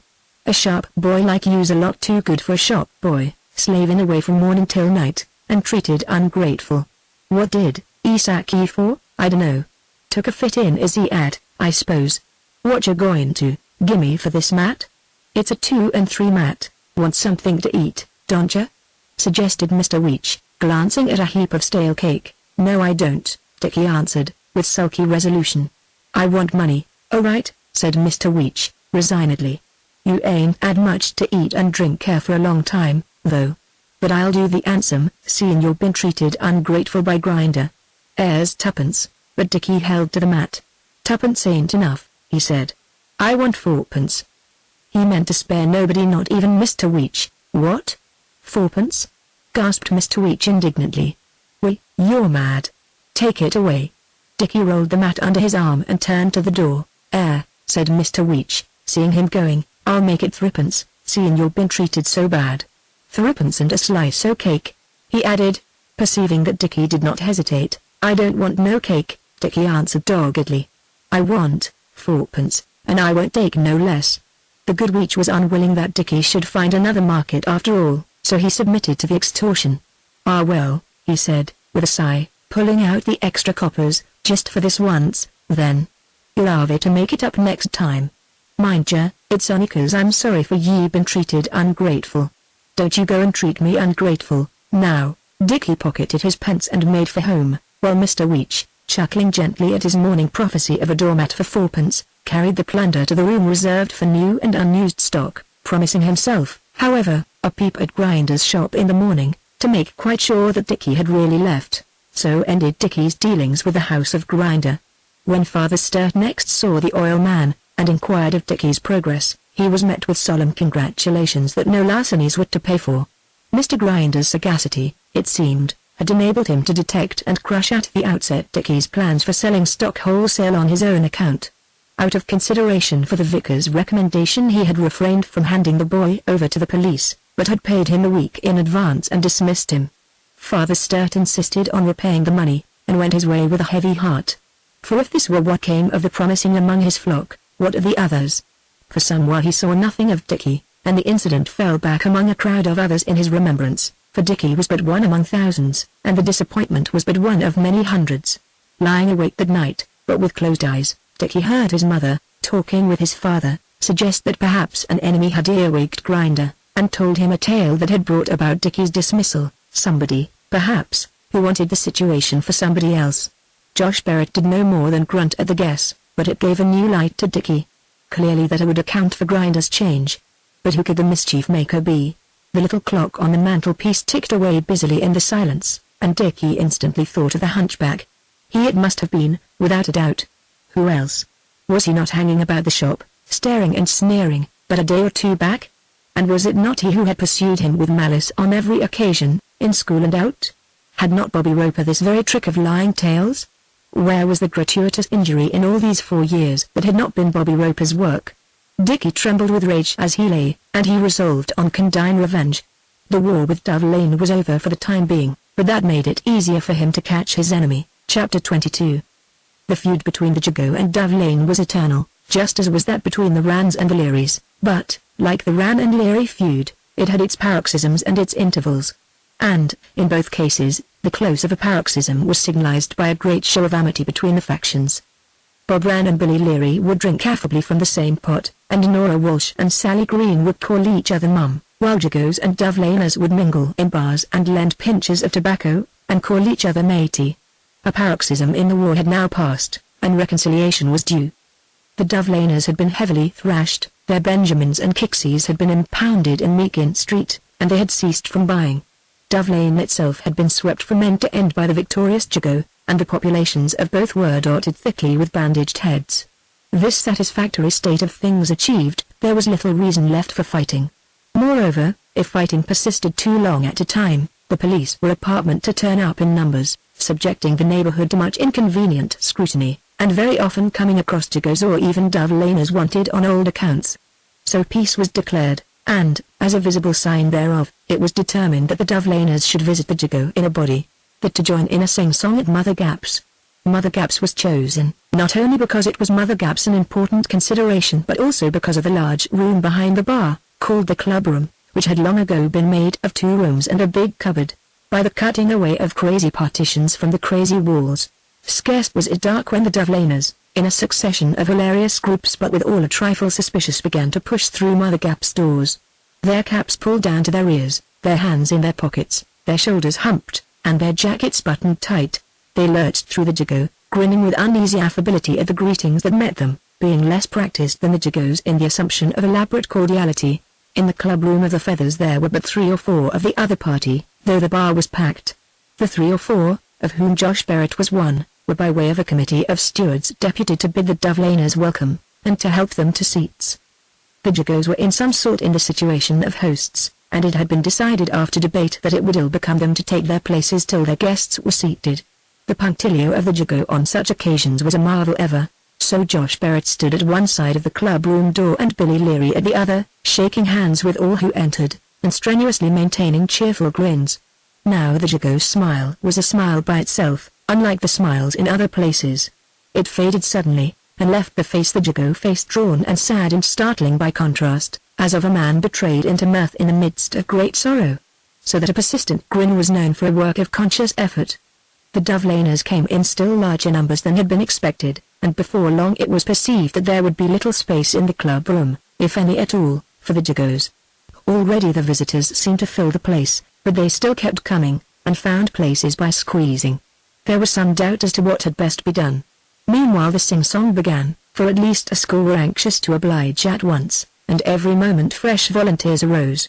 Many dove-laners stood up, and so made more room, but more came, and still more, till the club-room could hold not another, and the very walls were like to burst. Under the low ceiling hung a layer of smoke that obscured the face of the man standing on the table at the end to sing, and under the smoke was a close-packed array of heads, hats, and clay pipes, much diversified by white bandages and black eyes. Such dove-laners as came in now were fain to find places in the bar, if they could, and a crowd of Jagos, men and women, hung about the doors of the Feathers. More fortunate than other boys, Dickie, who would go anywhere to hear what purported to be music, had succeeded in worming himself through the bar and almost to the door of the club-room, but he could get no farther, and now he stood compressed, bounded on the face by Coco Harnwell's coat-tails, and on the back of the head by Fluffy Pike's moleskin waistcoat, with pearlies down the front and the artful dodge over the pockets. Pud Palmer, one of the reception committee, was singing. He accompanied his chorus by a step dance, and all the company stamped in sympathy: "She's a fighter, she's a biter, she's a swearer, she's a tearer. The Ganoffs down our alley they calls her Auntie Sal, but as I'm a particular sort o' bloke, I calls her Auntie Sarah. I'm going, crack ! Crash. Dickie clung to Coco Harnwell's coat-tails lest he were trampled to death, and for a while he was flung about, crushed and bruised, among rushing men, like a swimmer among breakers, while the air was rent with howls and the smash of glass. For the club-room floor had given way. It had been built but slightly in the beginning, as floor for 2 small rooms and a cupboard, with little weight to carry. Old and rotten now, and put to the strain of a multitude, stamping in unison, it had failed utterly, and had let down a struggling mob of men 5 feet on the barrels in the cellar, panic-stricken and jumbled with tables, pots, wooden forms, lighted pipes and splintered joinery. From the midst of the skirmish a dove-laner bawled aloud that it was a trap, and instantly Jagos and dove-laners were at each other's throats, and it was like to go hard with a few Jagos among the ruins. Billy Leary laid about him desperately with a ragged piece of flooring, while Josh Barrett and Pud Palmer battered dove-laners with quart pots. Then it was shouted without that the dove-laners were exterminating the Jagos within, and a torrent of Jagos burst through the doors, poured through the bar, and over the club-room threshold into the confusion below. Dickie, bruised, frightened and flung like a rag this way and that, at last made shift to grasp a post, and climb up on the bar counter. Mother Gap, a disheveled maniac, was dancing amid pots and broken glass, black in the face, screaming inaudibly. Dickie stumbled along the counter, climbed over the broken end of a partition, and fell into the arms of Kiddo Cook, coming in with a rush. "Put the boy out!" yelled Kiddo, turning and heaving him over the heads behind him. Somebody caught Dickie by a leg and an arm, his head hit the doorpost, the world turned a double somersault about him, and he came down with a crash. He was on the flags of Old Jago Street, with all his breath driven out of him. But he was quickly on his feet again. A crowd beat against the front of Mother Gap's, and reinforcements came running from everywhere, with the familiar rallying cry, "Jago! Jago, hold tight!" Dove Lane had abused the Jago hospitality, woe to the Dove Laners. There were scuffles here and there, where Dove Laners, who had never reached the club room, or who had been crowded out of it, made for escape. Dickie was shaken and sore, but he pulled himself together resolutely. He had seen a few Dove Lane boys about before he had got into the Feathers, and plainly it was his duty to find them and bash them. Moreover, he wondered what had become of his father. He hastened through the dark passage of the house next to Mother Gap's, into the backyard, and through the broken fence. There was a door in the club-room wall, and through this he thought to see what was going forward. The cellar at any rate. At the farther end was a pit of writhing forms, and the din rose loud as ever. A short figure stood black against the light, and held by the doorpost, looking down at the riot. Dickie knew it. He sprang at Bobby Roper, pulled him by the arm, and struck at him furiously. The hunchback, whimpering, did his best to retaliate and to get away, but Dickie, raging at the remembrance of his fancied injury, struck savagely, and struck again, till Bobby Roper tripped backward over the projecting end of the broken floorboard, and pitched headlong into the cellar. He struck a barrel and rolled over, falling into the space between it and 2 other barrels. Dickie looked, but the hunchback did not move. Then some of the Dove Laners flung pots at the lamps hanging against the clubroom walls. Soon they were smashed and fell, and there was a darkness, and under cover thereof the aliens essayed flight. Dickie was a little frightened at what he had done, but he felt that with Bobby Roper anything was justifiable. Some Dove laners escaped by the back door. The cellar was low, and there was not 5 feet between the barrels and the broken joists, and these Dickie avoided by getting back through the fence. In the end, most of the enemy struggled away by one means or another, and when lights were brought at last the Jagos were found pummeling each other savagely in the gloom. Father Sturt, apprised of something uncommon by the exodus of members from the club, finally locked the doors and came to investigate.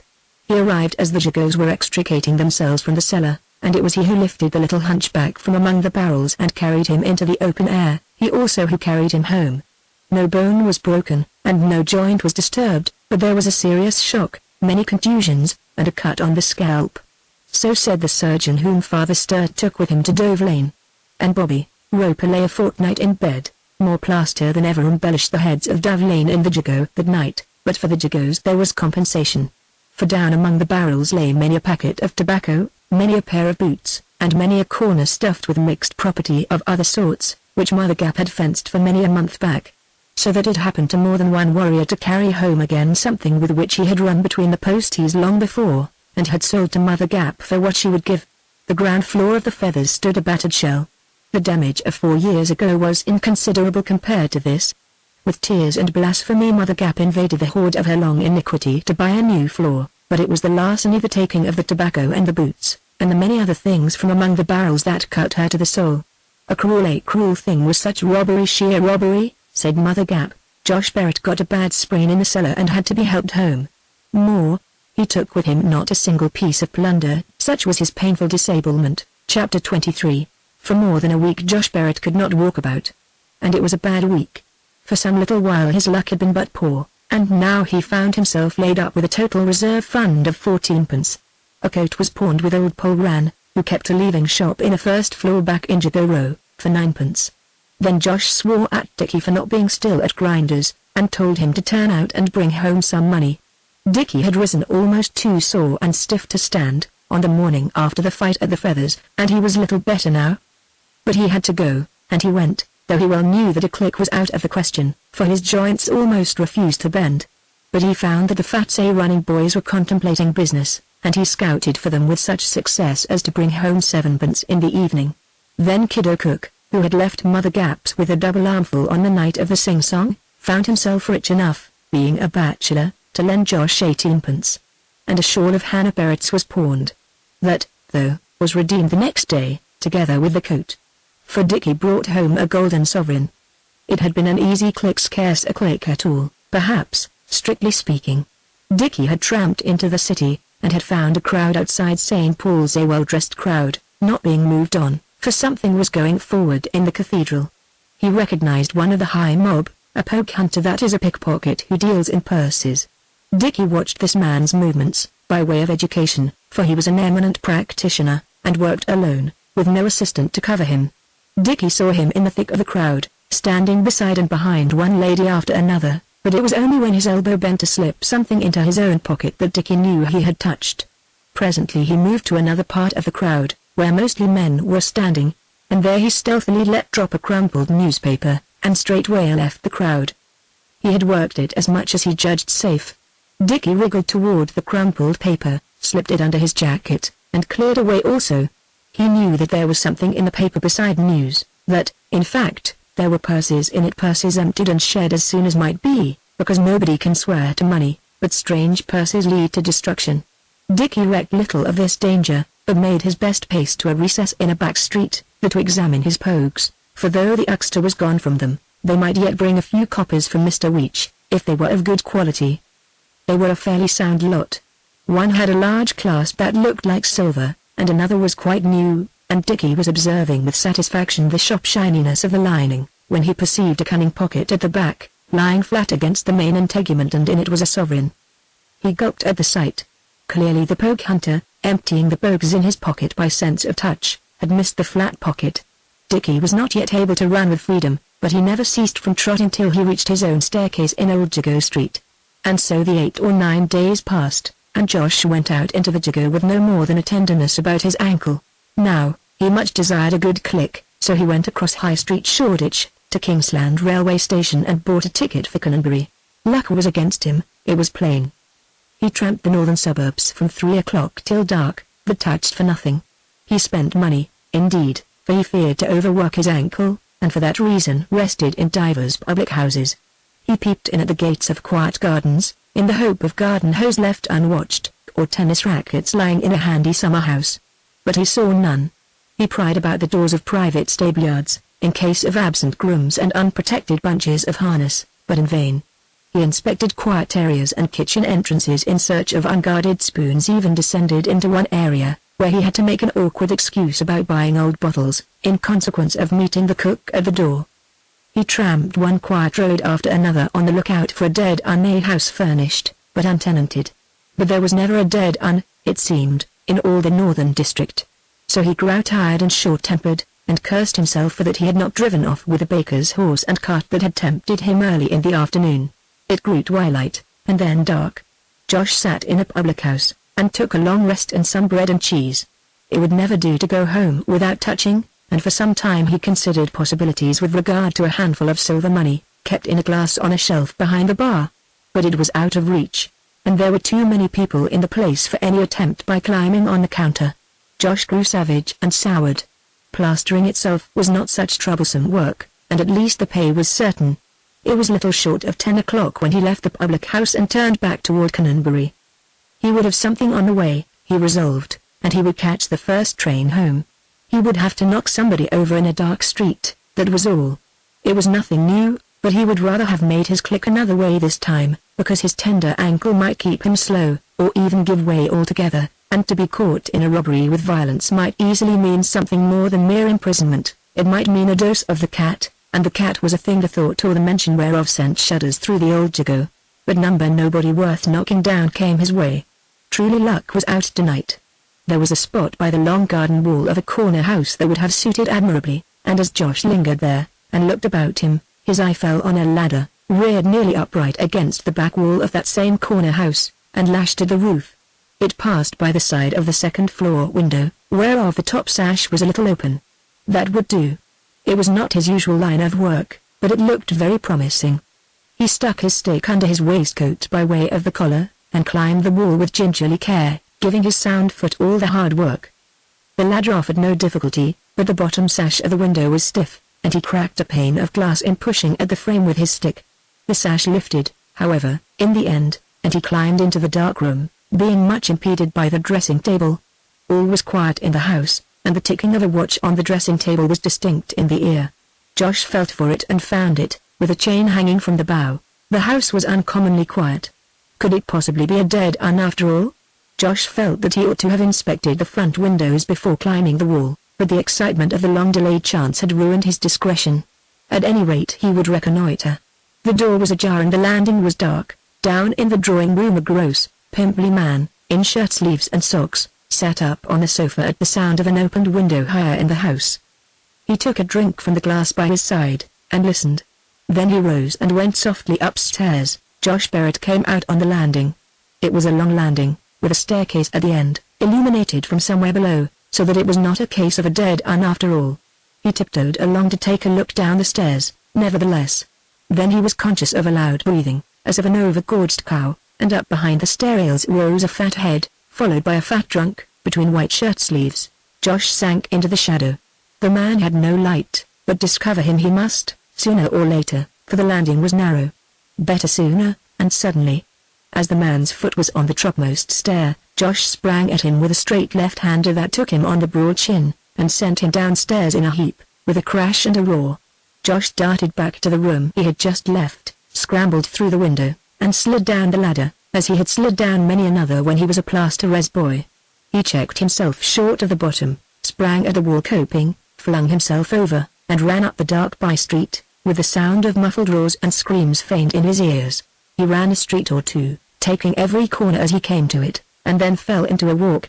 In his flight he had not spared his ankle, and now it was painful. Moreover, he had left his stick behind him, in the bedroom. But he was in Highbury, and Canonbury Road station was less than half a mile away. He grinned silently as he went, for there was something in the aspect of the overfed householder, and in the manner of his downfall, that gave the adventure a comic flavor. He took a peep at his spoil as he passed under a street lamp, for all watches and chains are the same in the dark, and the thing might be a mere Waterbury on a steel guard. but number both were gold, and heavy, a red clock and slang if ever there was one, and so Josh Barrett hobbled and chuckled his way home. Chapter 24. But indeed Josh Barrett's luck was worse than he thought. For the gross, pimply man was a high mobsman, so very high a mobsman that it would have been slander and libel, and a very great expense, to write him down a mobsman at all. He paid a rent of £120 a year, and heavy rates, and put half a crown into the plate at a very respectable chapel every Sunday. He was, in fact, the king of high mobsmen, spoken of among them as the mogul.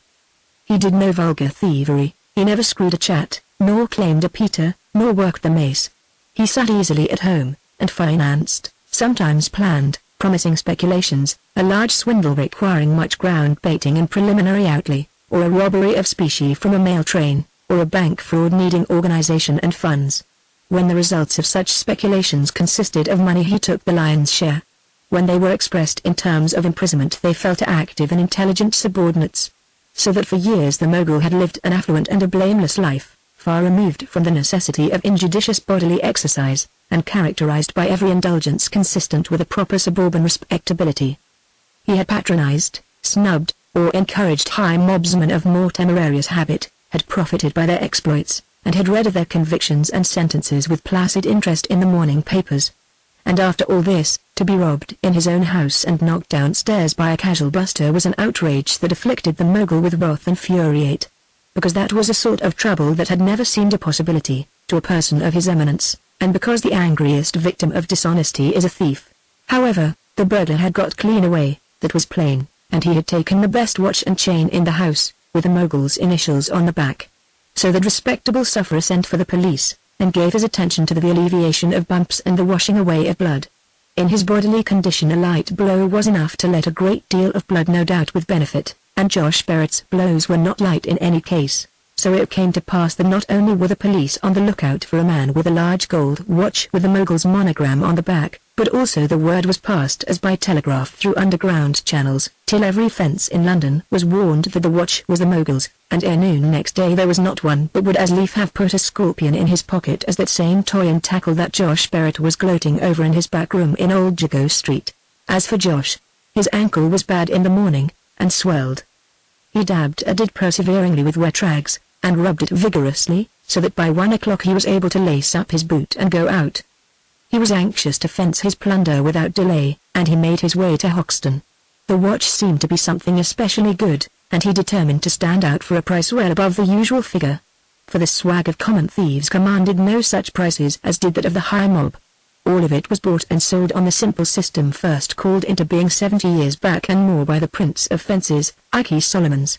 A breastpin brought a fixed sum, good or bad, and a roll of cloth brought the fixed price of a roll of cloth, regardless of quality. Thus a silver watch fetched 6 shillings, never more and never less. A gold watch was worth twice as much. An uncommonly good one, a rich man's watch, would bring as much as 18 shillings, if the thief were judge enough of its quality to venture the demand. And as it commonly took 3 men to secure a single watch in the open street, 1 to front, 1 to snatch, and a third to take from the snatcher, the gains of the toy-getting trade were poor, except to the fence. This time Josh resolved to put pressure on the fence, and to do his best to get something as near a sovereign as might be. And as to the chain, so thick and heavy, he would fight his best for the privilege of sale by weight. Thus turning the thing in his mind, he entered the familiar doorway of the old clothes shop. "What is it?" asked the fence, holding out his hand with a customary air of contempt for what was coming, by way of discounting it in advance. This particular fence, by the by, never bought anything himself. He inspected whatever was brought on behalf of an occult friend, and the transaction was completed by a shabby third party in an adjoining court. But he had an amazingly keen regard for his friend's interests. Josh put the watch into the extended hand.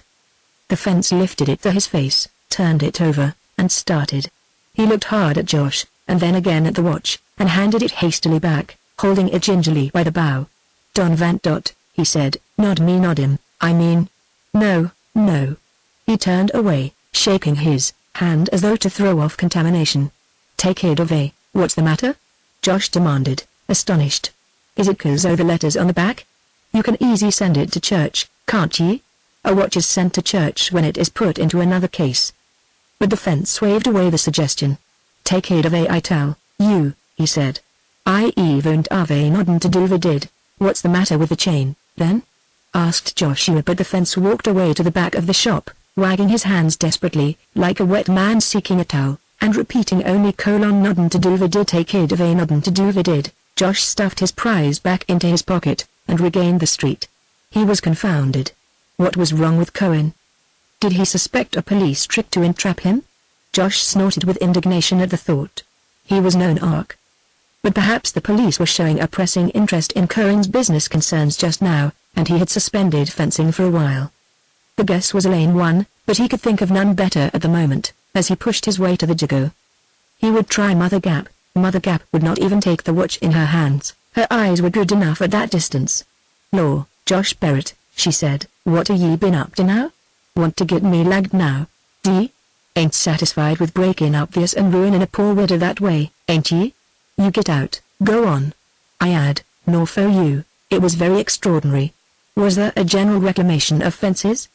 But there were men at work at the Feathers, putting down boards and restoring partitions, and 2 of them had been gone over ruinously on their way to work, and now they came and went with 4 policemen. Possibly Mother Gap feared the observation of carpenters. Be it as it might, there was nothing for it now but Weech's. Mr. Weech was charmed. "Dear me, it's a wonderful fine watch, Mr. Barrett, a wonderful fine watch. And a beautiful chain." But he was looking narrowly at the big monogram as he said it. "It's really a wonderful article. 'Ow they do get 'em up, to be sure. Cost a lot o' money too, I'll be bound. Might you be thinking o' selling it?" "Yes, o' course," replied Josh. "That's what I bought it for. It's a lovely watch, Mr. Barrett, a furly watch, and the chain matches it. But you mustn't be too hard on me. Shall we say £4 for the little lot?" It was more than double Josh's wildest hopes, but he wanted all he could get. "5, he said doggedly. Weech gazed at him with tender rebuke. £5 an awful lot o' money, Mr. Barrett," he said. "You're too hard on me, really. I hardly know how I can scrape it up. But it's a beautiful little lot, and I won't go. But I ain't got all that money in this now. I never keep so much money in this sich an abood, Mr. Barrett. Bring it round tomorrow morning at 11, all right, I'll come. £5, mind." "Ah yes," answered Mr. Weech, with a reproving smile. "It's really more than I ought." Josh was jubilant, and forgot his sore ankle. He had never handled such a sum as £5 since his fight with Billy Leary, years ago, when, indeed, he had stooped to folly in the shape of lavish treating, and so had not enjoyed the handling of the full amount. Mr. Weech, also, was pleased. For it was a great stroke of business to oblige so distinguished a person as the mogul. There was no telling what advantages it might not lead to in the way of trade. That night the Perrots had a hot supper, brought from Walker's cook shop in paper.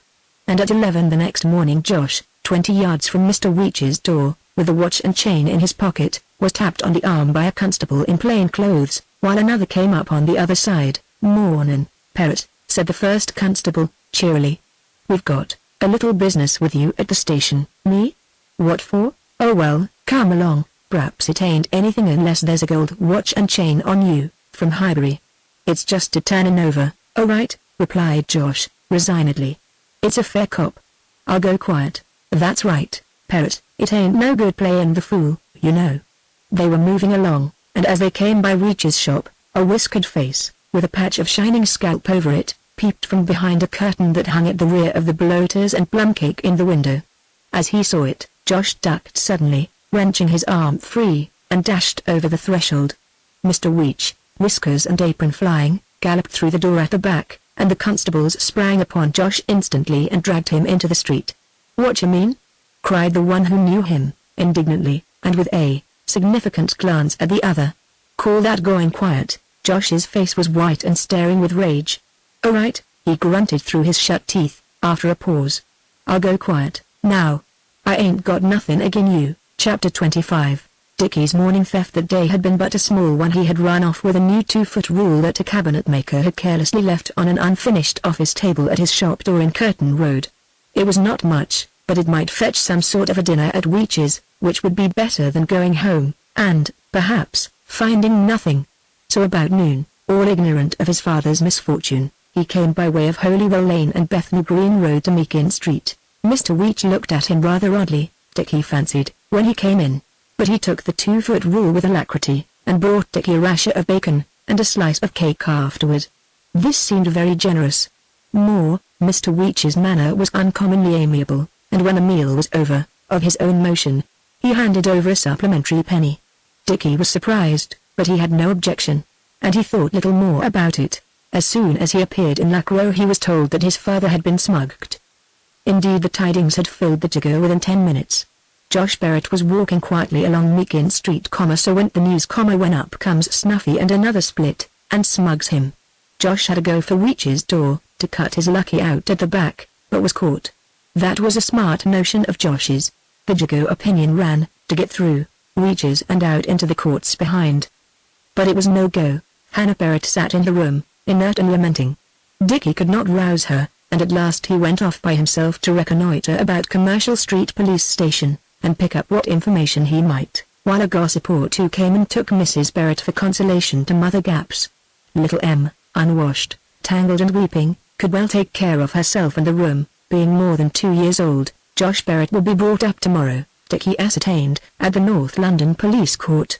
So the next morning found Dickie trudging moodily along the 2 miles of flags to Stoke Newington Road, while his mother and 3 sympathizing friends, who foresaw an opportunity for numerous tiny drops with interesting circumstances to flavor them, took a penny cast on the way in a tramcar. Dickie, with some doubt as to the disposition of the doorkeeping policeman toward ragged boys, waited for the 4 women, and contrived to pass in unobserved among them. Several Jagos were in the court, interested not only in Josh's adventure, but in one of Coco Harnwell's, who had indulged, the night before, in an animated little scramble with 3 policemen in Dalston, and they waited with sympathetic interest while the luck was settled of a long string of drunken disorderlies. At last Josh was brought in, and lurched composedly into the dock, in the manner of one who knew the routine. The police gave evidence of arrest, in consequence of information received, and of finding the watch and chain in Josh's trousers pocket. The prosecutor, with his head conspicuously bedight with sticking plaster, puffed and grunted up into the witness box, kissed the book, and was a retired commission agent. He positively identified the watch and chain, and he not less positively identified Josh Barrett, whom he had picked out from a score of men in the police yard. This would have been a feat indeed for a man who had never seen Josh, and had only once encountered his fist in the dark, had it not been for the dutiful though private aid of Mr. Weech, who, in giving his information had described Josh and his one suit of clothes with great fidelity, especially indicating a scar on the right cheekbone which would mark him among 1,000. The retired commission agent was quite sure of the prisoner. He had met him on the stairs, where there was plenty of light from a lamp, and the prisoner had attacked him savagely, beating him about the head and flinging him downstairs. The policeman called by the prosecutor's servant deposed to finding the prosecutor bruised and bleeding. There was a ladder against the back of the house, a bedroom window had been opened, there were muddy marks on the sill, and he had found the stick produced lying in the bedroom. Josh leaned easily on the rail before him while evidence was being given, and said no, your worship, whenever he was asked if he desired to question a witness. He knew better than to run the risk of incriminating himself by challenging the prosecutor's well-colored evidence, and, as it was a certain case of committal for trial, it would have been useless in any event. He made the same reply when he was asked if he had anything to say before being committed, and straightway was fullied. He lurched serenely out of the dock, waving his cap at his friends in the court, and that was all. The Jagos waited till Coco Harnwell got his 3 months and then retired to neighboring public houses, but Dickie remembered his little sister, and hurried home. The month's session at the Old Bailey had just begun, so that Josh had no long stay at Holloway. Among the Jagos it was held to be a most creditable circumstance that Josh was to take his trial with full honours at the Old Bailey, and not at mere county sessions at Clerkenwell, like a simple lob-crawler or Peter Claimer. For Josh's was a case of burglary with serious violence, such as was fitting for the Old Bailey, and not even a high mobsman could come to trial with greater glory. As like as not it's lagging Jews, after his other convictions, said Bill Rann. And Jerry Gullen thought so too. Dickie went, with his mother and Dem, to see Josh at Newgate. They stood with other visitors, very noisy, before a double iron railing covered with wire netting, at the farther side whereof stood Josh and other prisoners, while a screaming hubbub of question and answer filled the air. Josh had little to say. He lounged against the farther railing with his hands in his pockets, asked what Coco Harnwell had got, and sent a message to Bill Rann, while his wife did little more than look dolefully through the wires, and pipe "No, Josh, whatever shall I do?" at intervals, with no particular emotion, while Em pressed her smudgy little face against the wires, and stared mightily, and while Dickie felt that if he had been younger he would have cried. When time was up, Josh waved his hand and slouched off, and his family turned out with the rest, little M carrying into later years a memory of father as a man who lived in a cage. In such a case as this, the Jago would have been forever disgraced if Josh Barrett's pals had neglected to get up a break or subscription to pay for his defense. Things were never very flourishing in the Jago. But this was the sort of break a Jago could not shirk, lest it were remembered against him when his own turn came. So enough was collected to brief an exceedingly junior counsel, who did his useless best. But the facts were too strong even for the most inexperienced advocate. The evidence of the prosecutor was nowhere to be shaken, and the jury found a verdict of guilty without leaving the box, indeed, with scarce the formality of collecting their heads together over the rails. Then Josh's past was most unpleasantly raked up before him. He had been convicted of larceny, of assaulting the police, and of robbery with violence. There were 2 sentences of 6 months' imprisonment recorded against him, 1 of 3 months, and 2 of a month. Besides fines. The recorder considered it a very serious offense. Not deterred by the punishments he had already received, the prisoner had proceeded to a worse crime, burglary, and with violence. It was plain that lenience was wasted in such a case, and simple imprisonment was not enough. There must be an exemplary sentence. The prisoner must be kept in penal servitude for 5 years. Lagging dues it was, as Bill Rann had anticipated. That Josh Barrett agreed with him was suggested by the fact that from the very beginning he described himself as a painter, because a painter in prison is apartment to be employed at times in painting a lighter and a more desirable task than falls to the lot of his fellows in other trades. In a room by the court Josh saw his wife, Dickie, and Bill Rann, Josh's brother-in-law for the occasion, before his ride to Holloway, his one stopping place on the way to Chelmsford jail. Little M had been left sprawling in the Jago gutters. This time Hannah Perrott wept in good earnest, and Dickie, notwithstanding his 13 years, blinked very hard at the wall before him. The arrangement of Josh's affairs was neither a long nor a difficult labor. "Suppose you larvae to do what you can with rush bags, and sacks, and matchboxes, and what not," he said to his wife, and she assented. Josh nodded: "And if you are to go in this, he meant the workhouse, well, it can't be helped. You won't be no worse off than me." "Oh, she'll be alright," said Bill Rann, jerking his thumb cheerfully toward the missus. "What about you? Think they'll make it Parkhurst?" Josh shook his head moodily. Parkhurst being the prison reserved for convicts of less robust habit, he had little hope of enjoying its easier conditions. Presently he said: "I've been put away this time." "Fair put away, what?" answered Bill. "Narking dues, is it?" Josh nodded. "Oh, I done it then?" "Oh, I narked?" Josh shook his head. "Never mind," he said. "I don't want him druff out to the Jago 'fore I come out. I'd be sorry to miss him. I know him, that's enough." And then time was up. Josh suffered the missus to kiss him, and shook hands with Bill Rann. "Good luck to all you Jagos," he said. Dickie shook hands too, and said goodbye, father, in a voice of such labored cheerfulness that a grin burst for a moment amid Josh's moody features as he was marched away, and so departed for the place in Jago idiom where the dogs don't bite. Chapter 26. It was Father Sturt's practice to visit every family in his parish in regular order. But small as the parish was, insignificant, indeed, in mere area its population exceeded 8,000, so that the round was one of many months, for visiting was but one among innumerable duties. But Josh Barrett's lagging secured his family a special call. Not that the circumstances were in any way novel or at all uncommon, nor even that the vicar had any hope of being able to help. He was but the one man who could swim in a howling sea of human wreckage. In the Jago, wives like Hannah Perrott, temporarily widowed by the absence of husbands in the country, were to be counted in scores, and most were in worse case than she, in the matter of dependent children. Father Sturt's house list revealed the fact that in Old Jago Street alone, near 70 of the males were at that moment on ticket of leave. In the Barrett case, indeed, the sufferers were fortunate, as things went. Mrs. Barrett had but herself and the child of 2 to keep, for Dickie could do something, whether good or bad, for himself. The vicar might try to get regular work for Dickie, but it would be a vain toil, for he must tell an employer what he knew of Dickie's past and of that other situation. He could but give the woman the best counsel at his command, and do what he might to quicken any latent spark of energy. So he did his best, and that was all. The struggle lay with Hannah Perrott. She had been left before, and more than once, but then the periods had been shorter, and, as a matter of fact, things had fallen out so well that scarce more than a meal here and there had to be missed, though, when they came, the meals were apartment to be but of crusts. And now there was more trouble ahead, For though she began her lonely time with but one small child on hand, she knew that ere long there would be two. Of course, she had worked before, not only when Josh had been in but at other times, to add to the family resources. She was a clumsy needlewoman, else she might hope to earn some 9 pence or a shilling a day at making shirts, by keeping well to the needle for 16 hours out of the 24, and from the whole sum there would be no deductions, except for needles and cotton, and what the frugal employer might choose to subtract for work to which he could devise an objection.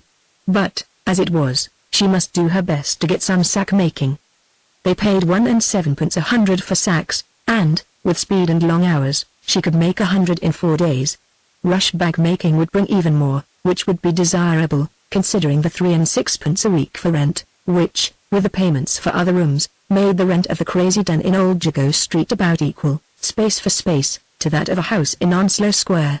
Then there was a more lucrative employment still, but one to be looked for at intervals only, one not to be counted on at all, in fact, for it was a prize, and many sought after it. This was the making of matchboxes. For making 144 outside cases with paper label and sandpaper, and the same number of trays to slide into the make gross of complete boxes, or 288 pieces in all, one he got 2 farthing, indeed, for a special size one even got a farthing a gross more, and all the wood and the labels and the sandpaper were provided free, so that the fortunate operative lost nothing out of the 2 farthing but the cost of the paste, and the string for tying up the boxes into regularly numbered batches, and the time employed in fetching the work and taking it back again. And if 7 gross were to be got, and could be done in a day, and it was really not very difficult for the skillful hand who kept at work long enough, the day's income was 1 3 farthings, less expenses, still better, that, than the shirts. But the work was hard to get. As the public-spirited manufacturers complained, people would buy Swedish matches, whereas if people would support home industries and buy no matches but theirs, they would be able to order many a 2 farthings worth of boxes more. There might be collateral sources of income, but these were doubtful and irregular. Probably Dickie would bring in a few coppers now and again. Then judicious attendance at churches, chapels and prayer meetings beyond the Jago borders was rewarded by colt tickets, boots, and the like. It was necessary to know just where and when to go and what to say, else the sole result might be loss of time. There was a church in Bethnal Green, for instance, which it would be foolish to enter before the end of the litany, for then you were in good time to get your half-quarter hundredweight of coals, but at other places they might object to so late an appearance. Above all, one must know the ropes. There were several women in the Jago who made almost a living in this way alone. They were experts, they knew every fund, every meeting house, all the comings and goings of the gullible, insomuch that they would take black umbrage at any unexpected difficulty in getting what they demanded. One would say, I had to pitch sich a bleedin' early tale I earned it twice over. But these were the proficient, and proficiency in the trade was an outcome of long experience working on a foundation of natural gifts, and Hannah Barrett could never hope to be among them. Turning these things in her mind, she addressed herself to her struggle. She managed to get some sacks, but for a week or two she could make nothing like 25 a day, though Dickie helped. Her fingers got raw, but she managed to complete 100 within the first week. They might have been better done, as the employer said when he saw them. But she got her full 1 7. She pawned her boots for 4 and wore 2 old odd ones of Josh's, and she got 2 on a petticoat. Dickie also helped a little, and at the end of a fortnight there came a godsend in the shape of material for matchboxes. Mrs. Barrett was slow with them at first, but Dickie was quick, and even little Em began to learn to spread paste. Chapter 27. Dickie grew slighter and lanker, dark about the eyes, and weaker. He was growing longitudinally, and that made his lateral wasting the quicker and the more apparent. A furtive, frightened look hung ever in his face, a fugitive air about his whole person. His mother's long face was longer than ever, and blacker under the eyes than Dickie's own, and her weak open mouth hung at the corners as that of a woman faint with weeping. Little Em's knees and elbows were knobs in the midst of limbs of unnatural length. Rarely could a meal be seen ahead, and when it came, it made Dickie doubtful whether or not hunger were really caused by eating. But his chief distress was to see that little Em cried not like a child, but silently, as she strove to thread needles or to smear matchbox labels. And when good fortune brought matchboxes, there was an undue loss on the 2 farthing in the matter of paste. The stuff was a foul mess, sour and faint, and it was kept in a broken teacup, near which Dickie had detected his sister sucking her fingers, for in truth little Em stole the paste, on and off, by one way and another, Mrs. Barrett made enough to keep the rent paid with indifferent regularity, and sometimes there was a copper or so left over. She did fairly well, too. At the churches and prayer meetings, people saw her condition, and now and again would give her something beyond the common dole, so that she learned the trick of looking more miserable than usual at such places. The roof provided, Dickie felt that his was the task to find food. Alone, he might have rubbed along clear of starvation, but there were his mother and his sister. Lack of victuals shook his nerve and made him timid. Moreover, his terror grew greater than ever at the prospect of being caught in a theft. He lay awake at night and sweated to think of it. Who would bring in things from the outer world for Mother and Em then? And the danger was worse than ever. He had felt the police caught Birch, and it was bad, very bad. But he would take it every day and take it almost without a tear, rather than the chance of a reformatory. Magistrates were unwilling to send boys to reformatories while both father and mother were at hand to control them, for that were relieving the parents of their natural responsibility, but in a case like Dickie's, a schooling was a very likely thing. So that Dickie, as he prowled, was torn between implacable need and the fear of being cut off from all chance of supplying it. It was his rule never to come home without bringing something, were it no more than a mildewed crust. It was a resolve impossible to keep at times, but at those times it was 2 in the morning ere he would drag himself, pallid and faint, into the dark room where the others might be probably were lying awake and unfed. Rather than face such a homecoming he had sometimes ventured on a more difficult feat than stealing in the outer world. He had stolen in the Jago. Sam Cash, for instance, had lost a bloater. Dickie never ate at Weech's now. Rarely, indeed, would he take payment in kind, unless it were for something of smaller value than the average of his poor pilferings, and then he carried the food home. But cheaper things could be bought elsewhere, so that more usually he insisted on money payments, to the grief of Mr. Weech, who set forth the odiousness of ingratitude at length, though his homilies had no sort of effect on Dickie's morals. Father Sturt saw that Hannah Barrett gained no ground in her struggle, and urged her to apply for outdoor parish relief, promising to second her request with the guardians. But with an odd throwback to the respectability of her boiler-making ancestry, she disliked the notion of help from the parish, and preferred to remain as she was, for there at least her ingrained inertness seemed to side with some phantom of self-respect. To her present position she had subsided by almost imperceptible degrees, and she was scarce conscious of a change. But to parish relief there was a distinct and palpable step, a step that, on the whole, it seemed easier not to take. But it was with eagerness that she took a maternity society's letter, wherewith the vicar had provided himself on her behalf. For her time was drawing near. Chapter 28. Josh Barrett well understood the advantage of good prison behavior, and after 6 months in his Chelmsford cell he had earned the right to a visit from friends. But none came. He had scarcely expected that anybody would, and asked for the order merely on the general principle that a man should take all he can get, useful or not. For there would have been a 5-shilling fare to pay for each visitor from London, and Hannah Barrett could as easily have paid £5. And indeed she had other things to think of. Kiddo Cook had been less observed of late in the Jago. In simple fact he was at work. He found that a steady week of porterage at Spitalfields Market would bring him 16 shillings and perhaps a little more, and he had taken Father Sturt's encouragement to try another week, and a week after that. Father Sturt, too, had cunningly stimulated Kiddo's ambitions, till he cherished aspirations to a fruit and vegetable stall, with a proper tarpaulin cover for bad weather, though he cherished them in secret, confident that they were of his own independent conception. Perhaps the Perrots saw as much of Kiddo as did anybody at this time. For Kiddo, seeing how it went with them, though indeed it went as badly with others too, built up laboriously a solemn and most circumstantial lie. There was a friend of his, a perfect gentleman, who used a beer shop by Spitalfields Market, and who had just started an extensive and complicated business in the general provision line. He sold all sorts of fruit and vegetables fresh, and all sorts of meat, carrots, cabbages, saveloys, fried fish and peas pudding cooked. His motto was everything of the best. But he had the misfortune to be quite unable himself to judge whether his goods were really of the best or not, in consequence of an injury to his palate, arising from a blow on the mouth with a quart pot, inflicted in the heat of discussion by a wealthy acquaintance. So that he, being a perfect gentleman, had requested Kiddo Cook, out of the friendship he bore him, to drop in occasionally and test his samples. "Take a good big whack, you know," said he, "and get the advice of a friend or two, if you ain't sure." So Kiddo would take frequent and handsome whacks accordingly, to the perfect gentleman's delight, and, not quite knowing what to do with all the whacks, or being desirous of an independent opinion on them, There was some confusion between these two motives. He would bring Mrs. Parrot samples, from time to time, and hope it wouldn't inconvenience her. It never did. It was late in the dusk of a rainy day that Kiddo Cook stumped into Old Jago Street with an apple in his pocket for M. It was not much, but money was a little short, and at any rate the child would be pleased. As he climbed the stairs he grew conscious of sounds of anguish, muffled by the Parrot's door. There might have been sobs, and there seemed to be groans. Certainly little M was crying, though but faintly, and something perhaps boot heels scraped on the boards. Kiddo hesitated a little, and then knocked softly.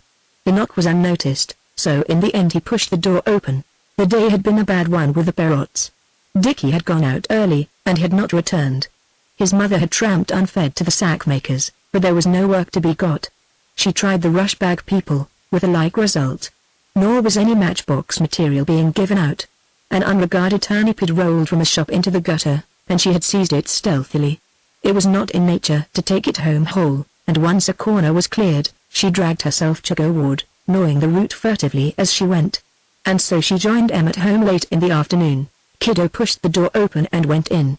At his second step he stood staring, and his chin dropped. "Good God," said Kiddo Cook. He cleared the stairs in 3 jumps. He stood but an instant on the flags before the house, with a quick glance each way, and then dashed off through the mud. Pigeony Pole was erratic in residence, but just now she had a room by the roof of a house in Jago Row, and up the stairs of this house Kiddo ran, calling her by name. "Go over to Parrot's, quick!" he shouted from the landing below as Pole appeared at her door. "Run, for God's sake, or the woman'll croak. I'm off to Father's." And he rushed away to the vicar's lodgings. Father Sturt emerged at a run, and made for a surgeon's in Shoreditch High Street. And when the surgeon reached Hannah Barrett he found her stretched on her ragged bed, tended, with anxious clumsiness, by Pigeony Pole, while little M, tearful and abashed, sat in a corner and nibbled a bit of turnip.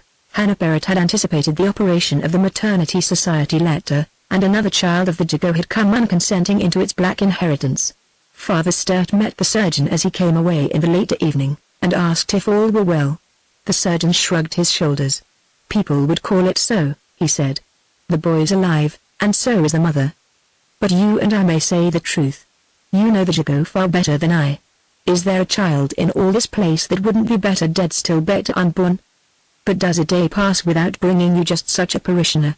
Here lies the Jago, a nest of rats, breeding, as only rats can, and we say it is well. On high moral grounds we uphold the right of rats to multiply their thousands.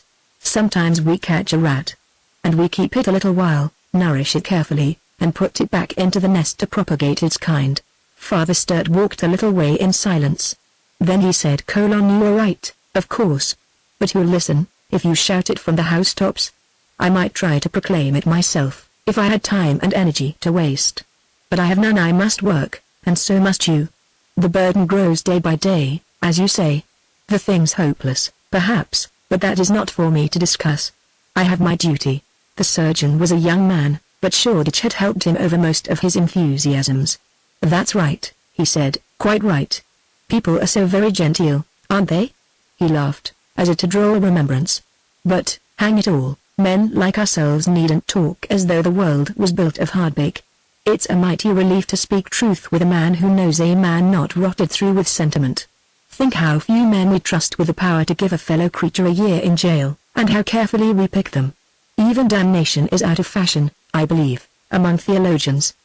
But any noxious wretch may damn human souls to the Jago, one after another, year in year out. And we respect his right, his sacred right. At the post he's the 2 men separated. Their rain, which had abated for a space, came up on a driving wind, and whipped Dickie Parrot home to meet his new brother. Chapter 29. Things grew a little easier with the Parrots. Father Sturt saw that there was food while the mother was renewing her strength, and he had a bag of linen sent. More, he carried his pointers to parish relief by main force. It was 2 shillings and 3/4 loaves a week.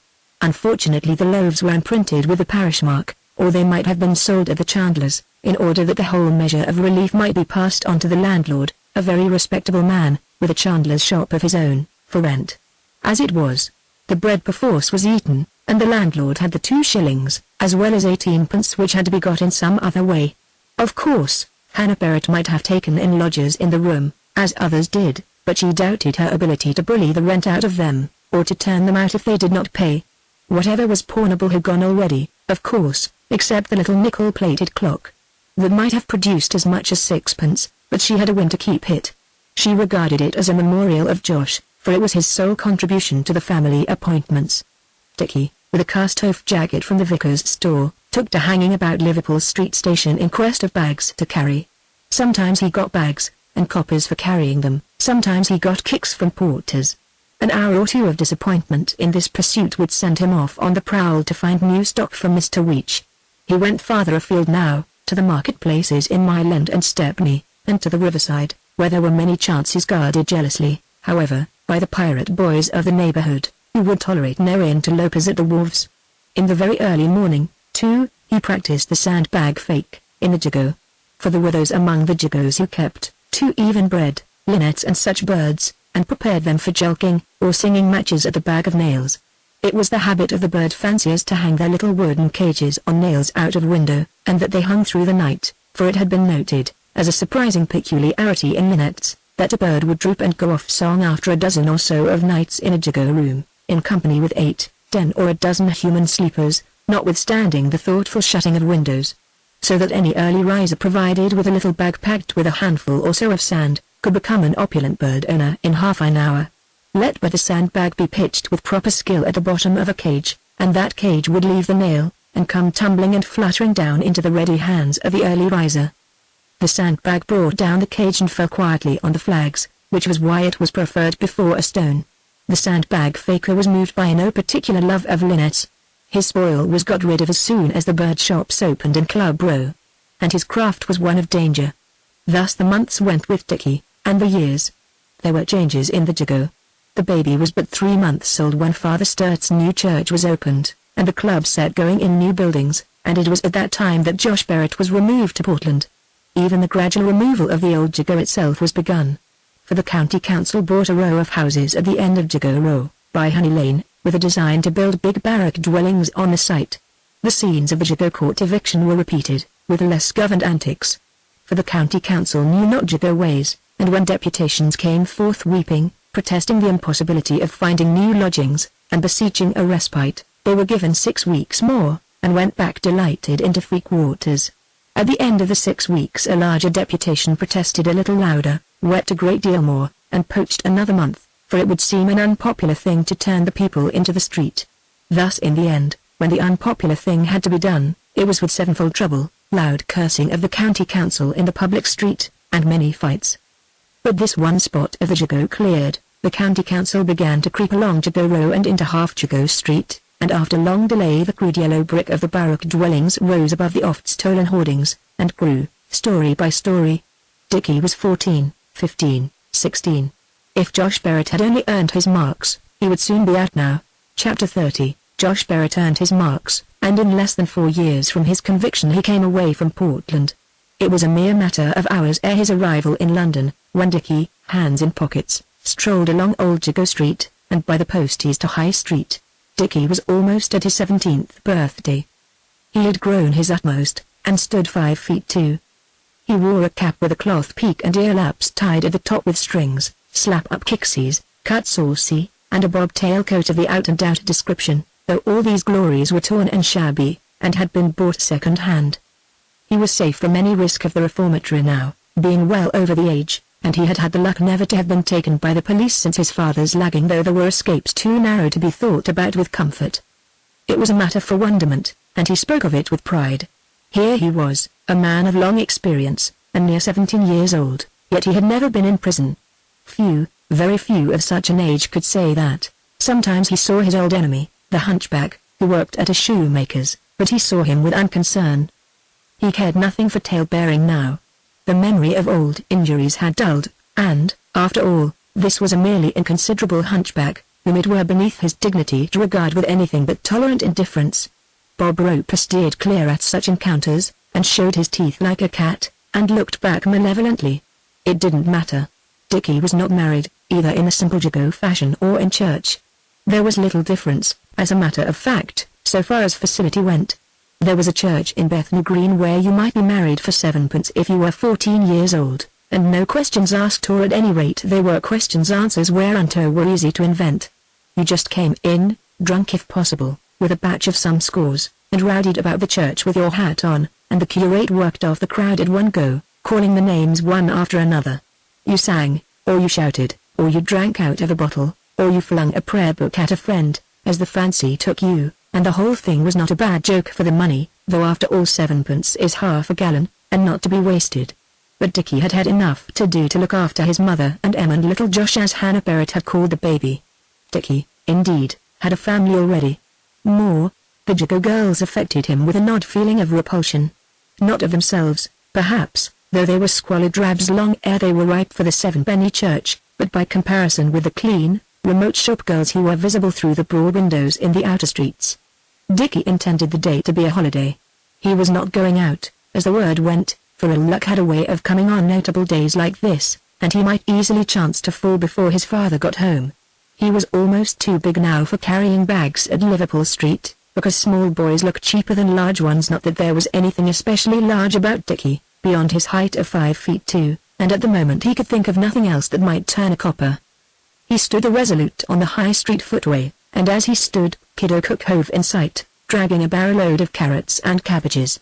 Kiddo had not yet compassed the stall with a rain-proof awning. But it was almost in sight, for the barrow could scarce hold all that he could sell, and there was a joke abroad that he was to be married in Father Sturt's church, some facetiously suggesting that Mother Gap would prove a good investment commercially, while others maintained the greater eligibility of old Poran.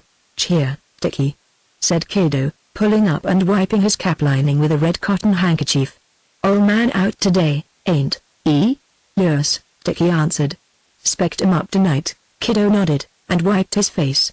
"S'pose the mob'll get up a break for him," he said, "but he'll have a bit o' guilt from stir as well, won't he? So he'll be right." And Kiddo stuffed his handkerchief into his trousers pocket, pulled his cap tight, and bent to his barrow handles.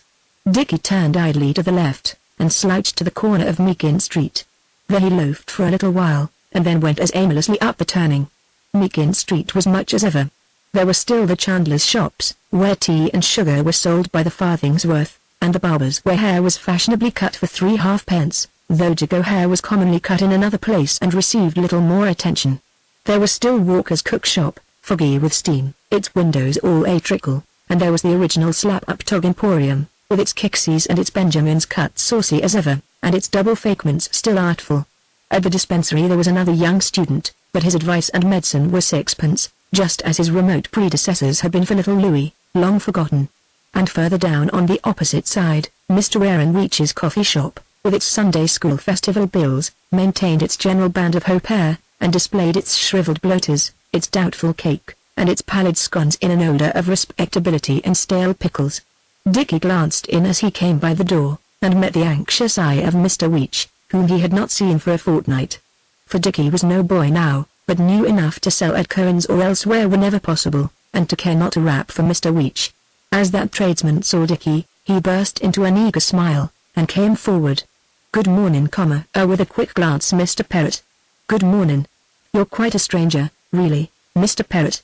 Mr. Weech was very polite. Dickie stopped, and grunted a cautious salutation. "Do come in, Mr. Perrott.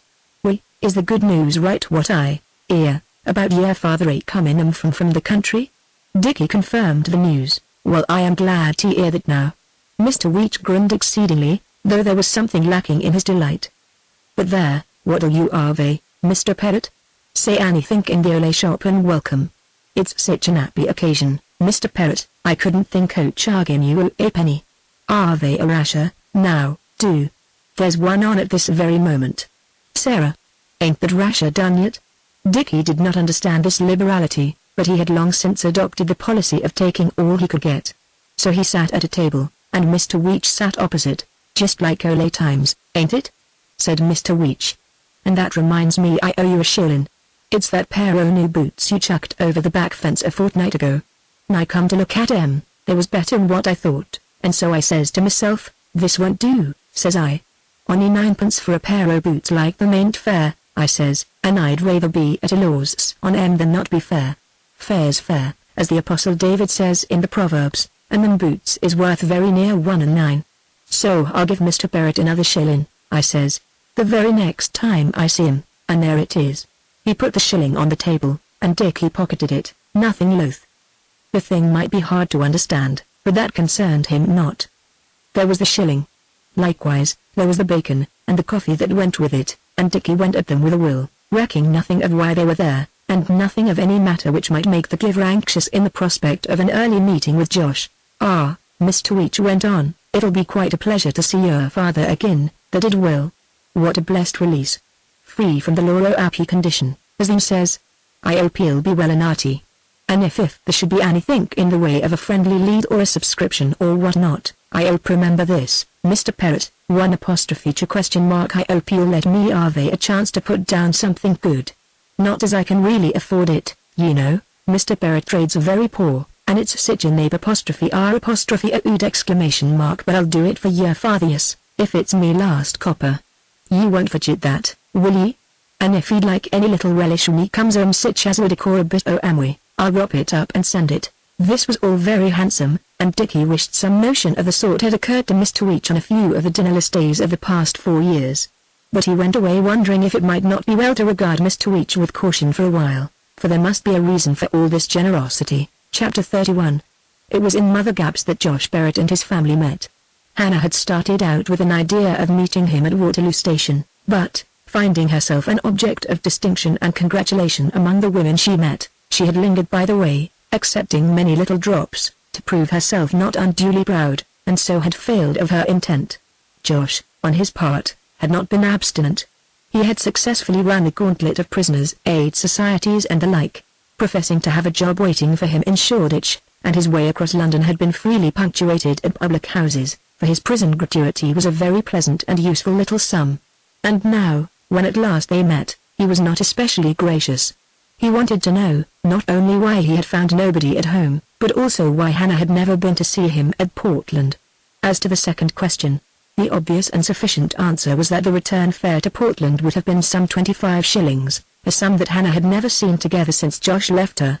As to the first, she protested, with muddled vehemence, that she had gone to meet him, and had missed him by some mistake as to arrival platforms. So that at length, urged thereto by the rest of the hour's customers at the Feathers, Josh kissed her sulkily and ordered her a drink. Em was distrustful at first, but drank her allowance of gin with much relish, tipping the glass again and again to catch the last drop, and little Josh, now for the first time introduced to Josh the elder, took a dislike to his father's not particularly sober glare and grin, and roared aloud upon his knee, assailing him, between the roars, with every curse familiar in the Jago, amid the genial merriment of the company. Dickie came in quietly, and stood at his father's elbow with the pride natural to a dutiful son on such an occasion. And at closing time they all helped each other home. In the morning Josh rose late. He looked all the better for his lagging, browner than ever in the face, smarter and stouter. In a corner he perceived a little heap of made matchboxes, and, hard by, the material for more. It was Em's work of yesterday morning. "Support industries," said Josh, musingly. "Yes. Tuppence farden a gross." And he kicked the heap to splinters. He strolled out into the street, to survey the Jago. In the bulk it was little changed, though the county council had made a difference in the northeast corner, and was creeping farther and farther still. The dispossessed Jagos had gone to infect the neighborhoods across the border, and to crowd the people a little closer. They did not return to live in the new barrack buildings, which was a strange thing, for the county council was charging very little more than double the rents which the landlords of the old Jago had charged. And so another Jago, teeming and villainous as the one displaced, was slowly growing, in the form of a ring, round about the great yellow houses. But the new church and its attendant buildings most took Josh's notice. They were little more than begun when last he walked Old Jago Street in daylight, and now they stood, large and healthy amid the dens about them, a wonder and a pride. As he looked, Jerry Gullen and Bill ran past. "Wayo, brother-in-law," sang out Bill Rann, who remembered the Old Bailey fiction of 4 years back, and thought it a capital joke. "Nice sort o' thing, ain't it?" said Jerry Gullen with indignant sarcasm, jerking his thumb toward the new church. "The street's clean ruined. What's the good o' living there now? Why, a man mustn't even do a click, blimey, and don't ya?" asked Josh with a grin. Here yet another grin broke wide on Jerry Gullen's face, and he went his way with a wink and a whistle. "And so you're back again, Josh Parrott," said old Beveridge, seedier than ever, with the hard-up fresh chalked on the changeless hat. "Back again? Pity you couldn't stay there, isn't it? Pity we can't all stay there. Josh looked after the gaunt old figure with much doubt and a vague indignation, for such a view was foreign to his understanding. And as he looked further, Sturt came out of the church, and laid his hand on Josh's shoulder. "What?" exclaimed the vicar. "Home again without coming to see me? But there, you must have been coming. I hope you haven't been knocking long? Come in now, at any rate. You're looking wonderfully well. What a capital thing a holiday is, isn't it? A good long one." Taking Josh by the arm, he hauled him, grinning, sheepish and almost blushing, toward the club door. And at that moment Sam Cash came hurrying round Luckrow Corner, with his finger through a string, and on that string a bunch of grouse. "Dear me," said Father Sturt, turning back, but without releasing Josh's arm. "Here's our dear friend, Sam Cash, taking home something for his lunch. Come, Sam, with such a fine lot of birds as that, I'm sure you'll be proud to tell us where they came from." "Eh?" For a moment Sam Cash was a trifle puzzled, even offended. Then there fell over his face the mask of utter inexpression which the vicar had learned to know. Said Sam Cash, stolidly, "I been having a little shooting with a friend." "Dear, dear, what a charming friend. And where are his moors?" "Nowhere about the Bethnal Green Road, I suppose, by the goods depot." "Come now. I'm sure Josh Barrett would like to know. You didn't get any shooting in your little holiday, did you, Josh?" Josh grinned, delighted, but Sam shuffled uneasily, with a hopeless sidelong glance as in search of a hole wherein to hide. "Ah, you see," Father Sturt said, "he doesn't want his friend's hospitality to be abused. Let me see, 2, 4, 6, why there must be 9 or 10 brace, and all at one shot, too. Sam always makes his bag at one shot, you know, Josh, whatever the game is." "Yes, wonderful shooting. And did you shoot the label at the same time, Sam?" "Come, I should like to look at that label." But the wretched Sam was off at a bolt, faster than a police pursuit would have sent him, while Josh guffawed joyously. To be rotted by Father Sturt was the true Jago terror, but to the Jagos looking on it was pure delight. Theft was a piece of the Jago nature, but at least Father Sturt could wither the pride of it by such ridicule as the Jago could understand. "Though he's very bashful for a sportsman, isn't he, Josh?" the vicar proceeded. "But you must come and see the club at once. You shall be a member." Josh spent near an hour in the new buildings. Father Sturt showed him the club, the night shelter, the church, and his own little rooms. He asked, too, much about Josh's intentions for the future. Of course, Josh was going to look for a job. Father Sturt knew he would say that. Every Jago had been going to look for a job ever since the vicar first came to the place. But he professed to take Josh's word seriously, and offered to try to get him taken on as a plasterer at some of the new county council buildings. He flattered Josh by reminding him of his command of a regular trade. Josh was a man with opportunities, and he should be above the pitiable expedients of the poor untradesman-like about him. Indeed, he should leave the Jago altogether, with his family, and start afresh in a new place, a reputable mechanic. To these things Josh Barrett listened with fidgety deference, answering only "Yes, Father," when it seemed to be necessary. In the end he promised to think it over, which meant nothing, as the parson well knew. And in the mood in which Josh came away he would gladly have risked another lagging to serve Father Sturt's convenience, but he would rather have suffered one than take Father Sturt's advice. He made the day a holiday. He had been told that he was in for a little excitement, for it was held that fitting time had arrived for another scrap with Dove Lane, but the affair was not yet moving. Snob Spicer had broken a window with a Dove Laner's head, it was true, but nothing had come of it, and etiquette demanded that the next card should be played by Dove Lane. For the present, the Jago was content to take thought for Josh's friendly lead. Such a thing was everybody's right on return from a lagging, and this one was fixed for a night next week. All that day Mr. Weech looked out anxiously, but Josh Barrett never passed his way. Chapter 32. Bill Ran called for Josh early the next morning, and they strolled down Old Jago Street in close communion. "Are you on for a job?" asked Bill. "'Cause I got one cuttin', tried a topper, and safe as is. What sort o' job's this? We're bust unless we can screw it." This meant a breaking in, with a possibility of a quieter entrance by means of keys. It was unpleasantly suggestive of Josh's last exploit, but he answered, "All right. Depends, o' course." "Oh, it's a good un." Bill Ran grinned for no obvious reason, and slapped his leg to express rapturous amusement. "It's a good un you can take your Davy o' that. I've been thinking about it for a fortnight, but it wants to. Damn, it's nobby." And Bill Ran grinned again, and made 2 taps of a step dance. "What d'you think?" he pursued, suddenly serious. "What d'you think o' screwing a fence?" It was a novel notion, but in Josh's mind, At first flush, it seemed unsportsmanlike. "What fence?" asked Josh. Bill Rand's grin burst wide again. He bent low, with outstretched chin, and stuck his elbows out as he answered, "We, ole weech." Josh bared his teeth but with no smile, looking sharply in the other's upturned face.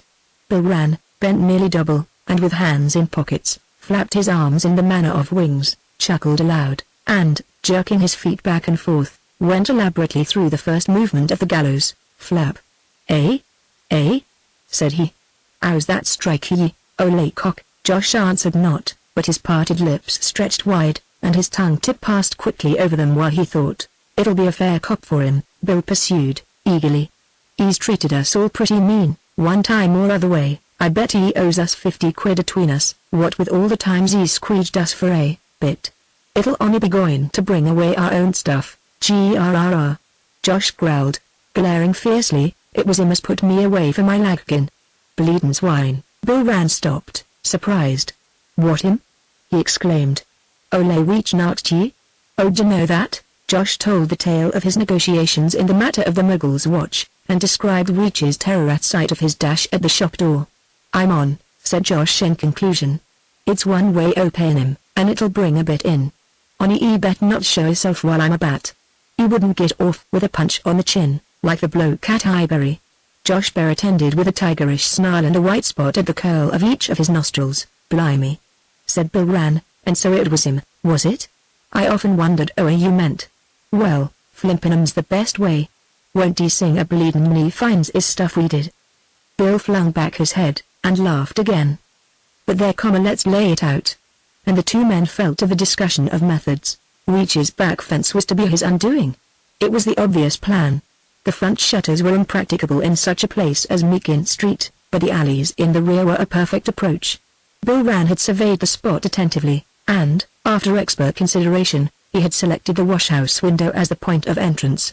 Old boxes and packing would litter the yard, and it would be easy to mount a selected box, shift the catch of the little window, and wriggle in, feet first, without noise. True, the door between the washhouse and the other rooms might be fastened, but it could be worked at undercover, and Bill Rand had a belief that there must be a good deal of stuff in the washhouse itself.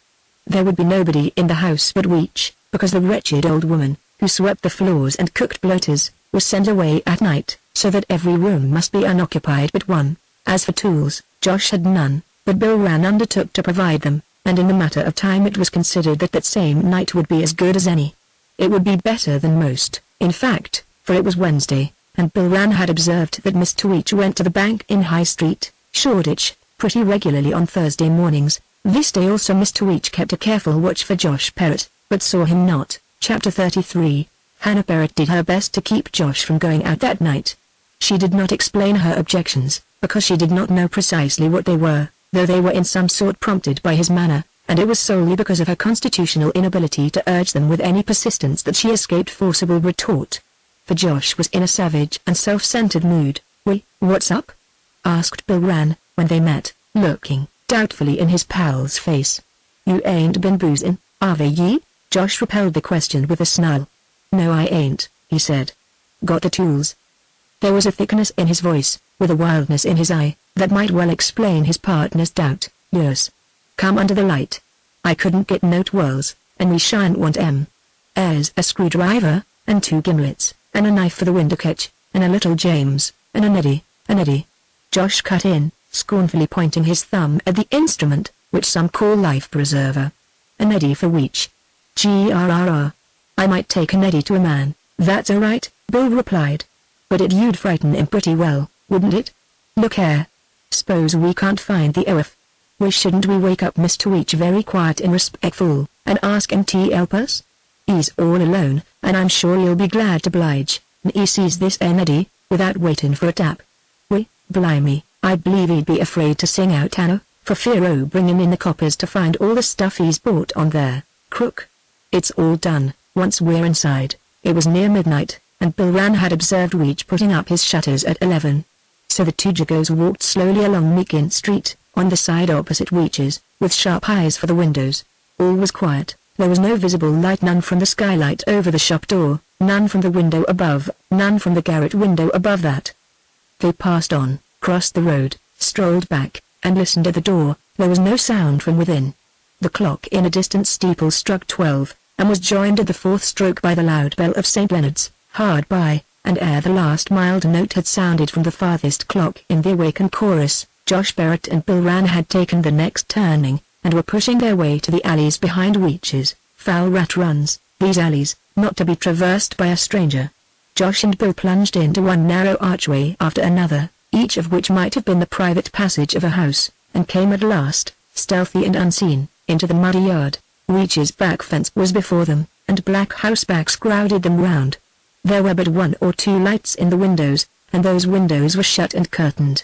The rear of Weech's house was black and silent as the front. They peered over the fence. The yard was pitch dark, but faint angular tokens here and there told of heaped boxes and lumber. "We won't tip in the whistle this time," whispered Bill Rann, with a smothered chuckle. "Over." He bent his knee, and Josh straddled from it over the rickety fence with quiet care, and lowered himself gingerly on the other side. "Clear air," he whispered. "Come on." Since Bill's display of the tools Josh had scarce spoken a word. Bill wondered at his taciturnity, but respected it as a businesslike quality in the circumstances. It was but a matter of 4 or 5 yards to the wash-house window, but they bent and felt their way. Josh took up an old lemonade case as he went, and planted it on the ground below the window, stretching his hand for the knife as he did so. And now he took command in foremost place. It was an old shoemaker's knife, with too long a handle, for there was a skew joint in the sash, and the knife would not bend. Presently Bill Rann, below, could see that Josh was cutting away the putty from the pane, and in 5 minutes the pane itself was put into his hand. He stooped, and laid it noiselessly on the soft ground. Josh turned the catch and lifted the sash. There was some noise, but not much, as he pushed the frame up evenly, with a thumb at each side. They waited, but it was quite still, and Josh, sitting on a sill, maneuvered his legs, one at a time, through the narrow opening. Then, turning over, he let himself down, and beckoned Bill Rann to follow. Bill Rann had a small tin box, with an inch of candle on the inside of one end, so that when the wick was lit the contrivance made a simple but ineffective lantern, the light whereof shone in front alone, and could be extinguished at a puff. Now a match was struck, and a quick view taken of the wash-house. There was not much about, only cracked and greasy plates, jars, tins, pots and pans, and in a corner a miscellaneous heap, plainly cheap pilferings, covered with a bit of old carpet. The air was offensive with the characteristic smell of Weech's, the smell of stale pickles. "There ain't nothing to waste time over air," said Josh, aloud. "Come on, shut up, you damn fool," exclaimed Bill Rann, in a whisper. "Joe want to wake him?" "Why not?" was the reply, still aloud. Bill began to feel that his pal was really drunk. But, silent once more, Josh applied himself to the door of the inner room. It was crank and old, worn and battered at the edges. Josh forced the wedge end of the jemmy through the jamb, splintering the perished wood of the frame, and, with a push, forced the striking box of the lock off its screws. There was still a bolt at the top, that at the bottom had lost its catch, but this gave as little trouble as the lock. Bill Rann strained the door open from below. The jemmy entered readily, and in a few seconds the trap bolt was in like case with the bottom. They entered the room behind the shop, and it was innocent and disappointing. A loo table, 4 horsehair-covered chairs, a mirror, 3 colored wall texts, 2 china figures and a cheap walnut sideboard, that was all.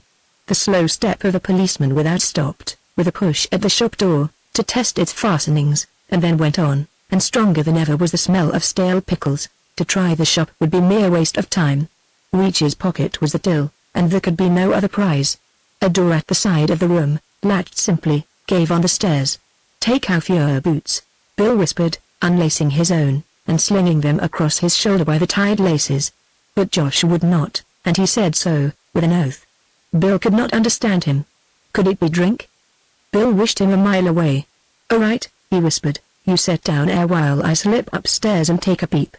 I bet the stuff's in the garret." Best only one goes. Quiet. Josh sat, and Bill, taking his lantern, crept up the stairs noiselessly, save for one creak. He gained the stairhead, listened a moment, tiptoed along the small landing, and was halfway up the steep and narrow garret stairs, when he heard a sound, and stopped. Somebody was on the lower flight.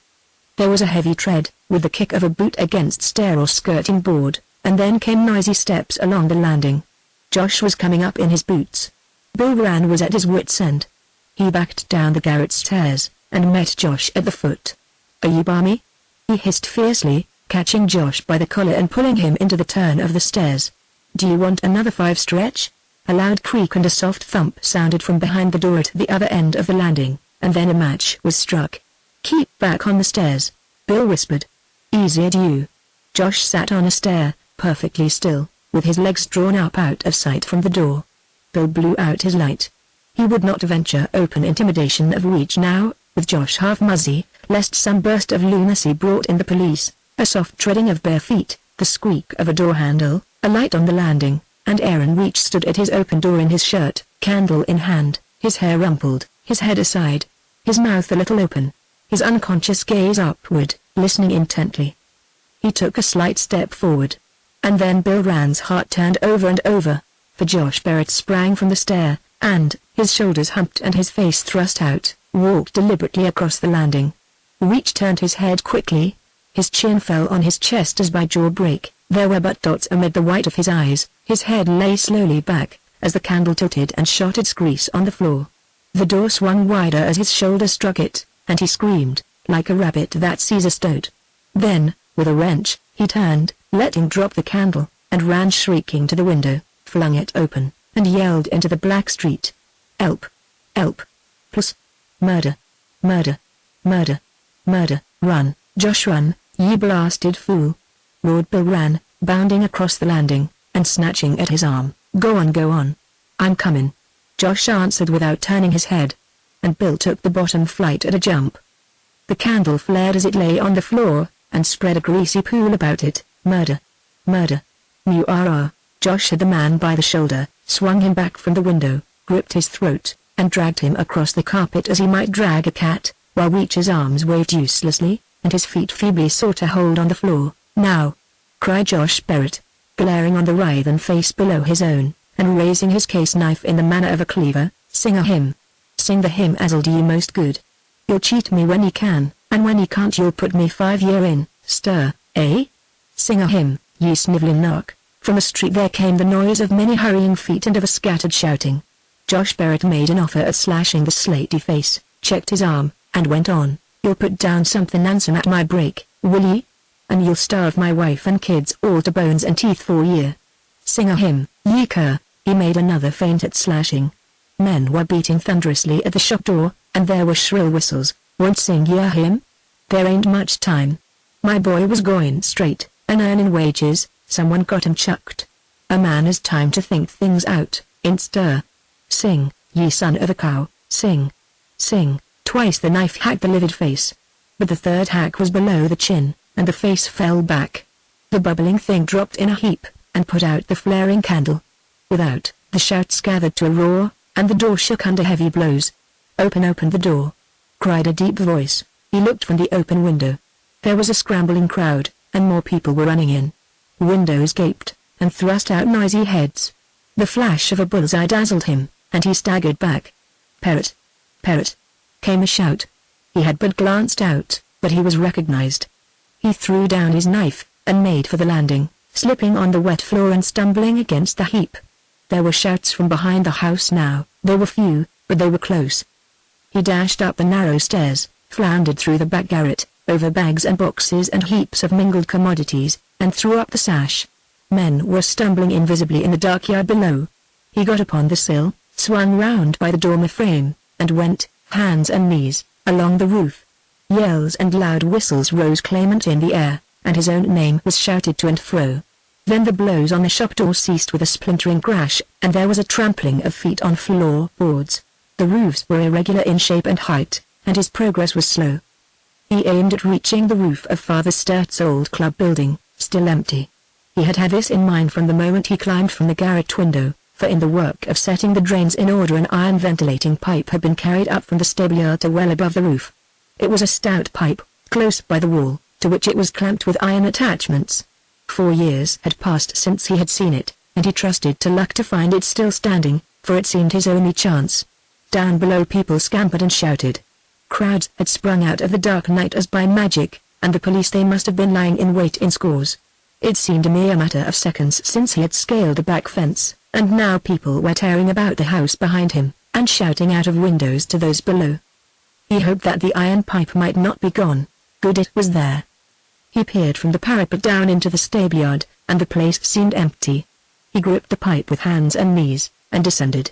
The alley had no back way. He must take his chance in Meakin Street. He peeped. At the street end there was a dark obstruction, set with spots of light, a row of police. That way was shut. He must try the Jago. Luck row was almost opposite, and no Jago would betray him. The hunters were already on the roofs.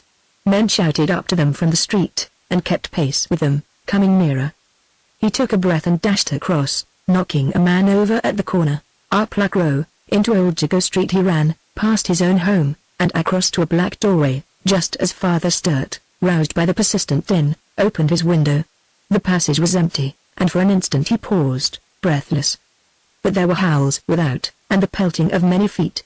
The man knocked over at the corner had given the alarm, and the hunt was up. Into the backyard and over the fence, through another passage into New Jago Street, with a notion to gain the courts by Honey Lane and so away. But he was thinking of the Jago as it had been. He had forgotten the demolishment. As he neared Jago Row, the place of it lay suddenly before him, an open waste of 80 yards square, skirted by the straight streets and the yellow barracks, with the board school standing dark among them. And along the straight streets more men were rushing, and more police. They were newcomers. Why not venture over? He rubbed his cheek, for something like a film of gum clung to it. Then he remembered, and peered closely at his hands. Blood, sticking and drying and peeling. Blood on hands and face. Blood on clothes, without a doubt. To go abroad thus would to court arrest, were he known or not. It must be got off, but how? To go home was to give himself up. The police were there long since. They swarmed the Jago through. Some half-dismantled houses stood at hand, and he made for the nearest. There were cellars under these houses, reached from the backyards. Many a Jago had been born, had lived, and had died in such a place. A cellar would hide him for an hour, while he groped himself clean as he might. Broken brickwork littered the space that had been the backyard. Feeling in the dark for the steps, which stood in a little pit, his foot turned on a stone, and he pitched headlong. The cellar itself was littered with rubbish, and he lay among it a little while, breathless and bruised. When he tried to rise, he found his ankle useless. It was the old sprain, got at mother gaps before his lagging, and ever ready to assert itself. He sat among the brickbats to pull off the boot that was foul and sticky too, and he rubbed the ankle. He had been a fool to think of the cellar. Why not any corner among the walls above? He had given way to the mere panic instinct to burrow, to hide himself in a hole, and he had chosen one wherefrom there was no second way of escape, none at all but by the steps he had fallen in at. Far better to have struck out boldly across the streets by Columbia Market to the canal, who could have seen the smears in the darkness. And in the canal he might have washed the lot away, secure from observation, under a bridge. The thing might be possible, even now, if he could stand the pain. But no, the foot was useless when he tried it. He was trapped like a rat. He rubbed and kneaded the ankle diligently, and managed to draw the boot on. But stand on both legs he could not. He might have crawled up the steps on hands and knees, but what was the use of that? So he sat, and waited. Knots of men went hurrying by, and he caught snatches of their talk. There had been a murder. A man was murdered in his bed. It was a woman. A man had murdered his wife. There were 2 murders. 3. The tale went every way, but it was always murder, murder, murder. Everybody was saying murder, till in the passing footsteps, in the vague shouts in the distance, and presently in the mere black about him he heard the word still: murder, murder, murder. He fell to contrasting the whispered fancy with the real screams in that bedroom. He wondered what Bill Rann thought of it all, and what had become of the James and the Ginlets. He pictured the crowd in Old Jago Street, pushing into his room, talking about him, telling the news. He wondered if Hannah had been asleep when they came, and what she said when they told her. And more people hurried past the ruined house, all talking murder, murder, still murder. The foot was horribly painful. Was it swelling? Yes, he thought it was. He rubbed it again. What would Dickie do? If only Dickie knew where he was. That might help. There was a new burst of shouts in the distance. What was that? Perhaps they had caught Bill Rann, but that was unlikely. They knew nothing of Bill. They had seen but one man. Perhaps they were carrying away the heap on a shutter. That would be no nice job, especially down the steep stairs. There had been very little in the washhouse, and nothing in the next room. The garrets were pretty full of odd things, but no doubt the money was in the bedroom. The smell of stale pickles was very strong, so his thoughts chased one another, eager, trivial, crowded till his head ached with their splitting haste. To take heed for the future, to plan escape, To design expedients these were merely impossible, sitting there inactive in the dark.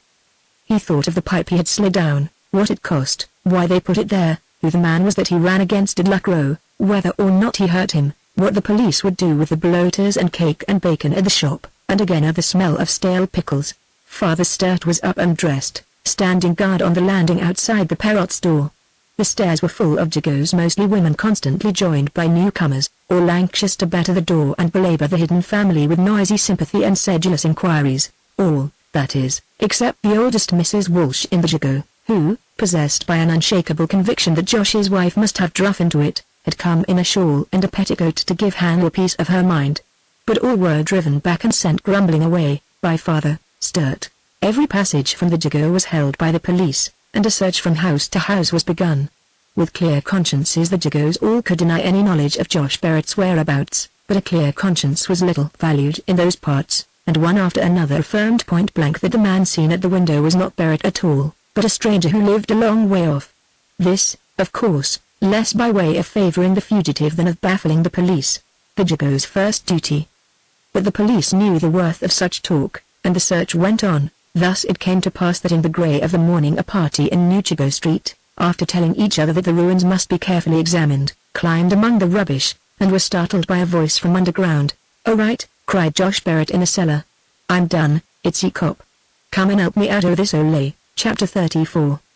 The Lion and Unicorn had been fresh guilt since he was there before, but the white-headed old jailer in the dock was much the same.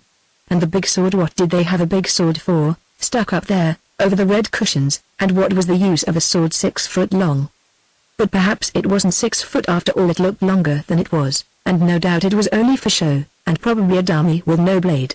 There was a well-dressed black man sitting down below among the lawyers. What did he want? Why did they let him in? A nice thing to be made a show of, for niggers. And Josh Barrett loosened his neckcloth with an indignant tug of the forefinger, and went off into another train of thought. He had a throbbing, wavering headache, the outcome of thinking so hard about so many things. They were small things, and had nothing to do with his own business, but there were so many of them, and they all had to be got through at such a pace, and one thing led to another. Ever since they had taken him he had been oppressed by this plague of galloping thought, with few intervals of rest, when he could consider immediate concerns. But of these he made little trouble. The thing was done. Very well then, he would take his gruel like a man. He had done many a worse thing, he said, that had been thought less of. The evidence was a nuisance. What was the good of it all? Over and over and over again. At the inquest, at the police court, and now here. Repeated, laboriously taken down, and repeated again. And now it was worse than ever, for the judge insisted on making a note of everything, and wrote it down slowly, a word at a time. The witnesses were like barrel organs, producing the same old tune mechanically, without changing a note. There was the policeman who was in Meakin Street at 12:30 on the morning of the 4th of the month, when he heard cries of murder, and proceeded to the coffee shop. There was the other policeman who also proceeded there, and recognized the prisoner, whom he knew, at the first-floor window. And there was the sergeant who had found him in the cellar, and the doctor who had made an examination, and the knife, and the boots, and all of it. It was murder, murder, murder still. Why? Wasn't it plain enough? He felt some interest in what was coming in the sentence, and the black cap, and so on, never having seen a murder trial before. But all this repetition oppressed him vaguely amid the innumerable things he had to think of, one thing leading to another. Hannah and Dickie were there, sitting together behind the glass partition that rose at the side of the dock. Hannah's face was down in her hands, and Dickie's face was thin and white, and he sat with his neck stretched, his lips apart, his head aside to catch the smallest word. His eyes, too, were red with strained, unwinking attention. Josh felt vaguely that they might keep a bolder face, as he did himself. His sprained foot was still far from well, but he stood up, putting his weight on the other. He might have been allowed to sit if he had asked, but that would look like weakness. There was another judge this time, an older one, with spectacles. He had come solemnly in, after lunch, with a bunch of flowers in his hand, and Josh thought he made an odd figure in his long red gown. Why did he sit at the end of the bench, instead of in the middle, under the long sword? Perhaps the old gentleman, who sat there for a little while and then went away, was the Lord Mayor. That would account for it. There was another room behind the bedroom at Weech's, which he had never thought about. Perhaps the money was there, after all. Could they have missed any hiding place in the shop parlor? Number there was the round table, with the 4 chairs about it, and the little sideboard, besides the texts on the wall, and 2 china figures on the mantelpiece. That was all. There was a copper in the washhouse, but there was nothing in it. The garret was a very good place to keep things in, but there was a strong smell of stale pickles. He could smell it now. He had smelt it ever since. The judge stopped a witness to speak of a draught from a window. Josh Barrett watched the shutting of the window. They did it with a cord. He had not noticed a draught himself. But pigeons were flying outside the panes and resting on the chimney stacks. Pud Palmer tried to keep pigeons in Jago row, but one morning the trap was found empty. A poulterer gave 4p each for them. They were ticketed at 18p a pair in the shop, and that was 5p profit apiece for the poulterer. 10p a pair profit on 11 pairs was nearly 10 shillings. 10 shillings all but 10p. They wouldn't have given any more in Club Row. A man had a 4-legged linnet in Club Row, but there was a show in Bethnal Green Road with a 2-headed sheep. It was outside that ginger stag was pinched for lob crawling. And so on, till his head buzzed again. His counsel was saying something. How long had he been talking? What was the good of it? He had told him that he had no defense. The lawyer was enlarging on the dead man's iniquities, talking of provocation, and the heat of passion, and the like. He was aiming desperately at a recommendation to mercy. That was mere foolery, but presently the judge began to sum up. They were coming to something at last. But it was merely the thrice-told evidence once more. The judge blinked at his notes, and went at it again. The policeman with his whistle, and the other with his lantern, and the doctor, and a sergeant, and the rest. It was shorter this time, though. Josh Barrett turned and looked at the clock behind him, with the faces over it, peering from the gallery. But when he turned to face the judge again he had forgotten the time, and crowded trivialities were racing through the narrow gates of his brain once more. There was a cry for silence, and then a fresh voice spoke. "Gentlemen of the jury, have you agreed upon your verdict?" "We have." The foreman was an agitated, colorless man, and he spoke in a low tone. "Do you find the prisoner at the bar guilty, or not guilty?" "Guilty." "Yes, that was right, this was the real business." His head was clear and ready now. "And is that the verdict of you all?" "Yes." Was that Hannah sobbing? A pale parson in his black gown came walking along by the bench, and stood like a tall ghost at the judge's side, his eyes raised and his hands clasped. The judge took a black thing from the seat beside him, and arranged it on his head. It was a sort of soft mortarboard, Josh noted curiously, with a large silk tassel hanging over one side, giving the judge, with his wig and his spectacles and his red gown, a horribly jaunty look. No brain could be clearer than Josh Barrett's now. "Prisoner at the bar, have you anything to say why sentence of death should not be passed on you according to law?" "No sir, I done it." "On he was a worse man than me." The clerk of arraign sank into his place, and the judge spoke. "Josh, you a parrot, you have been convicted, on evidence that can leave no doubt whatever of your guilt in the mind of any rational person, of the horrible crime of wilful murder. The circumstances of your awful offense there is no need to recapitulate, but they were of the most brutal and shocking character. You deliberately, and with preparation, broke into the house of the man whose death you have shortly to answer for in a higher court than this. Whether you broke in with a design of robbery as well as of revenge by murder I know not, nor is it my duty to consider, but you there, with every circumstance of callous ferocity, sent the wretched man to that last account which you must shortly render for yourself. Of the ill-spent life of that miserable man, your victim, it is not for me to speak, nor for you to think.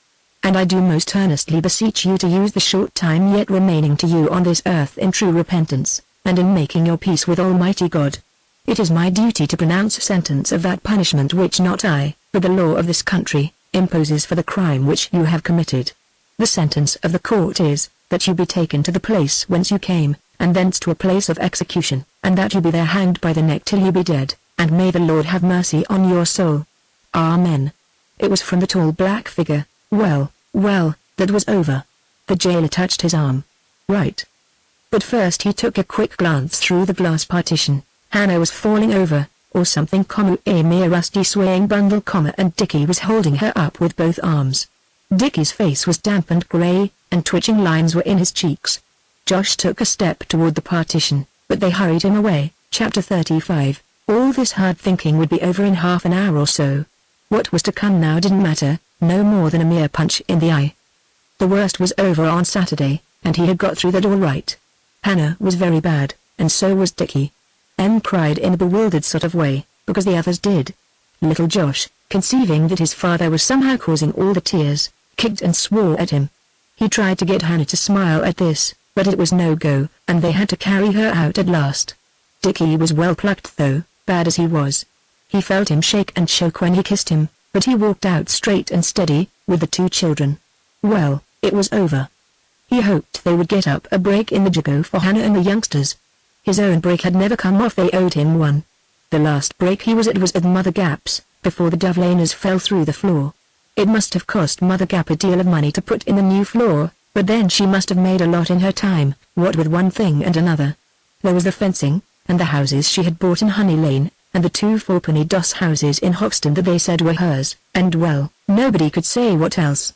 Some said she came of the gypsies that used to live at the Mount years ago. The Mount was a pretty thick place now, but not so thick as the Jago. The Jagos were thick as glue and wide as Broad Street.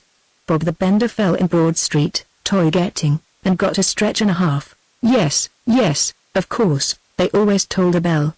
But it was rather confusing, with things to think about. They had come at last. Come, there was nothing more to think about now, nothing but to take it game. Hold tight, Jago, hold tight. No thank you, sir, nothing to say, special. Only much obliged to ye, thank ye kindly, for the grubbin' and been kind and what not. Thanks all of ye, come to that. Specially you, sir. It was the tall black figure again. What, this was the chap, was it?